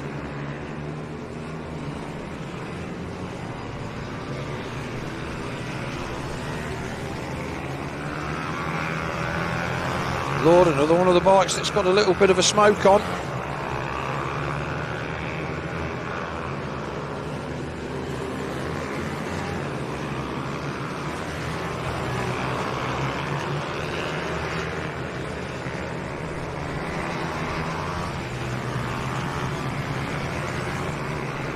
He's still there, putting all the pressure on to the back of the 111, off Chris Wells.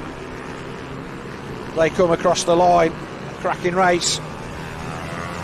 Michael Meadows running here at the front, 3 seconds up the road. There he is, oh, it's on cue. And He's not had all his own way. He's had to work his way to the front in all of them. I don't think he's all shot any of them. But the battle for second and in the background, 3 seconds back with 5 to go between Wells and Lord.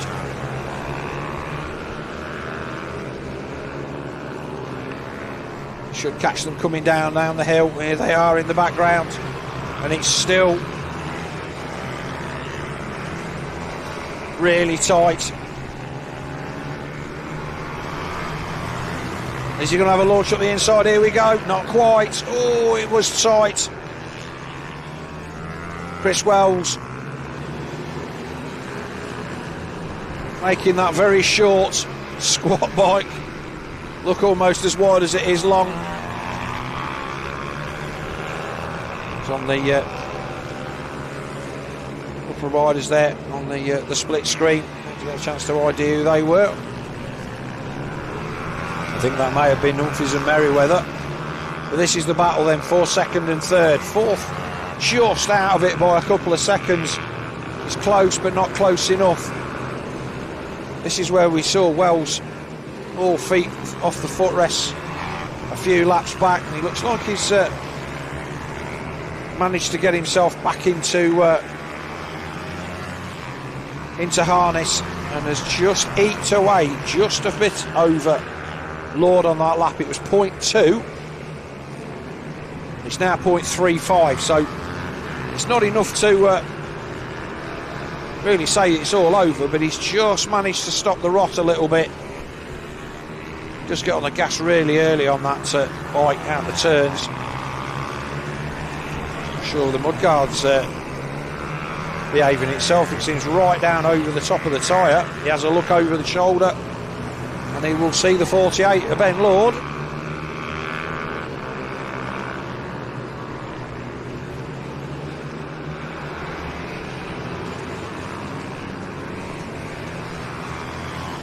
Closing in a little bit, I think, is Patterson as they start to get into the traffic.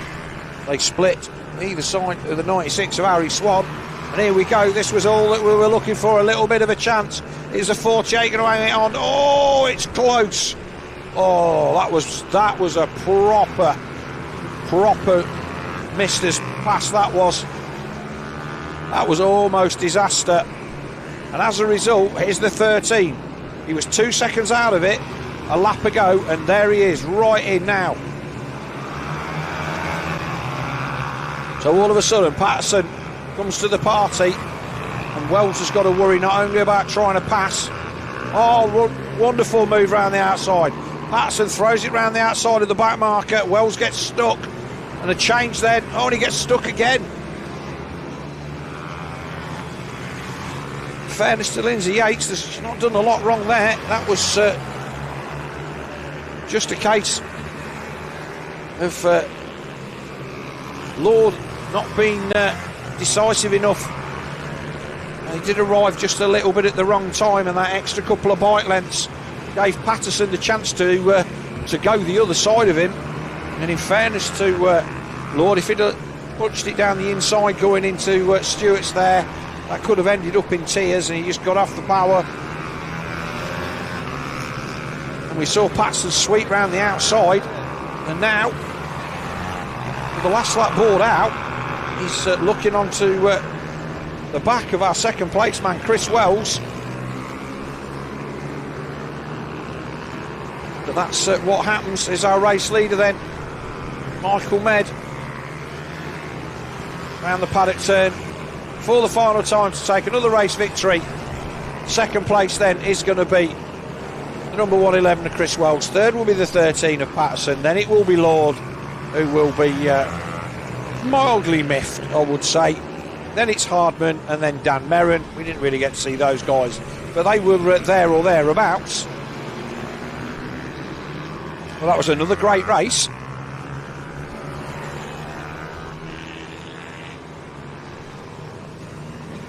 Been a long weekend for all of these riders. I would imagine that nearly all of these, maybe one or two of these guys, got another one race to come.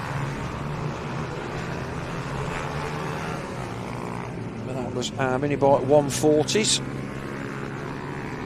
which was so 1, 2, 3, 4, 5, 6, 7 races to go then for today. And like I say, top marks to British mini bikes for rattling through these events. Win for number 1 Michael Med, second place number 111 Chris Wells, third place number 13 Tim Patterson, fourth number 48 Ben Lord, fifth number 104 Stuart Hardman, sixth number treble 8 Dan Merrin, seventh 241 Steve Humphreys, eighth number 6 Daniel Cliff, ninth 21 Tommy Almond, 10th 118 Jordan Merriweather, and then the rest 11th 17 Tom Wise, 12th number 40 Jordan Verti Yavanen, 13th number 15 Joe Milnes, 14th Liam Trinder, 15th Lindsay Yates number 19, and 16th 184 Dean Carver.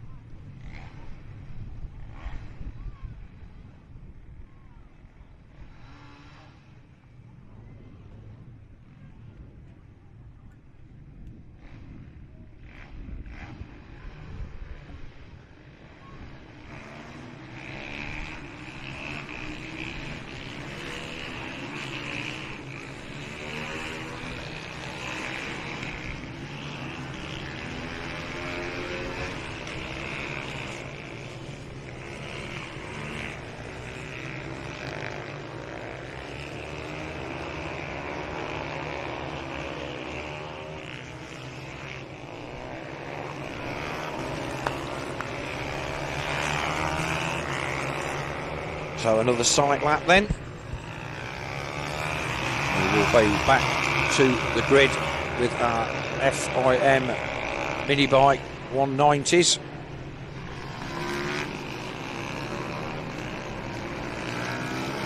There is the 58 of Marco Holt. To say these classes then all racing for the chance to be the top 2 guys or girls in the country to move on to the European stage of this Ohvale Mini GP series. It's an FIM recognised class, so the rules are set across Europe, and all of these riders have the same equipment. And we'll hopefully move on through the different classes of the sport to Red Bull Rookies, and used to be the CIV series in Spain or whatever. So as we wait for the lights to change again, everybody at a bit of a jaunty angle there.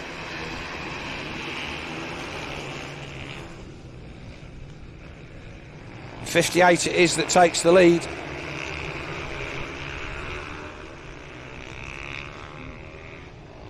So they come down for the first time into Iredale's. First 3 already, got a break. They're popping and banging. It sounds like these have quick shifters on them. I don't think they have. But the first 3 then, over the brow for the first time. And it is the 58 that leads. He did get the drop from the inside of the front row.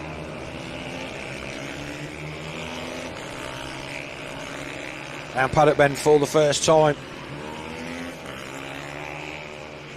Marco Holt then, our race leader. McCartney second, Blake Wilson third.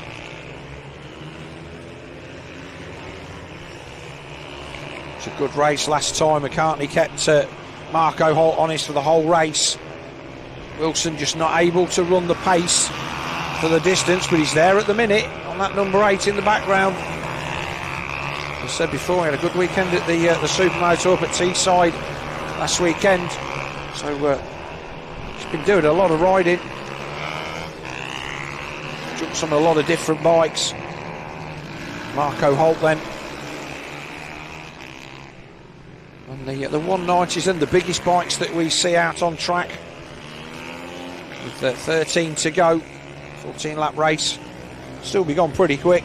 48.85 then fastest lap for our race leader Holt, but not letting the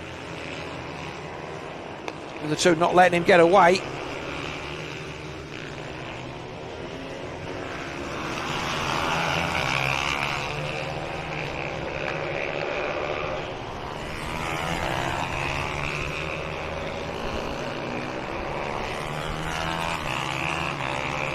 Over the brow, and again this is perfect lines. They're right over on the left hand side of the track where you come over the brow of that hill. That's exactly where you need to be to open up that St John's corner, because if you come in there on the wrong side of the track and tip in, the very, very slight drop away, and it's so easy to tuck the front.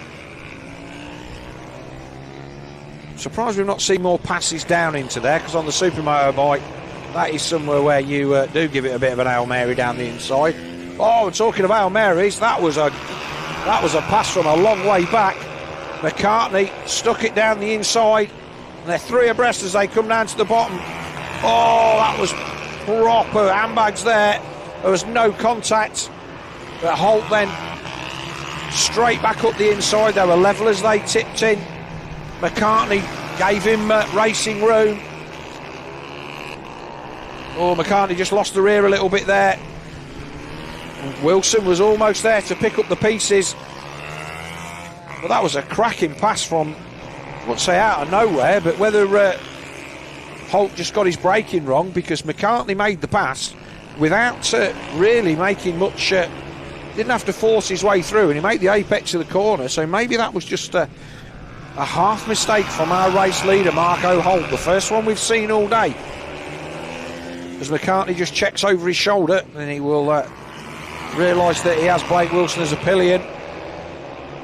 He needs to concentrate forward. Wilson's got anything about him, he'll just let McCartney tow him back up to our race leader with 10 to go. There'll be 9 to go this time by, so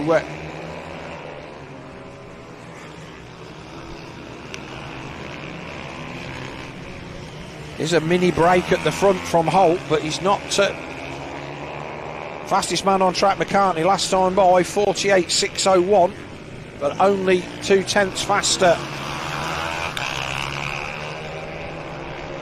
He's got to do that consistently. It's going to take him a couple of laps to get back onto our race leader, but that was the corner where I think if he'd have lent on Marco Holt any more than he did, they would have both ended up in the kitty litter. And as I said before, this championship, it's all about being in the top two. Big things on the line here, and these things are not decided by any speed on any given day. It's all down to mechanicals and DNFs. You win championships on your bad days, not on your good ones. And putting both of those boys in the gravel trap would not have been a wise thing to do, and it wasn't an iffy move from Marco Holt by any stretch of the imagination. He just levelled him down into the corner and got himself in there and made McCartney give him room, which he did. It's quality racing. This is the battle between Jensen Bishop and Arnie Carr for 4th and 5th.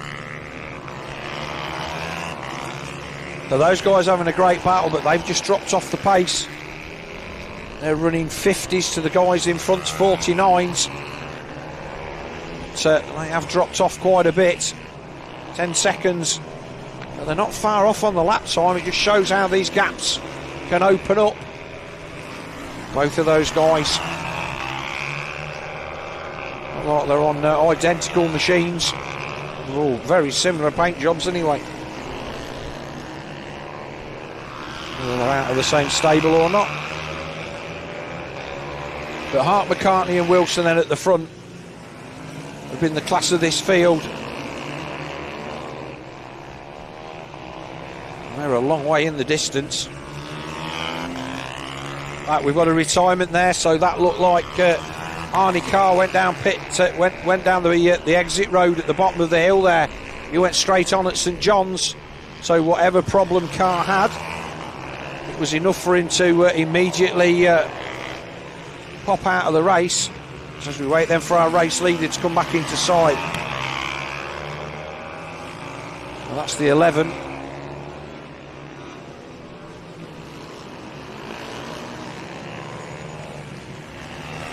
The 47 of Oliver Pitcher.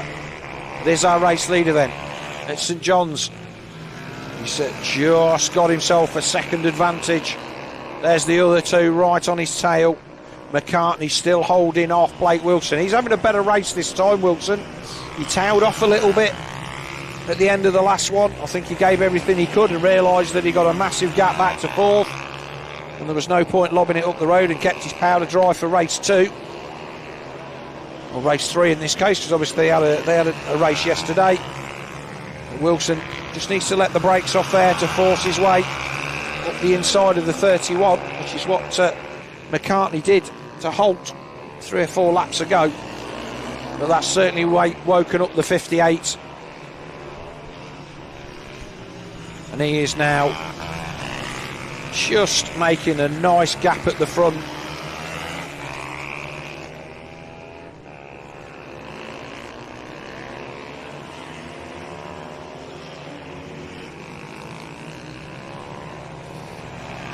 We're going to start coming up on traffic.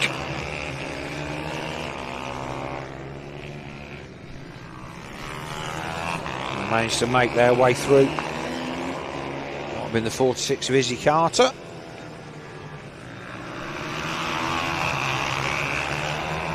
So all of a sudden, that gap has gone, because that was the second as they came across the line. I really didn't see Marco Holt get held up too much by that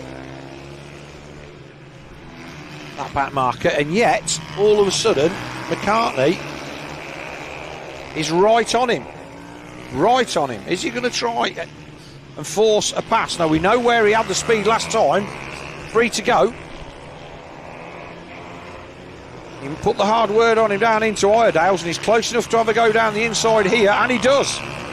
Block pass down the inside, moves him over, and here comes Wilson. So this time the 31 sends him the long way round into Iredale's. He's got to get out of here quick. And this time Holt has no answer, can't get back on the inside. So has he got anything? He's pretty much led all these from the front. So is he going to fire down the inside in St John's? No chance there. Another rider coming up. Oh, not quite. That was a brave move. And they're going to catch this. I think they should either Marshall or Carter down into the 16 of Marshall. Marshall moves out of the way. He knows they're coming. So good work from the number 16 there in 6th. But this is your top 3. Oh, Wilson got a real run into there. I think he surprised himself a little bit. 2 to go. Best race of the day, and I've said that a few times today.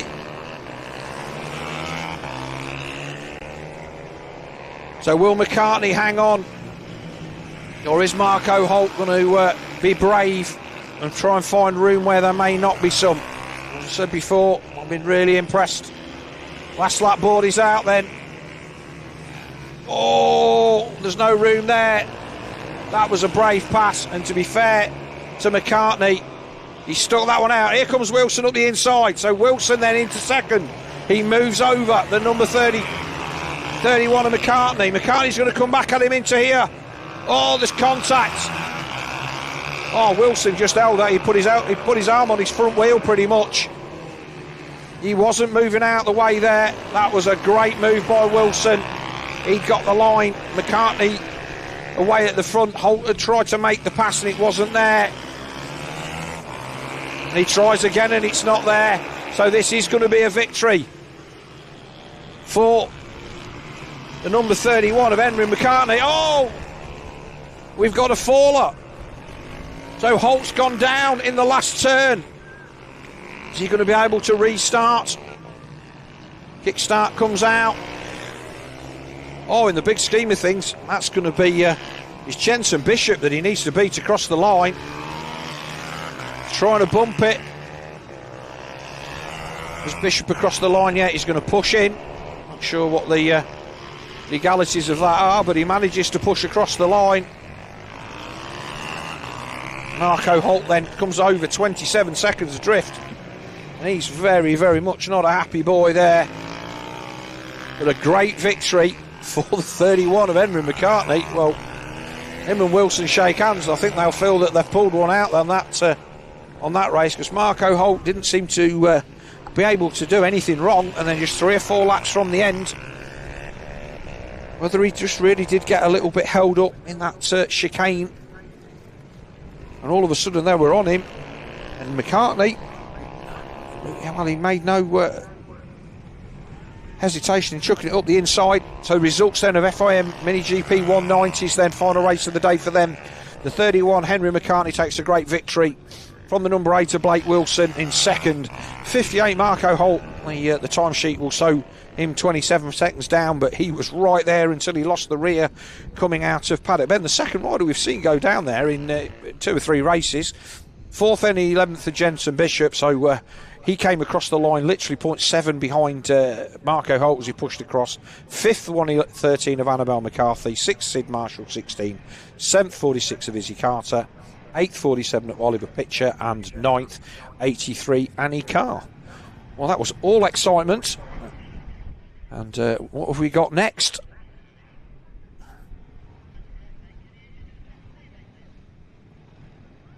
So JSM 90s then.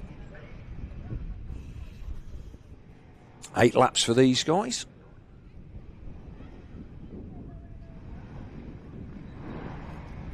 Yeah, that was a cracking race, and no mistake. There was all sorts of action there, and we saw all the thrills and spills. That was as close as we've seen anybody get all day. There was definite contact a couple of times, which all racing stuff. There was no malice there, but fair play to Blake Wilson on that final couple of corners.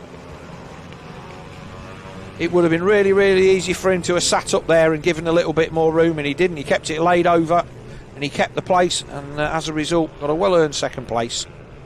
And obviously from an overall points point of view for the championship, that will benefit him. 3-2 for today's races on top of what they got yesterday. But our Junior 90 riders then come out. Oh, this was a cracking race last time as well, wasn't it? I think Cody Brennan was the star of the show on that one. I think on the 79, came from a way back. We'll see what he can do.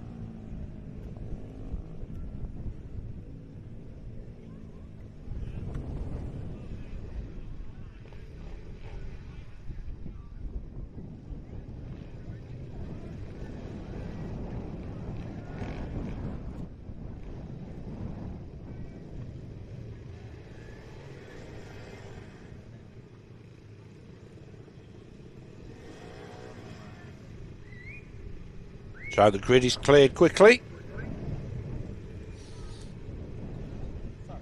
And I've said, more than impressed with how quickly the organisation turned these races around. Well, a little bit of a jump start there. No, it wasn't. Right, so the 79 then. He gets away.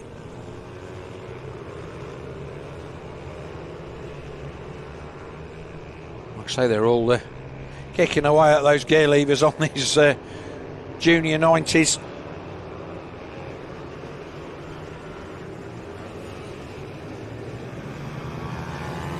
We wait for the timing to update. I think Carter Spink's there, definitely there in third.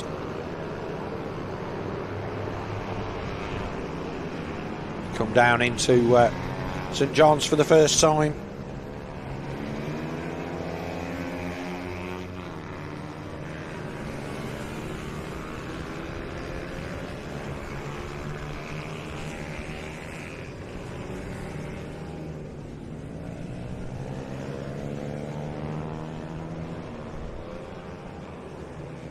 Wait for the timing to update, because that's not Tanton at the front, because he's on the number 5. That is definitely not the number 5, so it is Cody Brennan that leads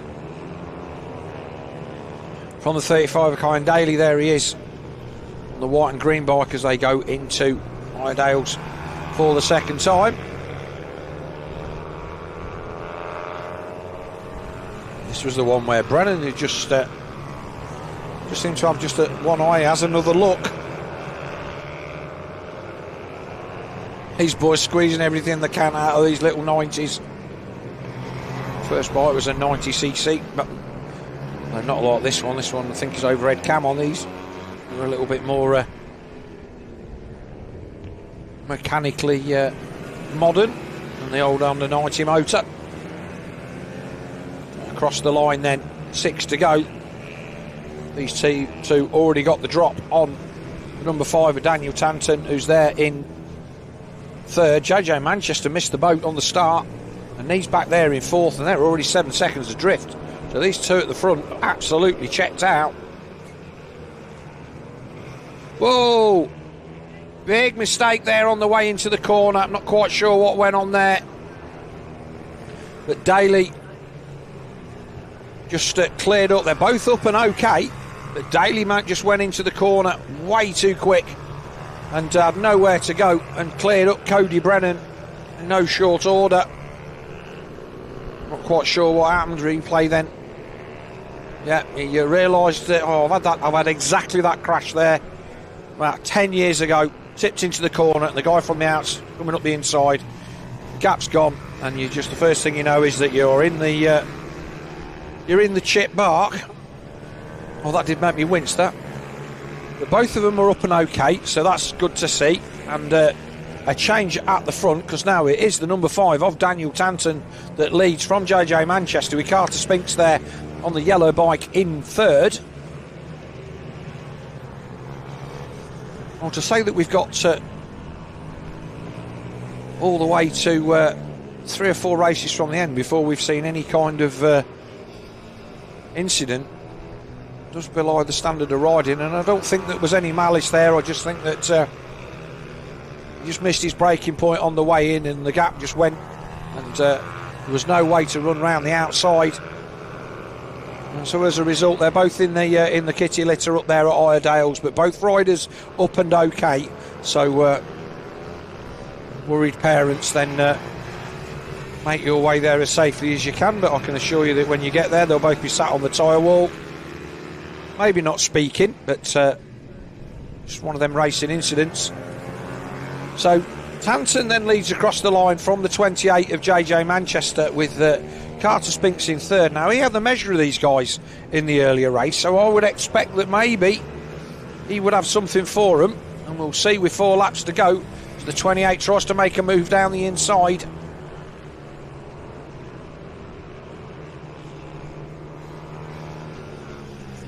Again, hard on the brakes, but 28 puffing a bit of smoke as well. We've seen that over the course of the day. Maybe these bikes just do get a little bit tired and emotional after a race weekend. I'm pretty sure there's a limit to the number of engines you're allowed to use as well. So I will find out such information should I come back and do another one of these. A bit of a last minute deal, but thoroughly enjoyed it. The racing's been absolutely great, which always makes it a Brucey bonus.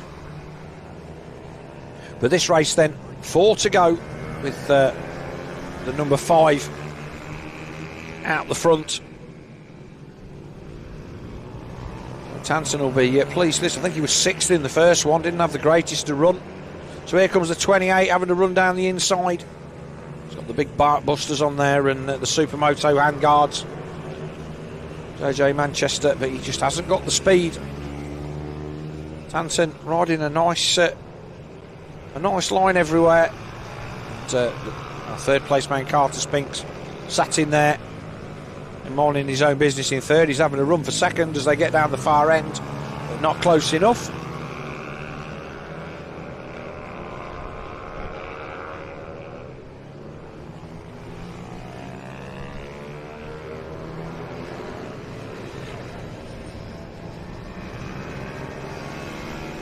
Or is the 28 going to have a run into the paddock bend? I don't think he is.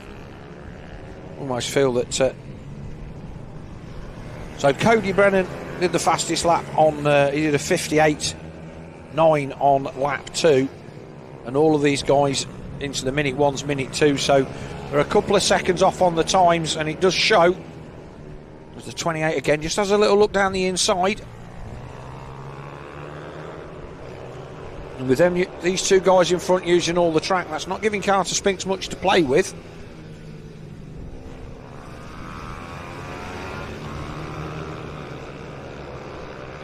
Down the back straight with 2 to go then.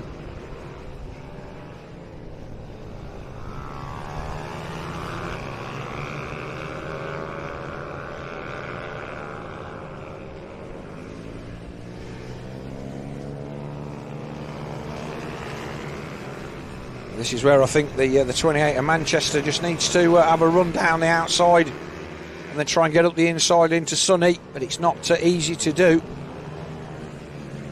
because Tanton changes direction really nicely. Last lap board is out then, so it's now or never for the 28. I don't think that Spinks is going to have anything to say. He's close but not close enough.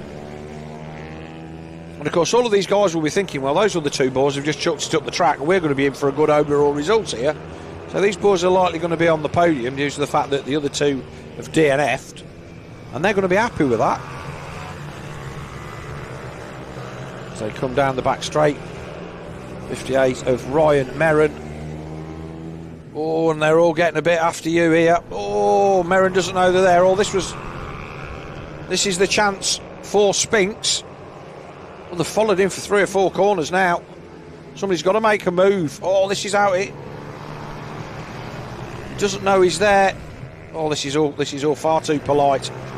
Oh, here we go. The 28's going to make a run round the outside on the final lap. Oh, if he'd have had a little bit more about him and he'd have gone earlier, he could have won that. He's a bit annoyed, but he was just... Well, they were all just too nice there. But in the best interests of everybody staying upright on the bikes, it's situations like that where people dive in. That's the kind of racing we see with some of the Veterans Championships where you're just like, oh, do you know what? It really don't matter that much. I'm not going to knock this bloke off. We'll just... we'll do the right thing, and everybody did. Tanton takes a deserved win with JJ Manchester second and Carter Spinks there in third. Taylor Davis should come across the line in fourth, and he does. And it's Dylan Cook, Rex Almond and CJ Maguire. Ryan Merrin just getting caught up in the back of that one. And of course Cody Brennan and Simon Daly DNF down there in the far end of the circuit. It does look like both of those bikes have been recovered, so they are obviously going to ride back. So a win for Tanton, number 5 from the 28 of JJ Manchester, 296 of Carter Spinks, number 11 of Tyler Davis, then it's the 13 of Dylan Cook, the 21 of Rex Almond, 15 of CJ Maguire, number 73 Oliver Med in 8th, 9th 58 Ryan Merrin, 10th 79 Cody Brennan, and 11th 35 Cyan Daly. That will make a big difference to the championship, no doubt. At this early stage, as I said, it's the DNFs that make the difference here. And at 3:15, we have our British Minibike 190 and 70 Cup. So we are almost an hour in front now, which is absolutely fantastic. So I've got a long way home, but it's also good news for everybody here in the paddock. It means we've had a relatively incident-free day. And I can tell you that it's very, very easy to have even the smallest of incidents run away with time. We had an oil spill at a race a couple of weeks ago, early doors on the Sunday morning, and it basically put an hour into everything. And then it was a proper scamper to try and get all the races in through the day, which we did manage to do, but it puts you under pressure if you have anything else you've got a red flag a race or you have any incidents, you don't have the luxury of a bit of time in your pocket. So now this was a good race as well. So you see Blake Wilson out there again, so obviously he had a good race in that last one. We've got Wilson Dilks on the 85, he was good value for money as well. Henry McCartney, so a lot of these guys out there have just had a one race break.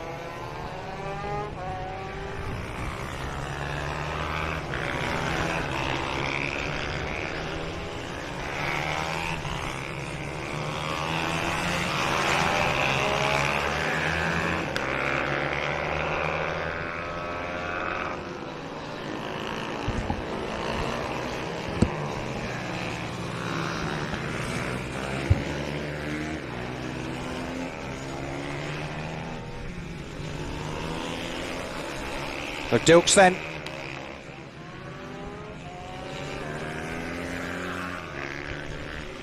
Across the line.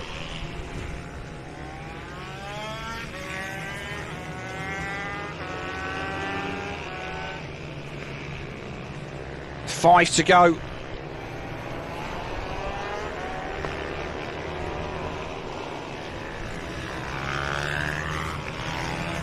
Apologies for the loss of sound there. If you were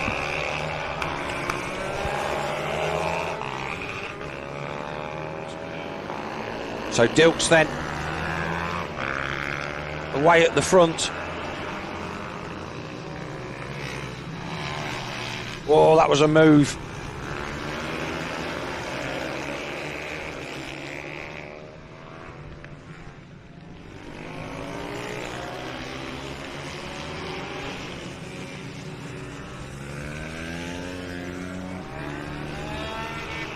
He's right on our race leader then.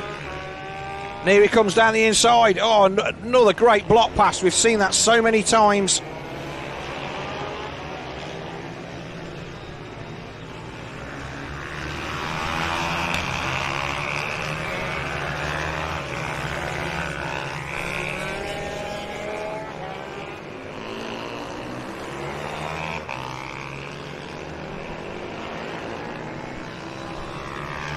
It's a three-man battle at the front.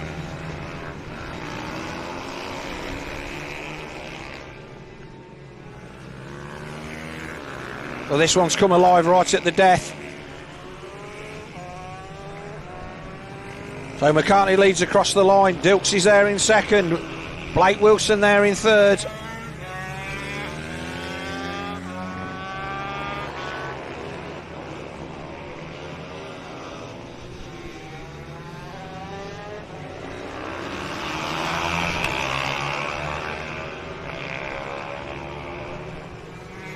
Oh, down the inside, it's another move. No, not quite.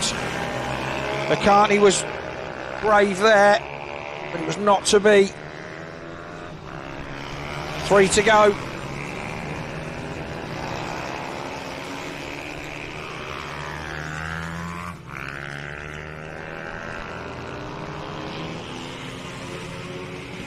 Saying earlier on, Dilks the championship leader currently.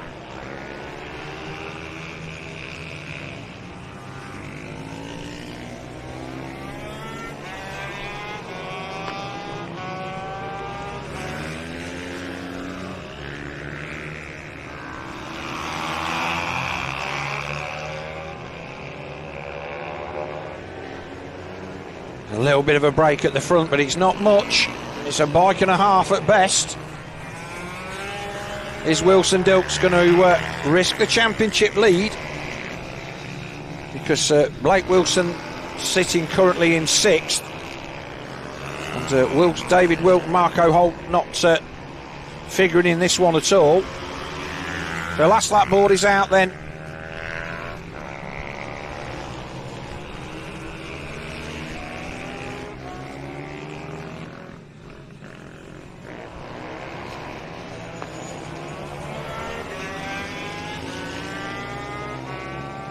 Looks like Dilks is just trying to make sure that he doesn't drop back any further.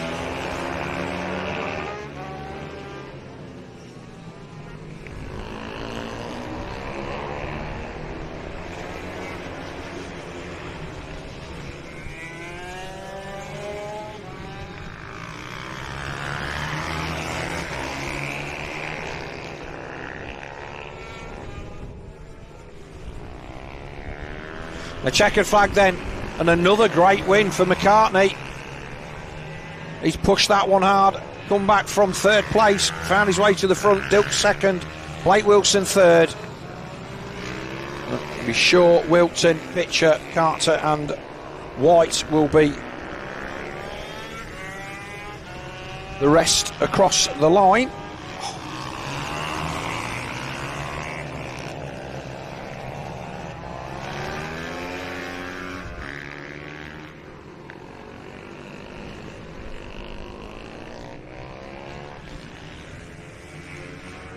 The last couple of riders over the line then. Well, Well, that was another cracking race to round out their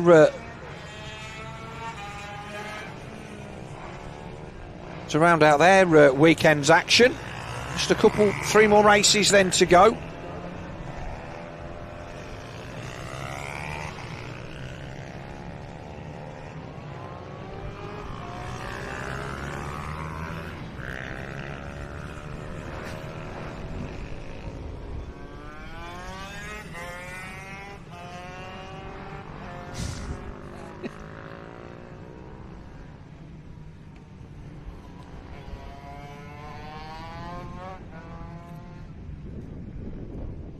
Alright, so apologies for the loss of comms there.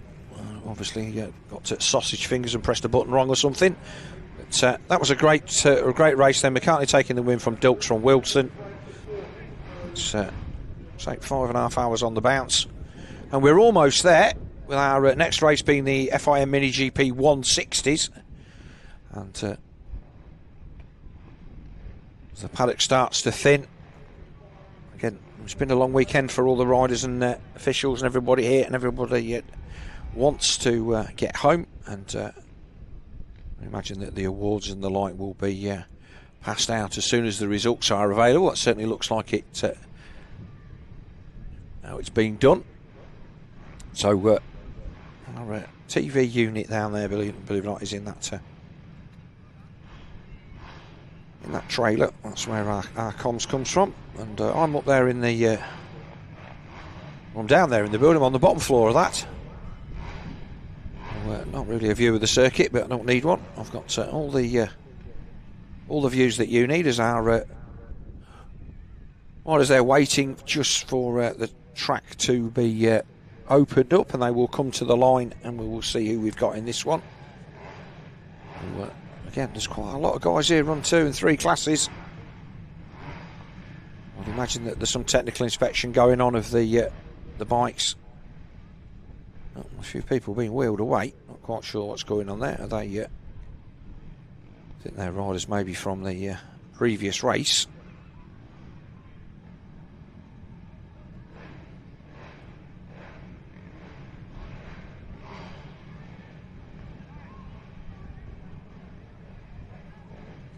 So it does look like we do have a little bit of a delay for whatever reason.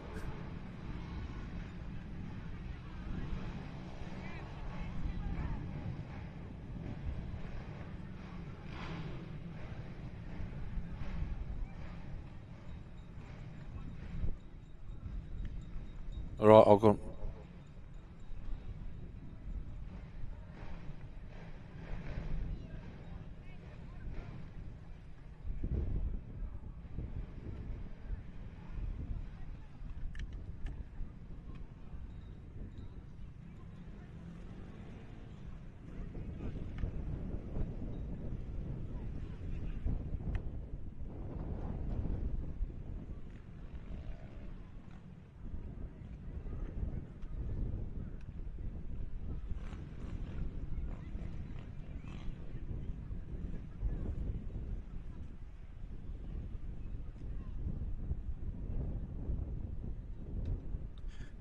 So just a quick break then. We are going to have 10 minutes. We've rushed through. I'll say rushed through. We've managed to get through all of the races really, really well, but we've got a couple of guys who've got back-to-back races, so only fair to give them chance to get ready. And as a result of that, we're going to have a quick 10-minute break for those guys and girls to get themselves prepared properly for this this next race, which should be the FIM Minibike GP 160s. So they're going to take a 10-minute break, and I'm going to do the same, and we will be back on track in just a few moments.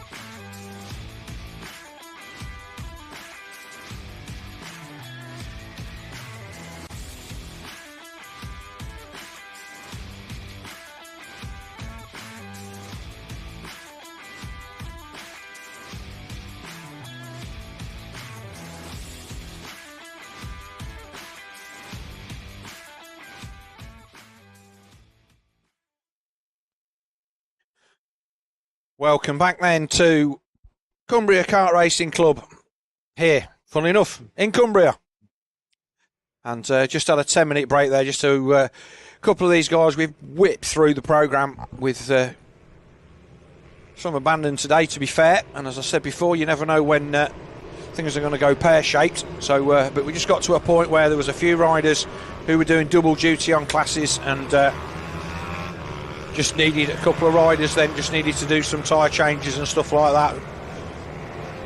So we took a 10-minute break and all of our marshals and officials had a bit of a comfort break, which definitely went down well. But I would always take an early finish over messing about, and I've been really pleased with the way that the British mini bikes have banged through these races today. We've had a really well organised day, and you see the paddock already started to clear out there. Some of our early doors classes have already made way. This is the FIM MiniGP UK 160s. Danny Webb GP Camp logo there on the leathers. It's the 85 of Wilson Dilks, the 19 of Tyler Humphreys. This was a cracking race last time. Like I say, Humphreys and Dilks have been out there banging bars more than once, and just give them a chance to catch their breath. A couple of people had, a couple of guys had to do engine changes, I believe. So during the week, over the weekend, everybody then looking down, waiting for the lights to change for their last race of the day. 14 laps. It's MiniGP UK 160. The lights will come on and then they will go out. And they will be underway for a 14 lapper. Here we go. Way, there you go. Lou's got the jump. Oh, it was really tight at the front. It's the 217 again. Hudson Cooper beats his teammate Tyler Humphreys into turn one, but Humphreys fires it down the inside.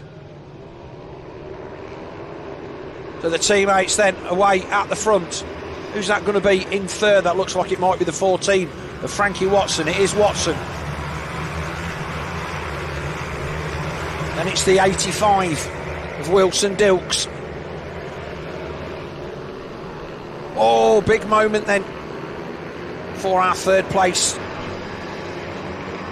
Number 14 of Frankie Watson. He got the rear end spinning up then.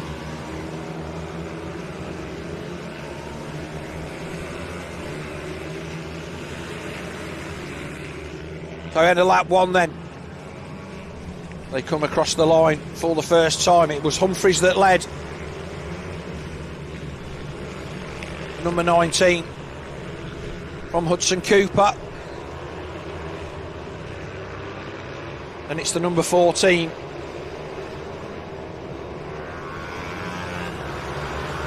of Watson. He's having a run down the inside. Here we go. Oh, he moves him over. That was tight. Again, the track comes in from the other side, so it makes it worse because as Watson's just moving over a little bit, the track is coming in from the other side, and Hudson Cooper just had to make use of the room he was given there. And again, great riding. These boys certainly know how to ride nice and tight. Nobody panicked there at all. Been really impressed with the standard of riding all day here. The Cumbria Kart Club here at Rowrah, round 2 of the British Minibike Championship. We've seen fantastic racing all through the different classes. This FIM MiniGP 160, one of the blue ribbon classes.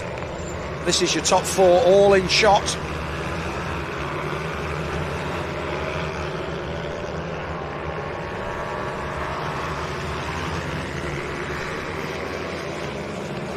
There's the 85 of Dilks.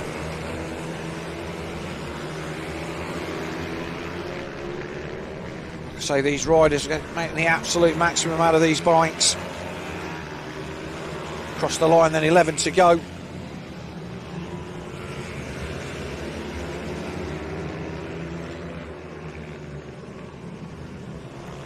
as to why we're seeing Humphries second and Watson first.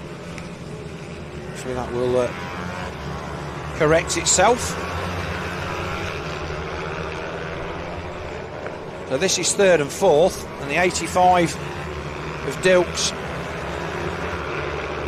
just hanging on to the back of this group, but they're already checked out down the hill, down into St John's.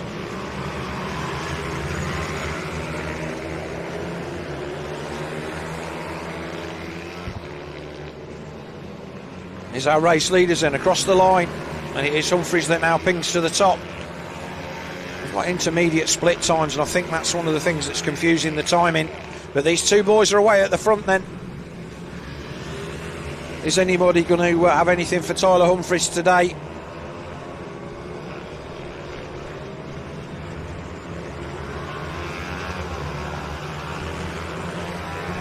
So Humphries from Watson, from Hudson Cooper.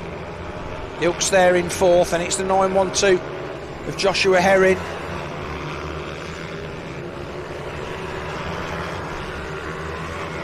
So the shadows begin to lengthen. The sun is still poking through the clouds occasionally, as you can see by the shadows underneath our race leader. Just have a chance to nip outside into that there fresh air, and it is still a nice day out there.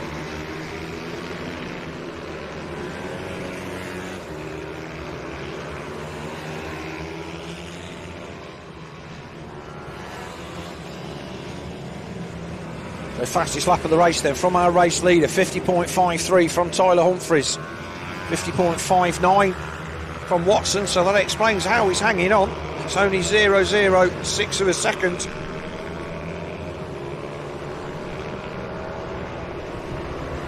Those guys checked out now, 2.5 seconds back to Hudson Dilks. Hudson Cooper, Wilson Dilks in fourth. And it's Josh Herring, Daniel Stevenson, Chloe Gleeson having a good run in seventh. She got mugged at the end of the last one, so she'll be looking for revenge on that one, but she's a few seconds adrift of Dan Stevenson.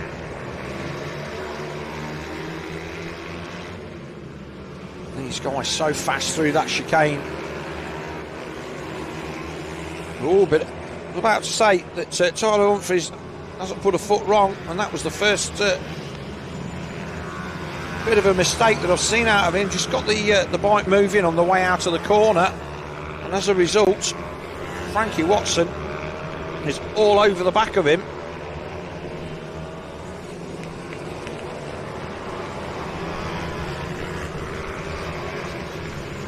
So the passing places on this track, on these Ohvales, completely different to what we would normally expect to see on the SYMoto guys around here, which is where I'm normally from. Everybody far more polite than we are.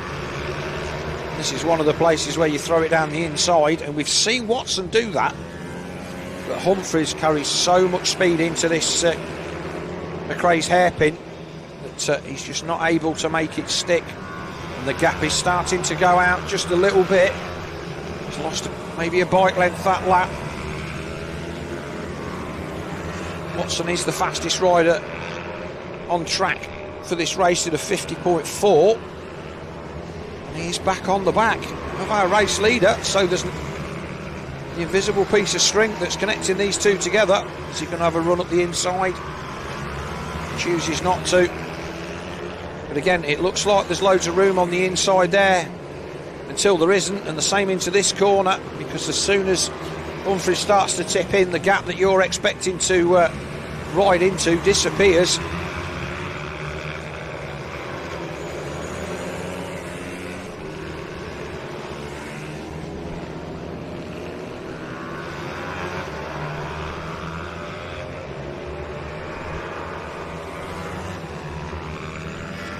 Really close then into the corner at the far end. Is Watson going to have anything to say?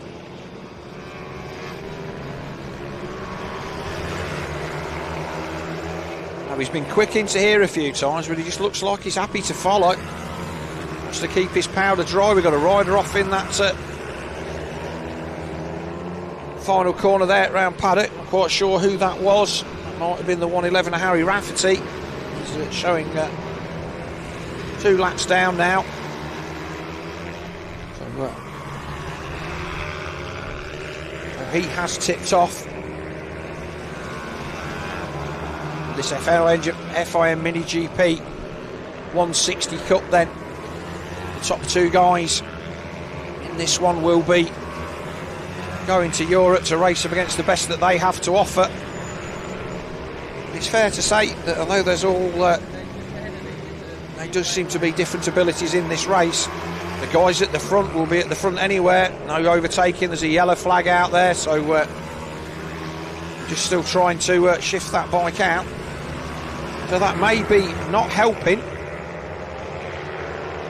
Got traffic coming as well.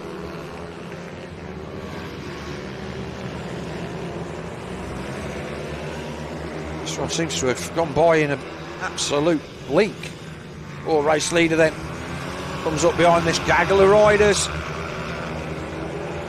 20th Joseph Cooper in there. Oh, this is going to get all a little bit tight. Oh, that's a lovely move. Swings out wide and makes the cut through. He's not going to get across at the top here. But all of a sudden there's 2 back markers in there between our race leader and second place. And that's it. He's going to go around the outside here if he can, and he's not managed to do it. Got to make the move down the inside stick with 3 to go then. So Frankie Watson did everything that he could do. He just caught those guys in the wrong place, and as a result he's ended up on the wrong end of that one. We've seen that more than once today. One of you guys that managed to catch the coverage of the Northwest 200. Similar thing happened there, and it's just a part of racing, unfortunately. And with these 49-second laps or 50-second laps that these guys and girls are doing, it doesn't take long before we're up into the slower traffic. Oh, we've gone down there, not quite sure who that is. Is that Watson? He was definitely not an happy bunny there. Is that Watson that's gone down? Well, he's not there. He's not in the background, and indeed he's Watson. Cooper up to second. So Watson, for whatever reason, whether he's trying to catch up, but he's crashed out of second place. That's a shame, because he's ridden really well here all day. He's been a man on the move. He's been forcing the likes of Tyler Humphries. He's gone down at the bottom of the hill there. He's gone down at St John's. That's easy done. The track drops away. If you get just slightly wrong on the way in, the bike just batters itself away, and that looks like it's what's happened.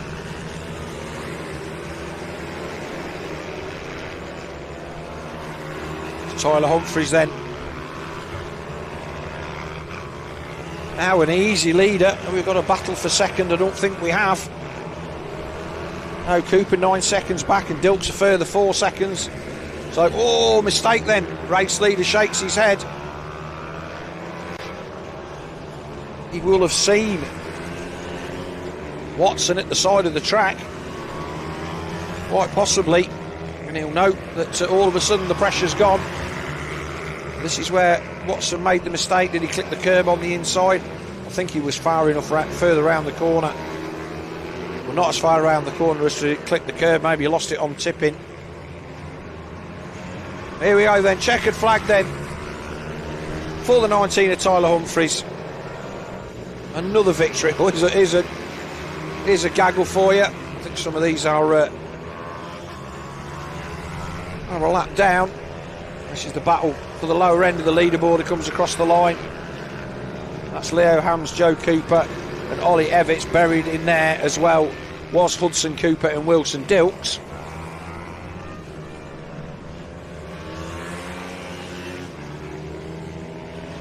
Josh Herring and Daniel Stevenson 4th and 5th. We're going to get a late battle here. Oh, pass up the inside. Oh, that was close. So Lucas King just hanging on to 7th place then from Ollie O'Gorman. and Leo Solyu. So that's everybody over the line. Well, that was a shame then for the number 14. He did everything that he could, and got mugged off a little bit by the slower traffic there towards the end of that one. And whether he made contact with another one, I don't think he did. I don't think there was anybody around him. But he will end up classified, as we see there, down in 13th place. That will be bad for his championship. So number 19, Tyler Humphries, takes a victory from the 217 of Hudson Cooper. Number 85, Wilson Dilks in third. Fourth then, number 912, Josh Herring. Fifth, number 18, Daniel Stevenson. Sixth, number 25, Chloe Gleeson. Seventh, number 16, Lucas King. Eighth, number 88, Ollie O'Gorman. Ninth, number 36, Leo Solyu. 10th, number 11, Leo Hams. 11th, number 20, Joseph Cooper. 12th, number 61, Ollie Evitts. And then 13th, Frankie Watson, number 14, and 111, Harry Rafferty. So just a couple of races to go then. Next race is the Minibike 160s and Vets, which will be a 10-lap affair. Our penultimate race of the day here at Cumbria Kart Racing Club at Rowrah.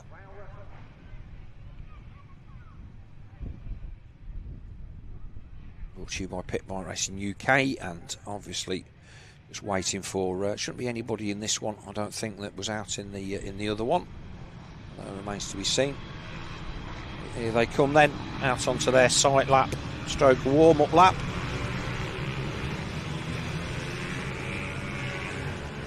Still a decent grid of these, 13 or 14. So we've seen some good racing in this one. Jack Bednarek in the class of the field. We've seen him win multiple classes today on this bike and also on the MINIMOTO.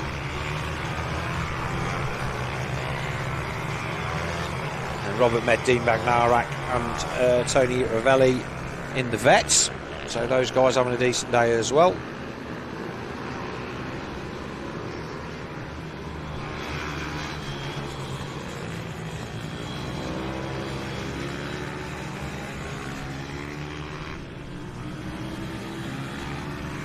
So our penultimate race today brings itself round. Alec then to line up. So like I say, it's still pretty much a full grid on this one, I think. That's the number 13, Tim Patterson. The 86 of Michael Neal. He's been decent today. I think he's been had a couple of fourths or fifths.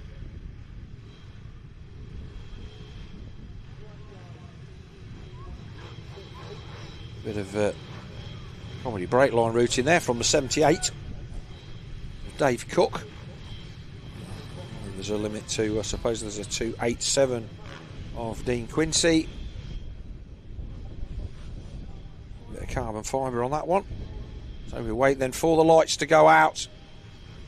The 88 of Barry Clark. So 10 laps it'll be. Here we go. Oh, a bit of a crawler at the back there from the 164. Didn't really seem to make a great deal of difference.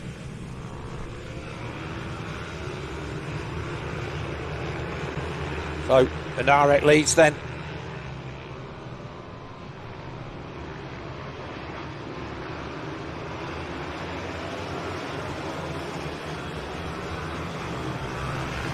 The rest of them stream through.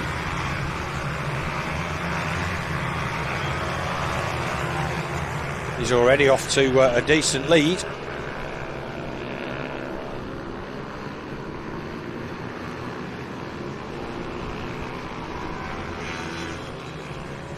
Atson there in second. The rest of them coming through. Imagine with the sun being on the track now all day, it's quite warm out there tarmac wise. Whether that's having any effect on the tyres. I've seen a few more riders slide off towards the end of the day. Whether that's down to tyres or just general fatigue, we'll wait to be seen. But Patterson there in second. Bednarek starting to check out. He did seem a little awkward on the bike a couple of times in that last one, but it's not stopped his speed. So Neelands there in third, Dean Benarek fourth, Robert Med fifth, Dave Cook, Michael Judkins sixth and seventh.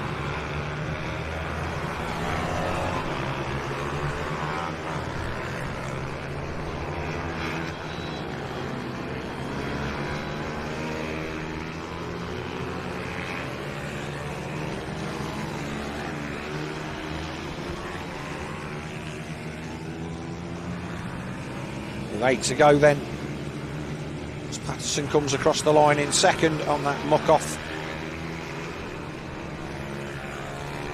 liveried bike. Again, it's just for a long weekend like this, how hard do you chase? Do you take the points, move on? Looks like a bit of a problem there for the 13. Looks like he's got a box full of neutrals. Really struggling. He's going to have a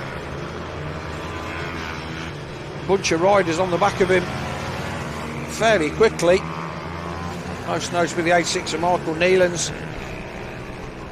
Looks over his shoulder, shaking his head. So he knows he's a sitting duck. And whether that's an issue with the linkage. So there's Neelands, and then it's Dean Benarek and Robert Med next. So they're going to be closing in at a rate of knots. There's pitbike.racing.uk Minibike 160 Vets Championship race number 3.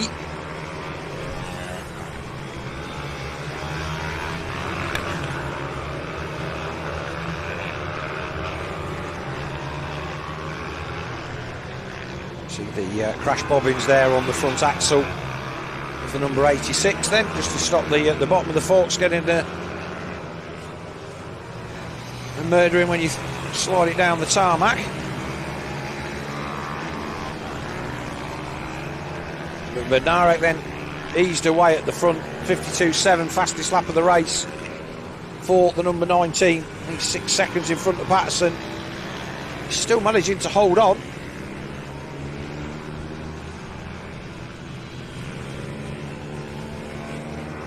Number 88. Barry Clark.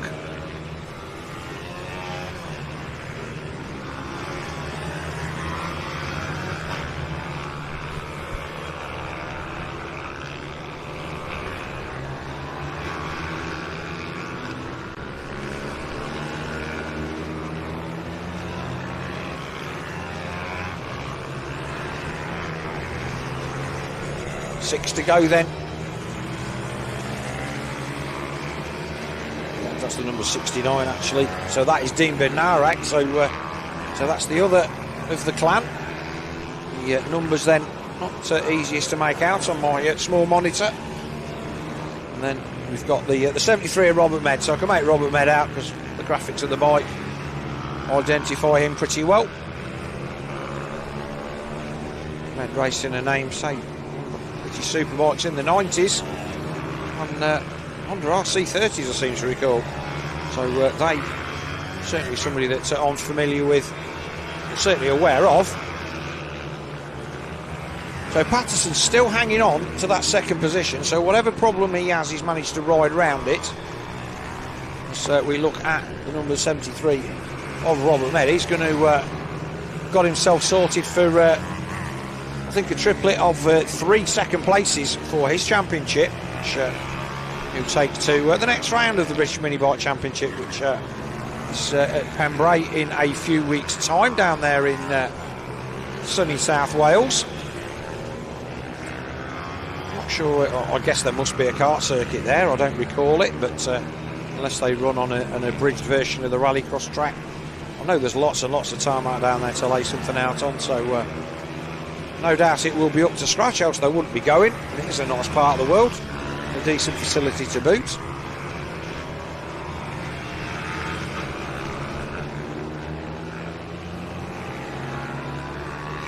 Yeah, not a lot going on in this one, with the problems for Patterson, not able to keep the pressure on our race leader with 4 to go. Robert Med then burnt on the back of the leathers.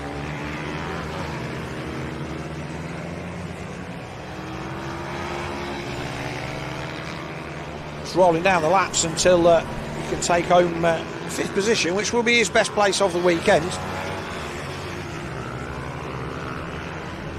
10 seconds the lead of Bednarek now over Patterson, who's got 5 seconds over Michael Nealons. He did get into traffic in that last one. Whether they will in this one or not remains to be seen. There he is, right on cue. Our race leader then just starts to make his way through the riders at the tail end of the field. 2 to go.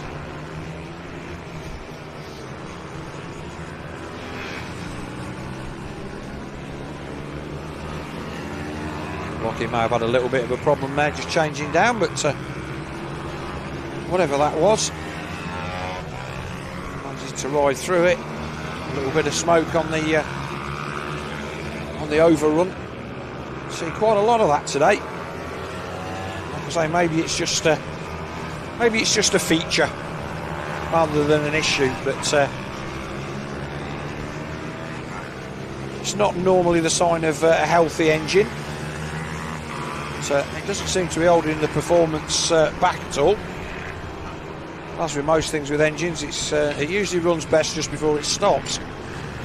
So that last lap board then will be out for our race leader Jack Bednarek. He was just coming round then to put a lap on the number 213, Pete Johnson, and minus his front mudguard. That's really weird riding without a mudguard, especially on a bike like that. You just, locks the rear. Oh, was there something on the track there? It looked like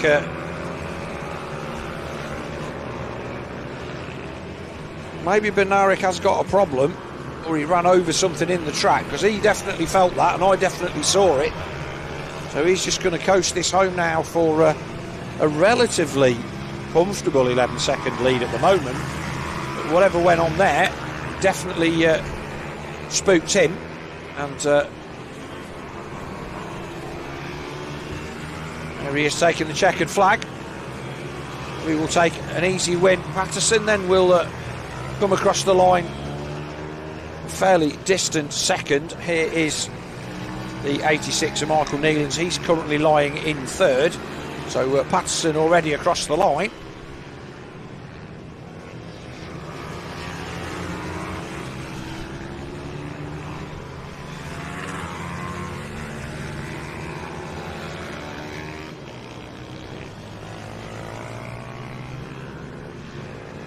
And then it's Dean Bednarek 69 in 4th, 73 Robert Med in 5th, Dave Cook number 78 in 6th. We wait for the official results to come, but that is the final race for the Minibike 160 vets, and all that is left now is our final race of the day, which will be the Minibike 150, British Minibike 160s and 50 Cup. But our 160s and vets result then for their 3rd race then, 19 Jack Bednarek takes another victory from the 13 of Tim Patterson, the 86 of Michael Nealons, and the number 69 of Dean Bednarek. 5th place 73 Robert Med, 6th place 78 Dave Cook, 7th place 287 Dean Quincy, 8th place 97 Michael Judkins, 9th place 164 Tony Ravelli, 10th place 213 Pete Johnson, 11th 88 Barry Clark, 12th 11 James Jarvis, and 13th 35 Jamie Bunclark. So that's that one in the books. And our final race of the day is brought to you by EA Services. British Minibike 160s and 50 Cup Race 3, 14 laps for these guys and girls. We wait for the last few riders to come off track. For those of you still here at the circuit, I hope you've had a great weekend. It's been nice to come and do something a little bit different. The racing has been really, really good. And as I've said many times before, the standard of riding has been a pleasant surprise. More for the fact that there's a lot at stake for some of these races, and yet the riders have still been very, very precise with what they're doing, and not taking any undue risks. And that will stand them in good stead as they progress through their career on the tarmac. The number 4 of Travis Shaw then on the 50cc. No idea what that is. I will have a chance to next time I come try and get here and have a look around the paddock. A better look at people's equipment and see what's out there. The sun's starting to drop in the sky now, and although it shouldn't be too much of an issue for visibility, you see the shadow there of the clubhouse overlooking the track. Sun is pretty much behind that now, so it is quite bright in the. Still feels quite bright in the down here in the office. The sun is now on the other side of the building, so it's always good. So it is the 19. Tyler Humphries coming to the grid again. There he is. Wave to the camera. Back to Ducati Manchester Group. So they do they have to change round, or is it?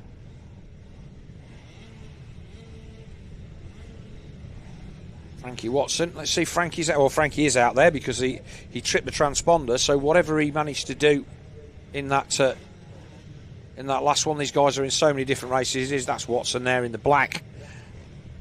He had a great race until he slid off, and unfortunate for him to DNF his last race. But anyway, looking like we're getting the grid organised, and this is the fast class MiniGP 160. This is the non-FIM version of this, another run out for these guys and girls, and also the 50cc class. So 14 laps then, final race of the day here at Rowrah for the second round of the British Minibike Championship, brought to you by OMG. And here we go, wait for the lights to go out, away they go. Great jump from the second row from the 217 of Hudson Cooper, but he didn't turn that into anything. And it is the number 14 that leads. So a good start this time. My laptop decides to turn itself off yet again. So all the usual suspects in there. Wilson Dilks is in there. Cooper.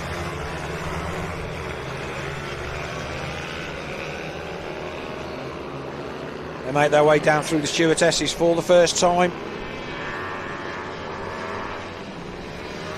There's already a little bit of a break at the front. The 85 then, Wilson Dilks in there in fourth. The rest of the field come through. Round paddock bend for the first time.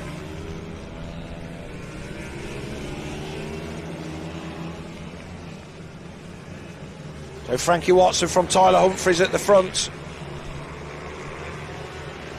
And here we go down the inside. Frankie Watson left enough room for a van down the inside there. Just tried to ride the wide sweeping line. And he got dive bombed then by Tyler Humphries.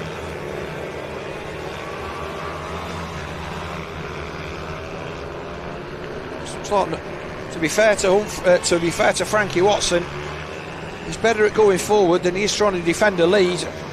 That's easy to say. It's hard to know how fast to go at the front when you're second and you're chasing. You've got that marker, you've got that man in front of you to set the pace, and he just didn't get his braking marker quite right there. And Tyler Humphries didn't need a second invitation. Hudson Cooper third, Dilks fourth. Looks like Arnie Carr in there in fifth as well, so he's having a decent run. A little bit of a gap back to Daniel Stevenson. And tripping over each other a little bit in the turn there.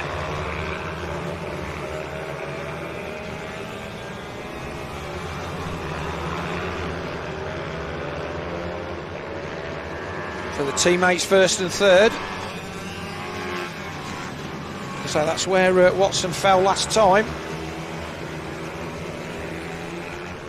It's fair to say that nobody don't wish to see people fall off at all. It's a shame that Watson's day been blighted by that tumble. But he's been good value for money.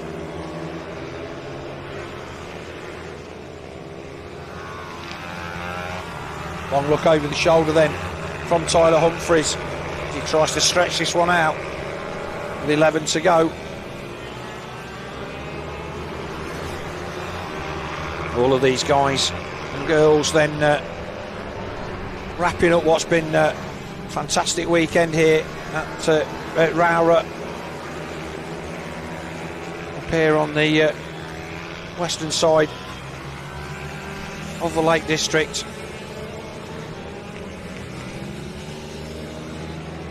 Fastest lap then, Frankie Watson, 50.71, only a smidge faster than Humphries, but he's faster.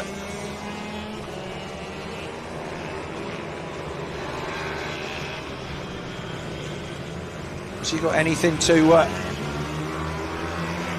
else to give though? And we said he chased him down hard in the last one, paid the price.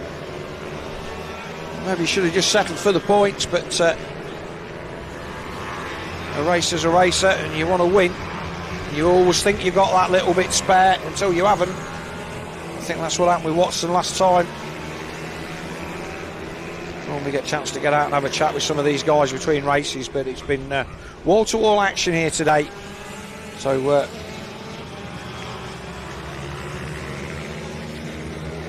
had any chance to get out and look at the talk to anybody, find out what's been going on. So Arnie Carter's made a move. He's managed to find his way past Wilson Dilks. But Dilks looks like he's Dilks got a problem, because that's S-Car and Dilks dropped off the back now. So I would say that Dilks has an issue of some description, because he was right with these guys.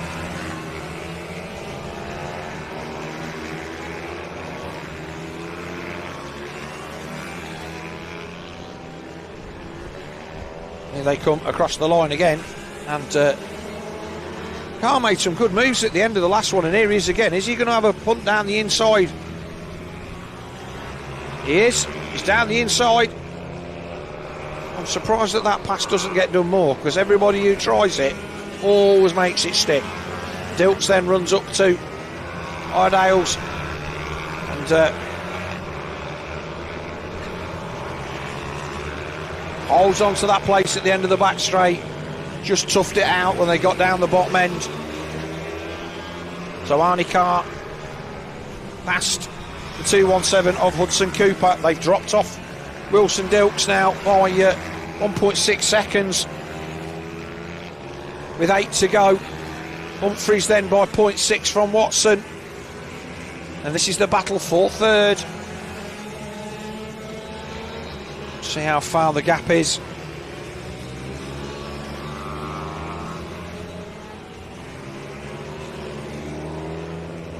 The race leaders then down there in the distance. It's only 2.5 seconds, but I can't see Carr closing that down with 7 laps to go.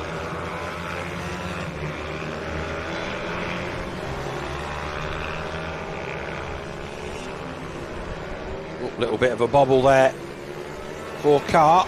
That might give second wind to Cooper. Race leaders are already into traffic just ahead of them as they come across the line. Maybe we can get back on the leaders. There they are, right on cue. And so the gap, we saw a couple of races ago that Frankie Watson got fairly well stuffed over, for want of a better phrase, by just getting caught with traffic, just not quite in the right place, and he lost the toe. Then whilst chasing down Humphries, put it into the kitty litter down the bottom of the hill here at St John's, and as a result, it's good to see that that's got a lot more tarmac on it than it used to have. So he'll be conscious of that fact and try not to let the same thing happen again. With 5 to go then, 0.4 the gap at the front, so he's keeping him honest.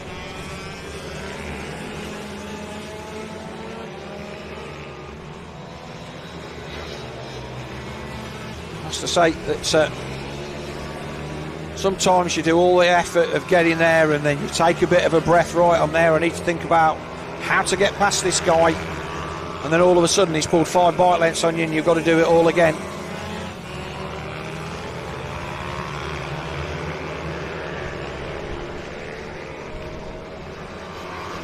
And Humphries then really has got a really nice tidy style.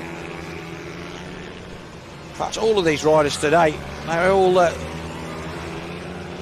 learning their craft nicely. There's nobody I've seen that's really frightened me to death.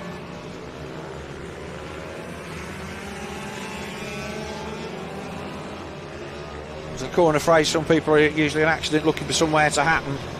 But everybody been really, really good. This is still the battle for third. Carr still got the advantage over Cooper. With 4 to go down the back straight.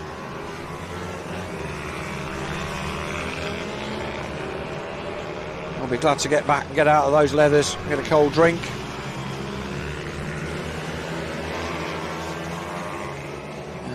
I'll say back to school, but it might be school holidays next week. It seems like it's all holidays and tea breaks these days. But, 3 to go then. The battle at the front's still tight. Only 0.2 with those guys, so it's hard to know where to look at the moment. Look up the track and see if we can see our race leaders as they come out the other corner. But there they are in the far end.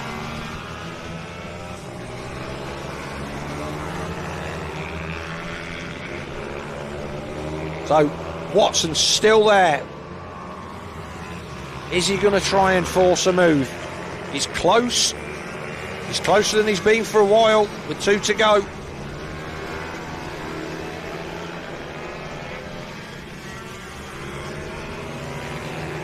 But is he close enough?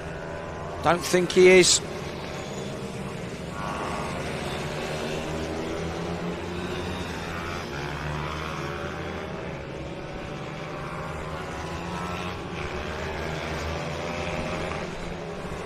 Just seems to be this little bit of the circuit where Humphries seems to just gap out a little bit. Now they're going to catch this back marker at number 12, Archie Hooper. They're going to catch him just as they tip into Stewart's. Oh, this is the chance, and for whatever reason, Watson again just not able to make it stick. He had an opportunity there, a look over the shoulder with 1 to go. Again, maybe a bit too circumspect with the back markers, but that was his opportunity to pounce, and it was almost like he hung back in case anything awry happened. It's just given the break at the front then to Humphries. Over a second now on this final lap of this British Minibike 160 and 50 Cup race.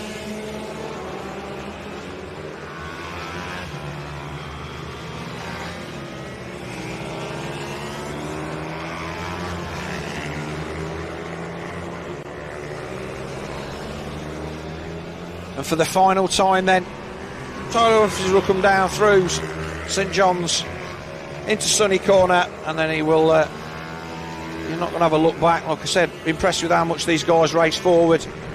Round Paddock Bend for the final time, and checkered flag and a victory. Another victory for Tyler Humphries, another good second place for Frankie Watson. This is the battle for, I think, 5th and 6th. Oh, it's tight. They come across the line. So Carr across the line, Cooper across the line, and that's Dilks and Dan Stevenson. That was close. And this is the battle for the 50cc class, I believe. We haven't really covered these guys much at all, but they've been out there. And it is going to be the 71, the Bradley Curtis from the number 4 of Travis Shaw.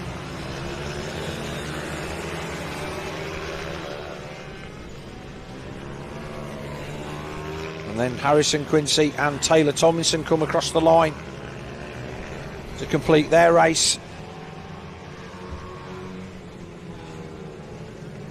Just Ollie O'Gorman to come, and then everybody will be safely home. In fact, O'Gorman has come across the line, so that is it. That is the conclusion of our coverage here. Our final set of results then, British Minibike 160s and 50 Cup. First then Tyler Humphries, number 19, another victory for him. Pushed hard again by the number 14 of Frankie Watson. Third place, number 83, Arnie Carr. Fourth place, number 217, Hudson Cooper. Fifth place, number 85, Wilson Dilks. Sixth place, number 18, Daniel Stevenson. Seventh place, number 71, Brad Curtis. Eighth place, number 4, Travis Shaw. 9th, 755, Harrison Quincy. 10th, number 77, Taylor Tomlinson. 11th, 88, Ollie O'Gorman. 12th, number 12, Archie Hooper. 13th, number 54, Thomas Bond. And 14th, number 8, Isabel Wingate. So that is a wrap on events here today. I hope you've enjoyed our coverage here from the Cumbria Kart Club at Rowrah and round 2 of the British Minibike Championship. We thank all of our many ladies in orange down there who are making their way back to their cars for a well-earned break and a drink, for all of their work, all of the medics who I am very thankful to say it does appear that we have not had to call on today. A big thank you to British Minibikes for the invite to come and do this, and hopefully we will see you all again soon. I hope you've had a fantastic weekend here at Rowrah. For those of you watching on the live stream, thank you for joining us, and we will see you at the next round in a few weeks' time, which I believe is at Pembrey. So from me, Phil G, and everybody at TNL Sports, we wish you a safe journey home, and we will see you all again soon.